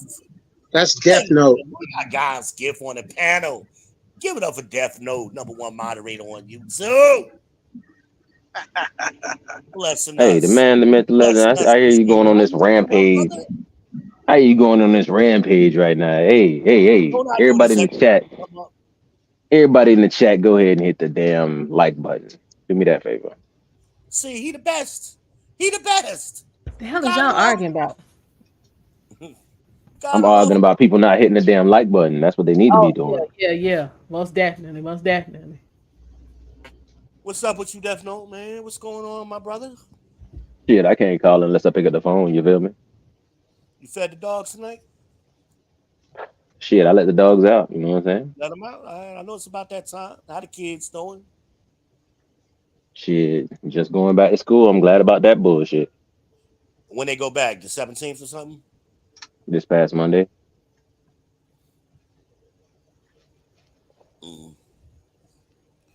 Yeah, they already in.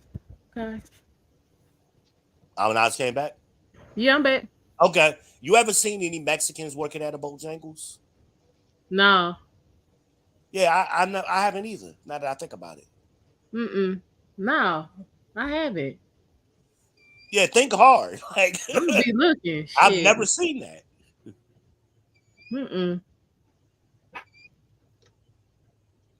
I mean, how many Mexicans you see working at Cracker Barrel? I've seen a couple. So far to this day, out of 30 states that I've been to, I ain't seen not one yet. I've seen a couple, but they keep them way in the back. You know, Jose and Hector, they way in the back somewhere.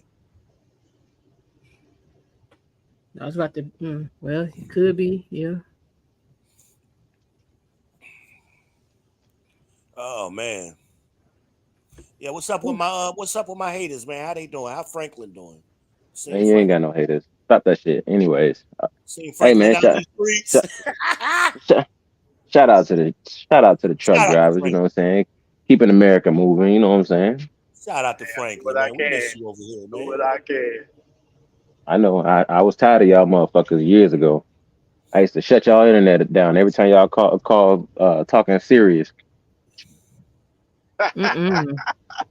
Yeah. But I told that dude I told Lena I was never gonna stop fucking with him. So it is what it is. Man, let that shit go. I'm never gonna stop. He getting it forever. Shout out to Franklin. If that's the hill you want to die on, I guess we grabbing shovels. It's just funny as fuck to me. It tickles me. You gotta have your little joyful moments. You gotta have your little petty moments. And you ain't been around, so I can't, get off with, me and you can't do what we do, talk shit to each other. So I got to do it to somebody. I've been around. I just don't normally chat unless I get triggered a little bit with these people spewing nonsense facts.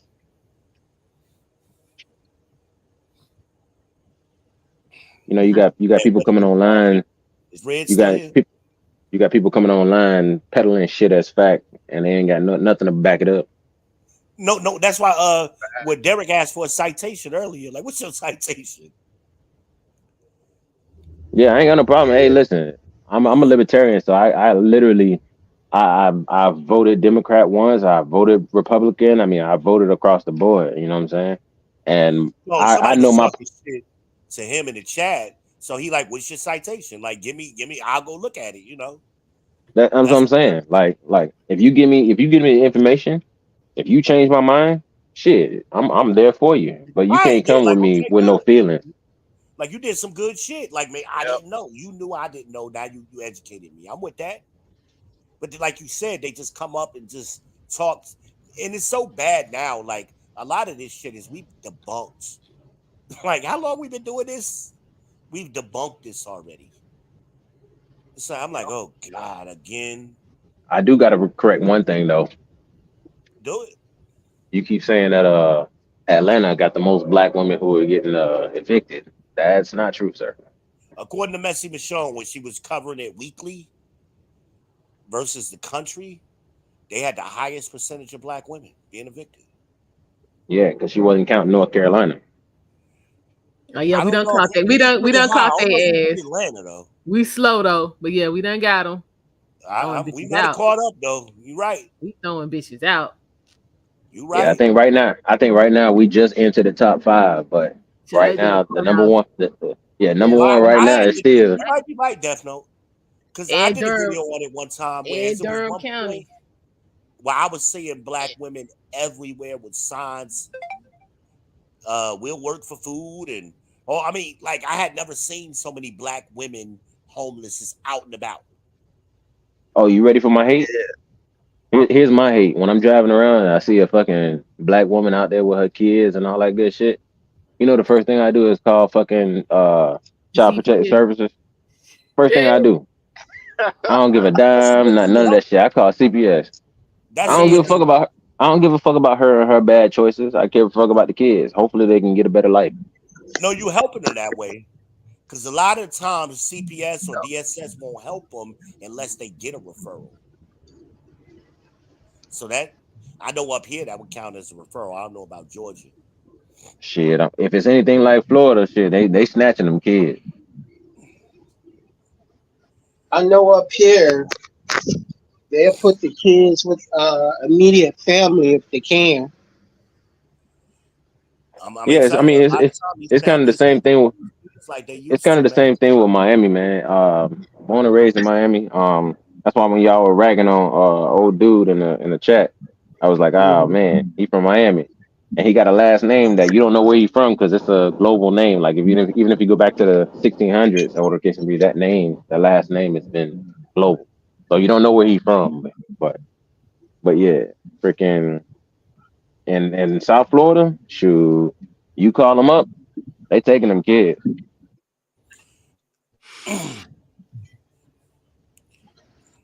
I respect Now, I it. mean, it used to be at a time.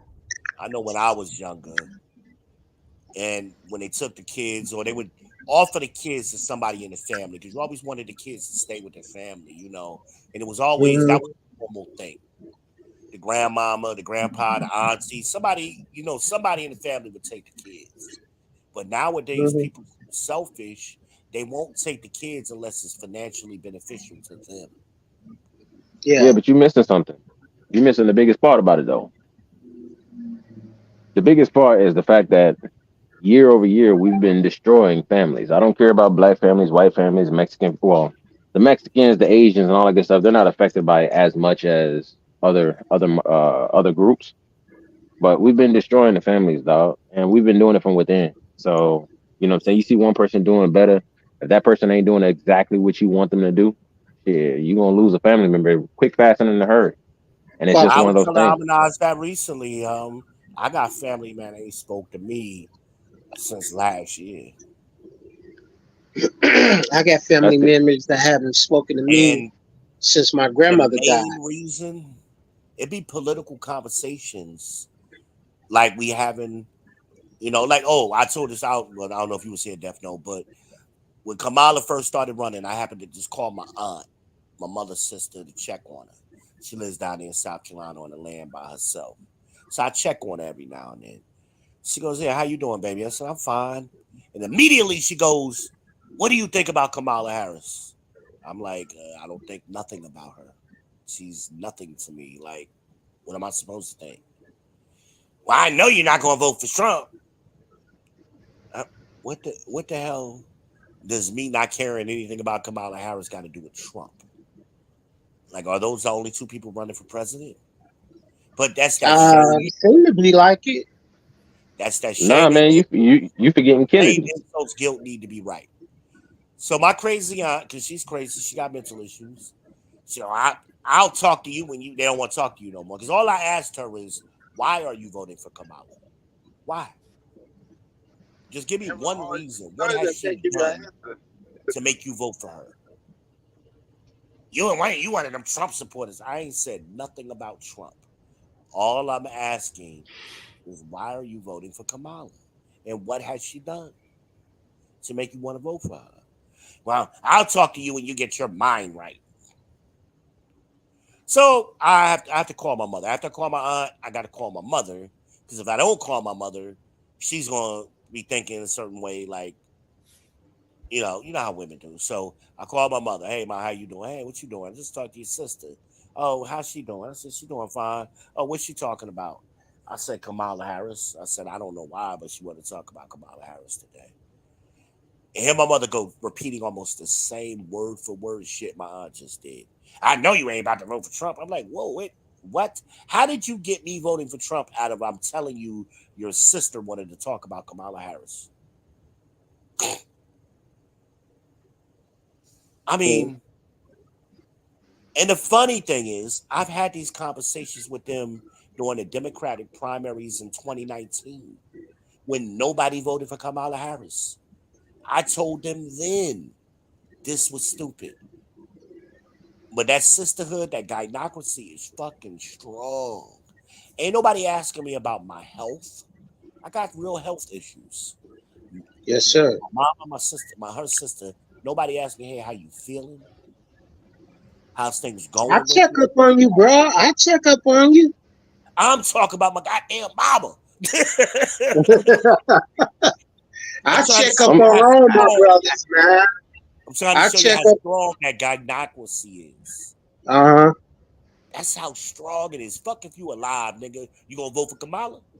I Well, don't think it's just the make gynocracy. sure you vote for her before you die. I asked my godmother. She said she's voting for Kamala. I was like, why? Name one of her policies. Name one. They can't even answer that question. They can't. She can't. I said, only reason you voting for her because she's a woman. No, That's it. the only reason they're voting for her is because they think she's a black woman. Yeah. That too, right there. Wait a minute, she a So that's why they're mixed. so She's offended when you're saying biracial woman. now. You're saying now that she ain't black. They got offended when Trump said it. That's what Michaela Montgomery said. Who's that? Who's that white chick that was the head of the NAACP that said she was black? Oh, that's Rachel Dolezal. Yeah. Come to find out, she come from two white parents. But I gotta say this about Rachel Dolezal. She did a lot more for black people than Kamala Harris. I'm not going to say that, but what I'm going to say is at least she put in the work to be black. Yeah. Yep. At least she put in the fucking work and tried. I give her credit for that. I give her credit for that. Kamala Harris has never even said she was black. And they lied. Talking about, she always been claiming herself. She always identifies black. Show me a clip. I'm waiting for somebody to show it. I ain't seen one yet where Kamala Harris has said she is a black woman. She's never going to say that. Nor has she ever. Never going to say that. No, she said it. She said it? Yeah, she said she's black recently. Send me the clip. But before that, I'm a black woman. Not in the past, recently. Yeah, no, that's recently. I would like to see the clip too. I'd like to see. Listen. I'm gonna give y'all another avenue to go. Right? Everybody keeps latching on to the fact that she is saying that she's a black woman and all that good stuff, whatever the case may be. But here's another part that I got right. When it comes to a lot of people, if they're not voting for her simply because they think that she is a black woman or she appears to be a black woman, whatever the case may be, she's a woman, whatever. If that's not the reason why they're voting, then the reason why they're voting is because Democrats typically appeal to the insecurities of especially women. And you got a whole lot of men who are trying to appeal to women. Why? Because they aren't getting them. Most men aren't getting a lot of women. Because obviously we all know the stats that, you know what I'm saying, some of the top 10%, top 20% of men who are even having a chance most times getting these women. Right. So when you look at this, you're like, okay, well, she's pandering to the insecurities. Oh, well, as a woman, I'm always told that, hey, I can't do this, or at least that's what I'm told by, when I went to school, or I'm going through these conversations with other women and so on and so forth. This is what I'm told. And she's showing me the antithesis of exactly what I've been told all this time. I want to make history because just like with Obama, and we wanted to see the first black man, and that's kind of questionable. We want to see the first black man. I mean, it's questionable, but for some people, others, they full blown say he ain't black, and then full blown some people say black. It is what it is. I did a whole stream on this where I went over what is black, and that's a problem. Just like we don't know what racism is, we don't know what black is. Oh, I know what racism is. Huh? I said I know what racism is.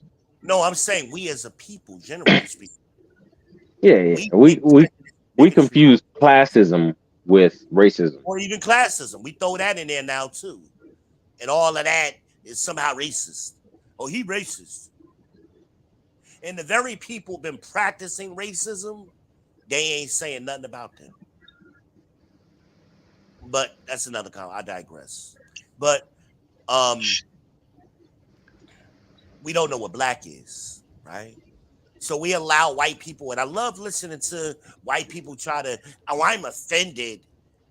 Fuck you. That's what I would say to some of these news commentators. especially the white women. How are you gonna be offended when I'm not offended? Oh, if somebody called me black, I would be offended. Ain't nobody asked you when it ain't your business. Shut the fuck up. That's like telling a Mexican person they should be offended because somebody called them brown. They call themselves brown. You know what I mean? Like, you can't tell somebody what should be offensive to them. Some white person came on this one day. We was talking a couple of months back. Well, you know how I say it's your boy. Oh, I would be so offended by that because when y'all say that, I get vibes of slavery. I said, first of all, nobody's talking to you, and you're taking it way out of context. It ain't got nothing to do with slavery. What we're saying to each other is, I'm your homeboy. You're my man. You're my friend. It ain't got nothing to do with slavery. You're thinking slavery, and that's you're thinking racism in your head, and you're taking it way out of context. Ain't got nothing to do that. I said, y'all white people need to stop doing that. Stop trying to define. You only do it with black people. You don't go to Chinese people or Arabs or any other group of people and tell them how they should speak and what they should say about themselves. Well, what did Malcolm X say about it? About it's your boy? I never heard about No, Malcolm X address that no, particular phrase. he never did. I'm Huh? saying, what did Malcolm X say about the situation that we're in right now? Malcolm X said a lot of things. Yeah, but he told us to be I mindful think it's or relevant. beware of the liberal what? The rebel white woman. Nah, And I he mean, didn't that say was something he that didn't say white woman.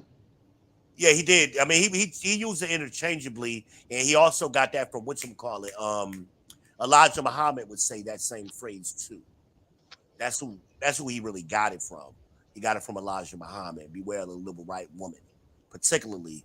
Um, which, depending on the context of how they're saying it, I understand why they're specifically saying that at that time.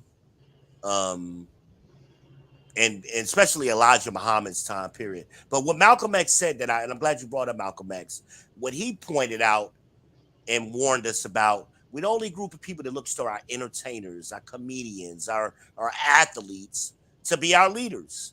No other people. He was like, show me a Chinese comedian that's a leader. You know, show me these athletes and these other groups of people that go on to be political leaders or whatever, like, and leaders in their communities. We're only people like who look towards clowns to lead us. That's the most relevant thing I can think of that Malcolm, and I don't agree with everything Malcolm says, but I'm a student of the game when it comes to Malcolm. He's a very interesting man. So is James Baldwin. I like James Baldwin a lot too. Well, he said beware of the liberal whites, and the reason being is one of the biggest reasons was because obviously they're pushing a lot of things that they think is good for us. Obviously, because they have a savior complex, that the way that they believe that they can elevate us is by saving us, and Right. it's shown in every single facet. On one hand, they will have no problem with jailing us, but on the next hand, they say, hey, you don't want to overtalk a person of color because they've already been oppressed so much in their history. Yeah, there's a lot of truth in that. I mean, especially during that time period that Malcolm was coming up in, and even Elijah Muhammad, which was earlier, that earlier time period. I mean, you could really see what they were talking about, and yeah, that really just paints a picture for me. So yeah, you're right, man. That's very relevant. Very relevant. I mean, But yeah, today, when I think about Malcolm and a lot of those type of guys, James Baldwin, they're the content creators of their time. Like, if they existed in today's world, they would be on YouTube doing what we're doing. It's just more, we have more access to it, and we have bigger audiences than than the average guy did at that particular time, unless you lived in a big city like Chicago or New York or whatever. But now anybody can speak out from anywhere in the country. But we're just doing advocacy like they were doing, Of course, they tapped into they had to tap into larger organizations to get their voice out, which was a religious organization. That had to be, because that was the content was going through those organizations at that time. Now we've moved away from the black church, especially the black man. We've moved away from that. And why? Well, because they started catering heavily to the woman, and they took shame out of the church. Why? They took shame away, and they actually go against the very principles of the Bible that they claim to represent, which I find hilarious, And then they'll directly contradict the Bible. Well, I'm Christian and I believe in these Christian principles. And then why you got a female pastor? Why you got a deaconess or whatever? Why you got that? Because that ain't in the Bible. The Bible actually tells you it's a shame for a woman to teach, and it's not permitted. So why are you doing it? Why are you going to church on Sunday? Why are you collecting tithes? Why are you trying to make the Bible for everybody? That ain't what it say. Whosoever don't mean everybody on the planet. I mean, that's like if I put my phone number in the back chat right now and I say whosoever on this panel wants to call me tomorrow can call me. Am I talking to everybody in the world, or am I talking to everybody on this panel? Whosoever don't mean everybody in the world. Context matters, but there's so much wrong with the black church. It's freaking ridiculous, because the black church is really the white church. Unfortunately, that's what it's always been. That's what it was started as, and that's what it continues to operate as. And all they want to do is keep niggas entertained. Keep niggas entertained and distracted. Well, that's what they want to do. Are you not entertained? Well, I know, right? Well, what really happened was the churches in the black community became polytheistic, and so they started to praise and they started to worship the same face of their God multiple times over. And so every single God that they have has the same exact face. And I could tell you what his face looks like: Benjamin Franklin. Because as long as you got hundreds of dollars pouring in from all these black women and everything else, they're going to constantly put out a message that keeps the money flowing in. Well, the interesting, we've seen this in history under different names. You've seen this Hellenism, the Dionystic time period. We've seen this happen, in different civilizations, same group of people over time. It just always comes back to this. Always comes back to it. It's just like fascinating how that happens. And I just sit back and watch. But this is supposed to be the last kingdom. Babylon the Great is the last one. So we'll see. And I'm just gonna bring it back full circle. So the Democrats, everything is going. World War III about to jump off. We got rumors of war and wars and all this kind of stuff. Well, the saying. I'm not going to go over it again about weak men creating hard times and so on and so forth. Yeah. But it's a cycle. It's a cycle. What we're going through right now is we have millions of people who have insecurities, especially women, right? And women can't tell me that they don't have insecurities. Yes, there are some that don't. But there are tons of women out there who have insecurities, and that's why they put tons of makeup on. That's why they put the wigs and the weaves, and they will buy these things before they're able to even put clothes on the backs of their children before they go to school. So many posts I've seen already. So many posts I've seen already of women talking about, I don't have enough money to buy my kids clothes for school or school supplies and so on and so forth. Yeah, because Yet they you want look at somebody else them. to spend their money, and they're gonna be going to church. You know, the church be having them Oh, let me clothing finish. Let me finish. But you look at their posts, and literally a couple weeks ago, they're talking about how they are getting their hair done. They just got their lace fronts. They just paid $400 on this or $500 on that. They got their nails done and everything else. But they couldn't set aside any of that money for their children. Yeah, I've said this too. Yeah. So look at that stat. I was somewhere we were talking about that stat of how much money women spend in the economy, and I said, well, what is the stat on how much women spend on their children every year? Silence.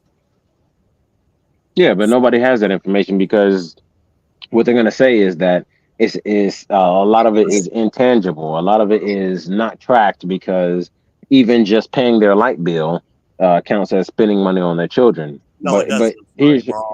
But I know. I perfectly. I love when they make that argument. Yeah, I'm there with you. I'm there with you. But what I'm saying is this. What I'm saying is right now, you have, and that's one of the reasons why Kamala Harris can go an entire campaign where she does not have to debate, she does not have to talk to the press, she does not have to do any of these things. And it's the reason why she doesn't have to do these things is because her message speaks to the insecurities in the people who follow her.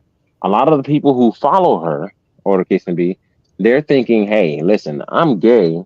And based off of everything that I've heard, if I come out as gay, people are going to treat me differently and they're going to probably try to harm me. If I come out and say, hey, I'm a man in a woman's body, then people are going to harm me and they're going to hurt me.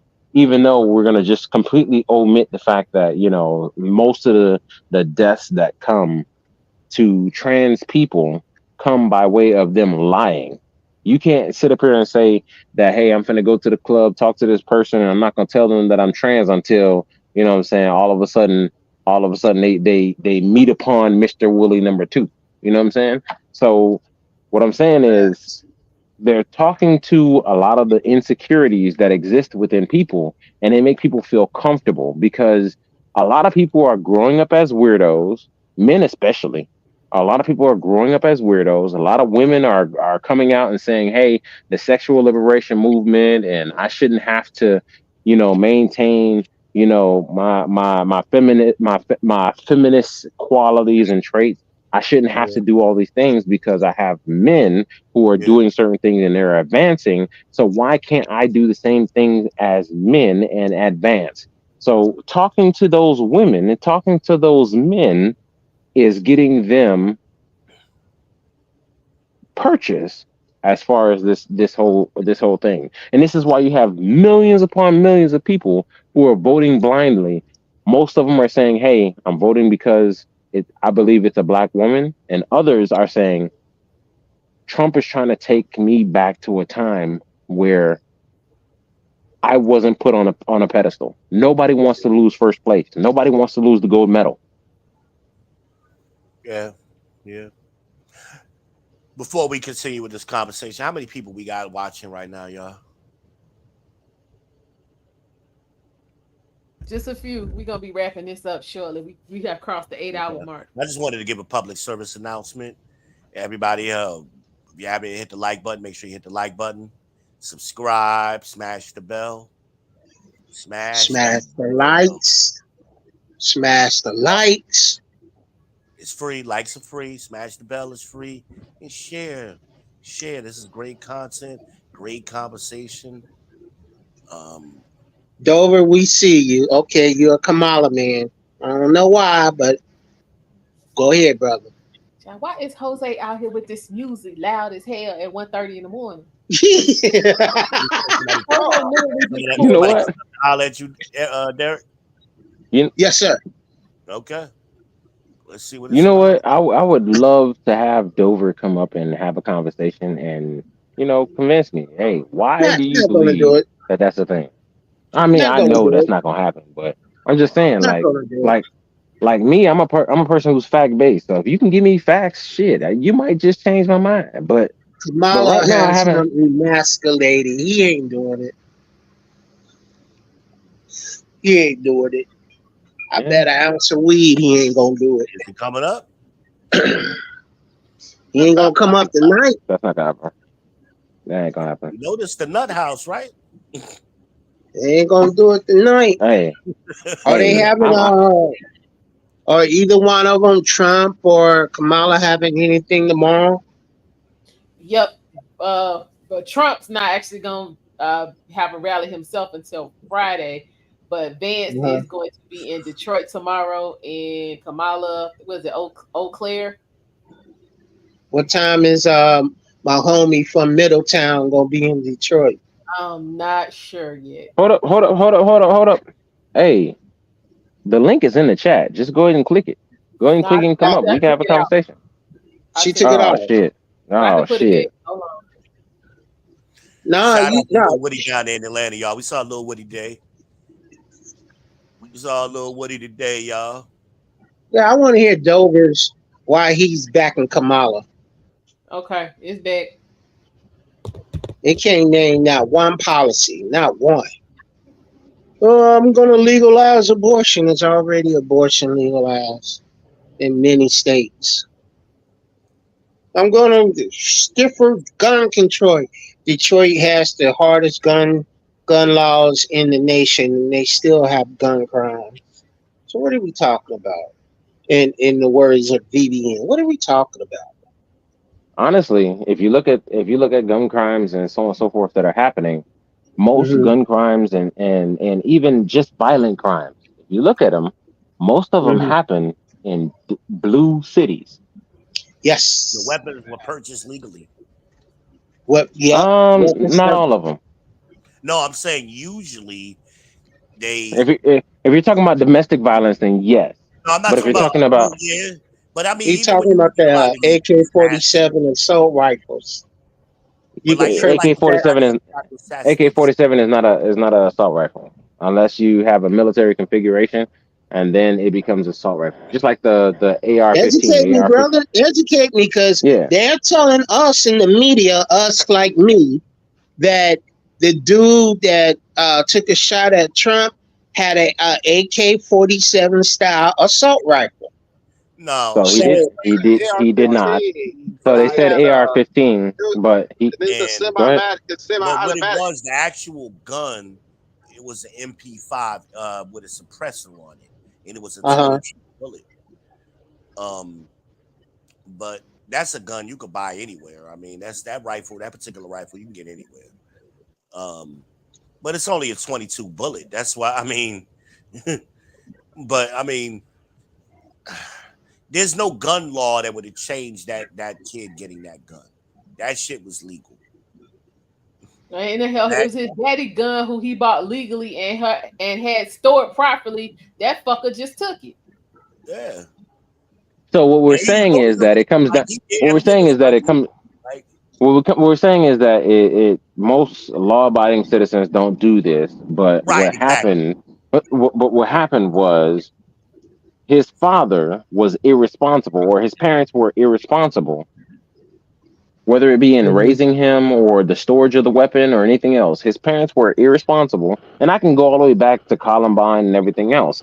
Aside from the people who have some shady ways of purchasing these firearms, um, Mm. most legal gun owners, the only time that a legal gun owner fires their weapon is either negligent discharge, Practice. meaning that they fired their weapon and they as they were holstering it, or they fired a weapon as they Yeah. were pulling it out because they have poor training. Um, they didn't secure their weapon, so their children had access to it, and so on and so forth. Mhm. Or or lastly is because they sold it to somebody who they were like, hey, you know what? Hey, here you go. Now it's already on the books saying that hey, if you sell a weapon, a firearm, whether it be a pistol or anything bigger, if you sell that to a person who is a known criminal, aka somebody who was prosecuted as a felony and so on and so forth, Definitely if you down there in sold Atlanta that, selling Woody guns. If you sold that weapon to him, then you are committing a federal crime. So the act of you doing that is illegal. It's not that you could just sell it to whatever and so on and so forth. The act of you selling it to somebody who you know has been to a penitentiary and so on and so forth is illegal. There were a There time are that you could. Definitely, you ain't got to worry about. He ain't gonna snitch on you. He gonna tell them damn police so many lies they ain't gonna know what to believe. He going, what you mean? What? I don't recall. doesn't matter. I've had somebody approach me. What was it, like 7 years ago, or and I know that he was federally convicted on drug crime or drug possession laws. And when he asked me to buy one of my guns, I told him no, I ain't doing it. He said why? I said because I know. Know what he was gonna buy all of them already. Well, I don't know. I don't care what he's going to do with it, and I know that this guy, he's not committed a crime since that happened, and his crime was committed 30 years ago when he used to sell weed, and he got picked up, and he hasn't committed a single crime. I can't even imagine this dude having a speeding ticket, but I would not sell him the weapon simply because I knew that he had a felony on his record. Yeah. So what I'm saying I remember there was a time you could bypass all that background check by going to the flea market and buying guns. No, a gun show. Gun show. Thank you. Gun show. So a lot. So yes. So here it is, right? There is a gun show loophole, but here's the thing that they don't talk about, right? The gun show loophole. To make that work, you would have to break the law to make the gun show loophole work. Most of the people who talking about the gun show loophole have not been to a gun show. If you ask somebody, hey, you want to just sell me a gun? We're not going to go and submit your paperwork to the ATF and all that good stuff. Or would you be willing to sell me a gun? Most people aren't going to do it. Why? Because they are so afraid of losing their license. Most people aren't going to do it. So the gun show loophole does exist. Working them gun shows too. Exactly. And I mean, shit, news anchors and everything have gone out and they've tried to test this in multiple states. They tried it in Michigan, they tried it in Georgia, they tried it in Florida, they tried it in South Carolina, they tried it in all these different states, and nobody was willing to sell them a gun, or the case may be, even in the parking lot, even if they offered them 3 times the value of the gun. And the reason being is because most dealers aren't trying to risk their license or even risk jail time in their livelihood and their family's livelihood over something that might be a little stale. So the gun show loophole, yes, it does exist, but what they're talking about with the gun show loophole is the same loophole where, hey, if you're my brother or my cousin or whatever the case may be, and I say, hey, you know what, I don't want this gun anymore, I'm going to go ahead and give it to you, or I'm going to sell it to you, I can sell that weapon to you. But if I know you as my brother, my cousin, my friend, whatever the case may be, if I know you have a felony and I sell that gun to you, I'm committing a felony myself. So what I'm saying is that most people, if you go to a gun show, like it sounds great as a soundbite and everything else, but if you go to a gun show, and I understand the gun show loophole and all that good stuff, if you go to a gun show, I would be willing to bet, and I would be willing to put up $10,000 that especially on video, you're not going to be able to go to a gun show and purchase a weapon from somebody and have them risk losing their license, losing everything else, or the case may be, just to sell you a gun that might be $300, $500, $1,000. It doesn't matter. Hey, y'all, I'll be back in a little bit.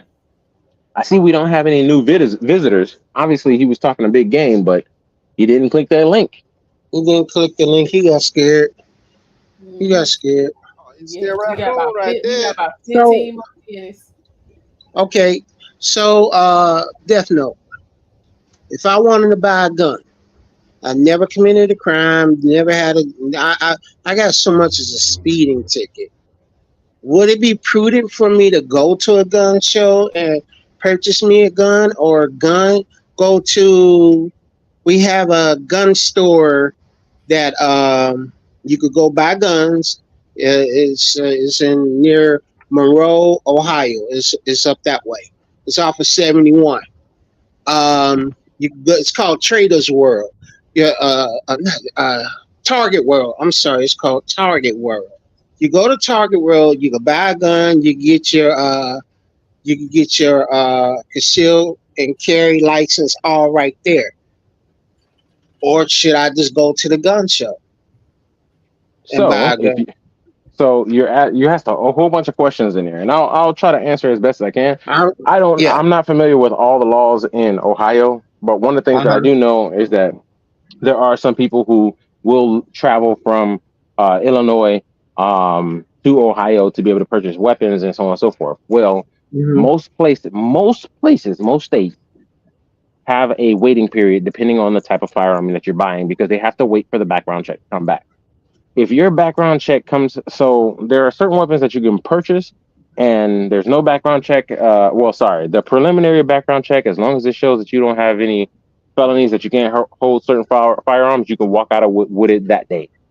For instance, and I'm going to give you an example for the state of Georgia. In the state of Georgia, if you have no carry license and you go into a place to buy a pistol, then they will not let you go home with that pistol the same day. You'll be able to purchase it as far as swiping your card or giving them cash and so on and so forth. You will not be able to go home with that pistol that day unless your background check comes back that day. I have a very personally, I have a very popular name. There are 700 people in just Atlanta alone who have my exact same name.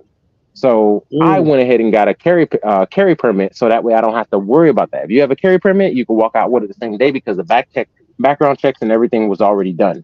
But if you do not have a permit, then for pistols, for SBRs, SBRs you have to fill out forms with the ATF and everything. But for pistols, for rifles, and so on and so forth, they have to do a background check. And if your background check doesn't come back in the first 15 minutes, then it takes usually a day, a couple of days, whatever the case may be, and the gun store will call you to let you know when your background check is clear and you can come and pick it up.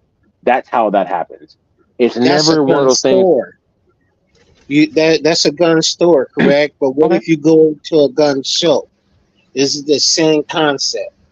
Okay, so if you go to a gun show and you have a carry permit or a carry license for that state or for any state that has reciprocity, sorry. If you have any state that have reciprocity, then yes, they will be able to give you the weapon and you can leave that day purchasing the firearm. However, if you do not have a license and you're just trying to purchase a firearm, you fall under the rules for that state. And if that state says that, hey, based off of the ATF, if your background check comes back in 15 minutes saying that you're clear because the ATF didn't do their job, the FBI didn't do their job, and so on and so forth, because all the background checks are ran through the FBI. They're not run through the ATF. They're not run through all these different things. Even when it comes to the military has an obligation. If you got separated for PTSD and all this other stuff, whatever the case may be, the military has an obligation to report those things to the state level. Guess what? Sometimes they do, sometimes they don't. But that doesn't mean that it's on the gun seller. That means that it's on the military to properly report that information. So if you were going to a gun show and you had no license, no anything, then you fall under those rules, which means that, hey, if your background check clears in 15 minutes, it comes back, the FBI says that you got nothing, they give you the gun. You can walk out with it that day. But if you have a very common name, when they do their national check, because it's not a check just for the state of Ohio. It's not a check for just the state of Illinois. It's a national check. If that national check comes back in 15 minutes, you're good. You can walk out with the gun that day. But if that national check comes back, doesn't come back in that 15 minutes or whatever the case may be, most of them are going to say, hey, go give me your phone number and all that good stuff. We'll call you when we're able to clear and send you and give you the gun. Because otherwise, if they gave you the gun prior to that, they would be breaking the law. Definitely, I have so many questions to ask you about that. You got a pen and paper? I'll give you my email address, and you can hit me up. I have so many questions. Put in the back chat. I got you. Okay. Well, it's my name, Derek Gaines, and 22. The number 22. Actually, Omen got your information, don't she? Yeah, I got it. Yeah. Send me his number. Okay, that's cool because I have so many questions about that. Like if I go purchase a gun and I don't have the license and everything you say. I go to a gun show. My name is Rand. Comes back, I'm clear. Are there limits on the firearms that I can buy? There's not well, yes, there are limits on the firearms that you can buy because some things have to go through ATF clearance and you have to file a tax stamp and so on and so forth, such as SBRs and things that like suppressors and all that good stuff. Even though the Supreme Court has already ruled with a few recent rulings saying that you don't necessarily have to go through a lot of those things. But do you really want to deal with the headaches of cops who don't know the laws and don't know the changes? But either way, a lot of these gun owners, they don't follow a lot of the Supreme Court laws, especially right when they first come out. Usually they're between 3 months and a year behind as far. So if the Supreme Court says, hey, they can do this, they can sell you a suppressor right now. Guess what? There are some gun stores that will not sell you a suppressor for a year because they just haven't heard about it yet. You know what I'm saying? So I'm not gonna disregard that nuance. But if you're literally just looking for a pistol or a truck gun or a PDW, a personal defense weapon, if you're looking for anything like that, then yes, you can be able to get it. So here's the catch, though, because you're a truck driver, you're crossing state lines. There are states that you're going to go through that have different requirements. Some states require that if you don't have a carry conceal weapon or you don't have a carry conceal license, that the ammo and the weapon be separate. So, for instance, just to give an example, Tennessee, if you don't have a carry license, then you have to have the weapon in one location and the ammo in another location. So, for instance, you can have the weapon up front with you, but the ammo has to be in the trunk, or vice versa. But if you have a carry license, you can keep it all together, everything else. Some states say that you can have a round chambered, some say that you can't, and so on and so forth. Typically, I don't go to states that are super liberal, so I carry my weapon everywhere I go. Anytime that anybody ever sees me, aside from inside of a bank, school, or places that clearly posted in some states and so on and so forth, I won't have it. But most times I don't even go to those stores. If a store has a sign posted saying that I can't have it, I'm probably not going to be there, depending on state laws. For instance, in Georgia, even if they have it posted, hey, no weapons allowed, because I have my permit, I can still go to those locations. So, for instance, if Walmart says, hey, they have a sign posted up front saying, hey, you can't come in my store with a weapon, I can still go inside the store with a weapon or whatever, unless somebody asks me to leave. But I carry concealed everywhere I go. But they can ask me to leave, and if they ask me to leave, then I have to leave because obviously they can trespass me and everything else. Obviously, other laws come into play. In other states, such as Louisiana, right? Louisiana, if they have a sign posted, that sign is enough for a private business. That sign is enough that you cannot bring that weapon on that property. If you bring that weapon on that property, then you're going to be facing felony charges in that state. Wow. So it's all about learning the laws on the states that you want to go to and so on and so forth. Also, because you're a truck driver, you can say that your truck is an extension of your household, so you can carry your weapon everywhere you go, because the Supreme Court already said that that your vehicle is an extension of your dwelling. So even people without permits who, you can't carry concealed and so on and so forth, you can always keep a weapon in your car. That's Eric Jordan. Eric Jordan is the truck driver, and he's from Cali. I'm from Ohio, so I fall under the Ohio laws. But I was also wondering, like I said, does it depend on? I have so many questions.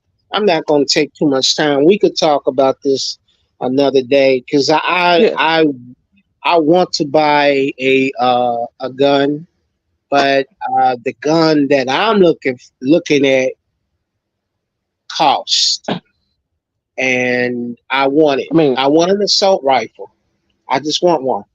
Well, you won't be able to get one unless you fill out forms with the ATF and so on and so forth. And that you cannot travel across state lines willy-nilly, because some states it's outright illegal, such as California. Now, if you're talking about more like a PDW or a pistol caliber carbine or something like that, then yes, the rules are a little bit different for those kind of things. But if you're talking about an assault rifle, so what classifies an actual assault rifle is a weapon that is fully automatic. If it's a semi-automatic rifle, then it's not an assault rifle. I know how much the Democrats like to come on and say, "Oh, well, just because it looks like an AR, it's an assault rifle." No, that's not what it is. Literally, it's a semi-automatic rifle. And honestly, when you look at AR, as much as they want to make people believe that AR stands for assault rifle, it doesn't. It stands for Armalite rifle. Armalite being the company, but the original company that developed the platform. But I'm not a lawyer, and I don't like I said. I'm not. I do a lot of research. I'm not well versed in every state. I'm different. I was prior service. I'm no longer in the military. I served 17 years in the military. 17 years in the military. Got out, with injuries and so on and so forth. And I just personally, I believe in my Second Amendment, and I believe in the Constitution, and I protect and uphold the Constitution no matter what. So that term has been with all day from the time I talked to Eric Jordan around 3:00 yesterday. We talked about the Second Amendment, and we talked about the Democrats and their effect on Black people in America. I mean, we talked about it all. Woo. Well, when did most of the biggest changes happen with Black people as far as civil rights? When Black people started wielding weapons. Yeah. Think about it. So the thing about it is every civilization around, when they were allowed to have weapons, they weren't allowed to be dominated. So when you think about, even with that guy with the funny mustache, everybody knows his name starts with an H, ends with an R. And they like to compare Trump to him. One of the first moves that he did before he even started any campaign or anything else, what did he do? He took all the weapons. But when he took the weapons, what did he do? He started out with rifles. Then after rifles, he took pistols. After pistols, he took shotguns. After shotguns, I'm not saying all firearms were illegal. He was able to do whatever the hell he wanted because the people had no way of defending themselves. The Gestapo could just go ahead and swoop in. And the biggest protection that we have against tyranny is our Second Amendment. And so, listen, right now, Joe Biden is our president. Doesn't matter how I feel about him or anything like that. I will take a bullet for our president. We could talk about the Second Amendment. Some between me and you personally. When I read the Second Amendment, I read it for what it was meant for, not for what it is now. That's how I read it. Well, what it is now and what it was meant for are both the one and the same. They haven't changed. I disagree. Okay, I disagree. We can debate about it because I'll go down case law. I'll hit you with case law and everything else. Listen, people have already found out in the chat that I go. I hit you with dates. I was just reading about this stuff earlier today. The Second Amendment, because I looked it up. I'm curious. So when I get curious, I look stuff up. Well, we got 3 minutes. Go ahead and hit me with it. The Second Amendment says we have to have a militia. That's the first line by James Madison, who was the 4th president. He signed the Second Amendment into law. And it was all about having a militia ready to fight. Because at that time, during James Madison's presidency, Britain was harassing the naval merchants, and they were converting them. Instead of falling on the sword, they asked them to come join them. So when James Madison signed that into law, it was basically to get ready for another British invasion. That's why they called it That's why they called it in the first line. It says militia. And we have militias all throughout this country. 90% of them are all white. So here's where I'll push back, right? Okay. There's nothing in the Second Amendment that says we have to have a militia. Mm-hmm. I would be willing to bet everything I own, and I got quite a bit of assets. Anybody who knows me, I'm willing to bet everything I own that it does not say we have to have it. And honestly, I can go ahead and rattle it off at the top of my head. A well-formulated militia being necessary to the security of a free state, the right of the people to keep and bear arms shall not be infringed.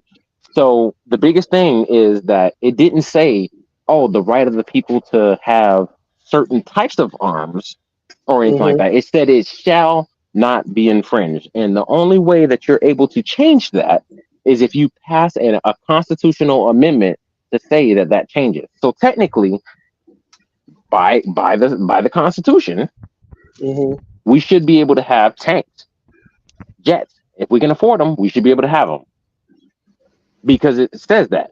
But again, a lot of people get caught up on a part where it says that a well-formulated militia being necessary to the security of a free state. So a lot of people get caught up on that because they think that you have to form a militia to be able to have these weapons. And when you think about it in modern times, they say, okay, well, to have a militia, then you have to have people with weapons who are well trained, like a military here in the United States. So a lot of people think about the KKK and so on and so forth. What I'm saying is that, yes, they're saying that. So the first portion of the amendment was saying, hey, this is the reason why. Because when it came to fighting against the British and all that good stuff, guess what? They weren't issued weapons and everything. They used their personal weapons for all this. Yes, they did. So they were called the Minutemen. Yeah, so the very same muskets that the British had, guess what?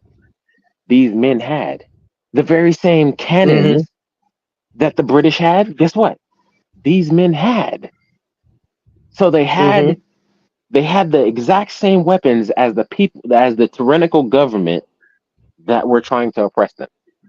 And again, it said shall not be infringed. It's the only amendment out there that says that says shall not be infringed.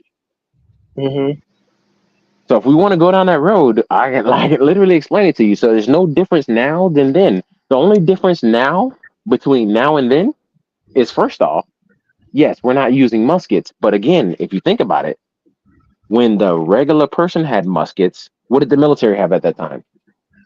Muskets. Exactly. So if we want to actually look at even if you want to take the historical stance, the military at the time had muskets, and people who were at home hunting and everything else, what did they have? They had muskets. They had the exact same weapons that the military did. So they had an understanding, because these people weren't stupid. These people were not stupid, because most of their amendments have stood the test of time, especially the amendments that are in the Bill of Rights. Most of them have stood the test of time even to today. But the only one that says shall not be infringed is the Second Amendment. The Second Amendment. That's again, what it says. I swore an oath, I raised my hand and everything else, and I said, hey, I'm a protect and defend and so on and so forth. And I believe in that. I'm a black man, and people might see things otherwise, and they say, oh, the military is a trap for the black man and so on and so forth. But here's what I say. I say this. First off, there's only a record of a few thousand slaves that actually got delivered onto the United States soil from Africa. Everybody else, if you look through their journals and so on and so forth, what does it say? It says that when they arrived in America, they found black people, or they found dark black people were already here. So that means that means that you don't know if you came from Africa or if you're a native, because a vast majority of the population of the earth are melanated, with the exception of those who were in the Caucasus Mountains. Why? Because they didn't have to have as much melanin. Why? Because from protection from the sun, they had the clouds, as well as them being seeking caves for cover and so on and so forth. Whereas for us, or for people who are more melanated, they didn't have to worry about inclement weather, so their body built up a tolerance to And higher people ask, temperatures. how can it be black people in the Americas before slave trade? Easy. There's a current that rolls from Africa.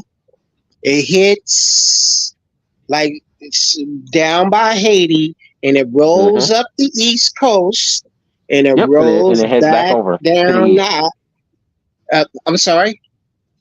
I said, yeah, and it heads back east once you get around what we call New England, which is not really and a real place. It heads back. It heads back down there. It's a huge current that basically circulates from Africa to the Caribbean. That's why they were able to go to the Caribbean, up to the 13 colonies, and back down where you see England and France and Portugal, and then back to Africa, and all is a huge circle. That's how they were able to migrate over. They just followed the currents. So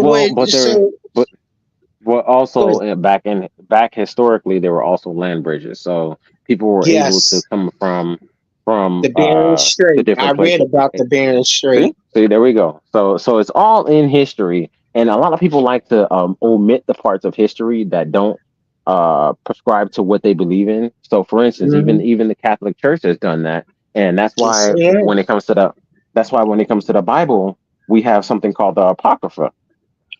Yes, we do. Because don't there go are books there. They ain't ready for the Apocrypha. Hey, listen. I'm well versed, my guy. They ain't ready for the Apocrypha yet. I haven't read the Apocrypha yet. I know it exists. In the 1611 Bible. VBN, I think, told me about that. I know about the Apocrypha. You got to ask yourself, why wasn't it included in every Bible? Well, going back through history, or whatever the case may be, and scholars actually have already begun to admit this. Where was the earliest Bible found? Only thing I know about the Dead Sea Scrolls. That's all I know about. So the Dead Sea Scrolls were part of the earliest Bible.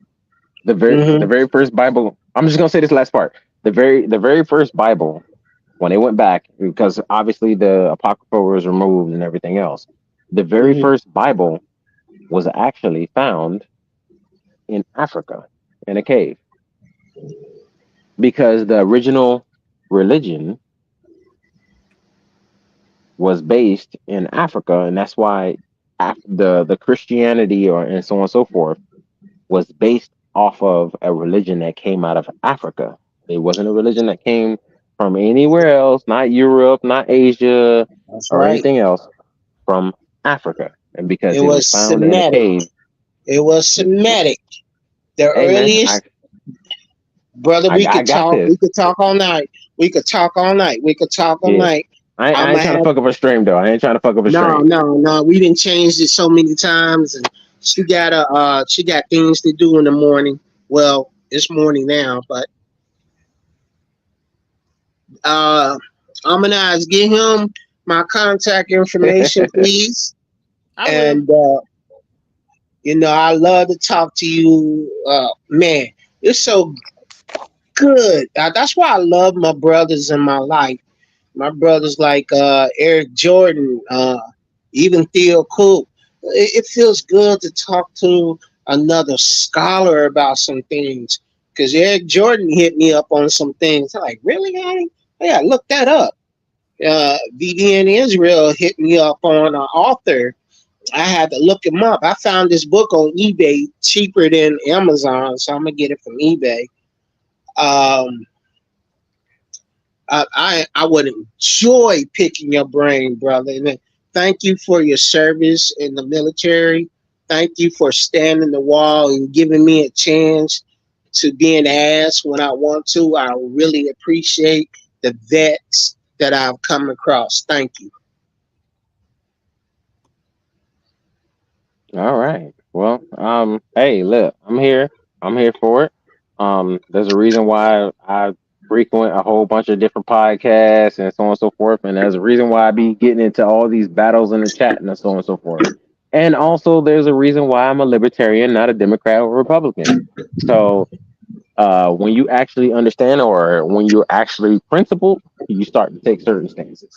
But um, again, you know what? Hey, look, it's been a great conversation so far. Um, hopefully, Almond can share me your information and we can go ahead and chop it up a little bit more. Oh, cool, man. Yeah, I'm free tomorrow evening. I got a doctor's appointment. Don't put too much out there, man. Look. First off, if there's any piece of advice that I can give you, right? Mm-hmm. Any piece, and I'm gonna say this on live stream because I want everybody to hear this, and I think that everybody should follow this rule. Your personal life needs to be personal. Mm-hmm. Even when it comes to the LGBT community and so on and so forth, I don't think that I should know about that at work. So I'm not going to treat you differently at work because you decide to suck dick on your afternoons. So what I'm saying is this. Because I really get tired of a lot of the conversations that happen. What I say is this: keep your personal life personal, keep your work life work wise, and then keep your political life political. And so when you start to make that separation, it doesn't necessarily ostracize you from your family and so on and so forth, because a lot of times your family has different political views, and that can break up a whole entire family. So when your family starts to talk to you, especially political, you say, hey, listen, I really don't want to talk political. I have my own views. You have yours. But how are your kids? You know what I'm saying? Just change the subject because you should keep these things separate. And if we want to go biblical, God even told you to separate even just your days, to separate them. 8 hours for work, 8 hours for rest, and 8 hours for what? The service of God. So So let's start separating things in our life, because those things, when we start to intermingle them and intertwine them, they will tear us apart more so than bring us together. And I personally believe that through unity, because I believe in this United States of America, coming together is the best thing that we can do. And I get it, we're dealing with political parties and everything else, but if there's one piece of advice that I can give to anybody, no matter if you're left, right, or a center like me, is to just try your best to keep everything separate.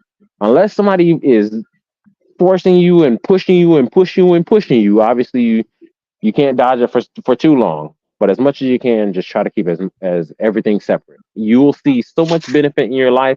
You will see so much growth in your life, because your religious side will be for you. Your business side will be for your growth as far as your finances. And then your personal side will be for your personal development and growth and self-reflection. So do that, and there's no way you can't be successful. So those are my parting words to not only you, but anybody who may be still watching the chat, or anybody who may be watching this on replay. That's my recommendation to everybody, and that is the key to success. Well, I appreciate the words of wisdom, brother, and I will take it to heart. I appreciate you. Thank you.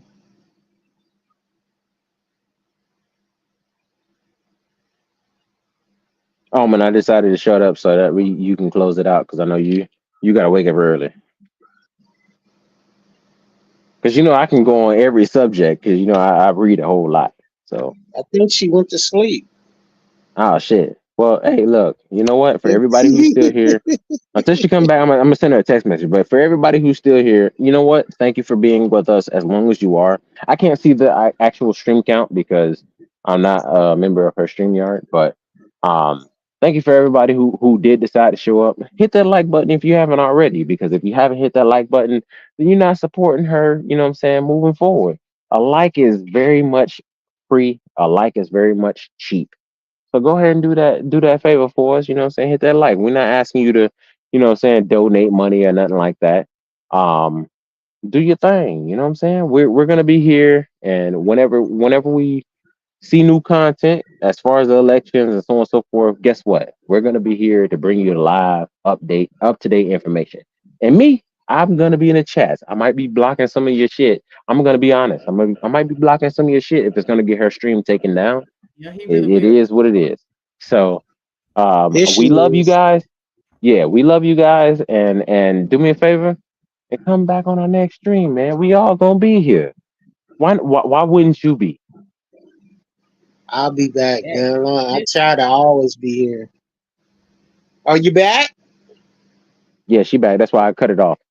Yeah. I mean, again, to piggyback off what Death Note was saying, definitely do appreciate each and every one of you guys, especially Center Man, for his most generous donations to All the right. Thank you. I appreciate you so much, sir. I do hope you enjoyed the conversation, and we'll continue to come back for more. We will be back tomorrow. Like I said, JD Vance is gonna be in Detroit, so that's gonna be interesting, maybe.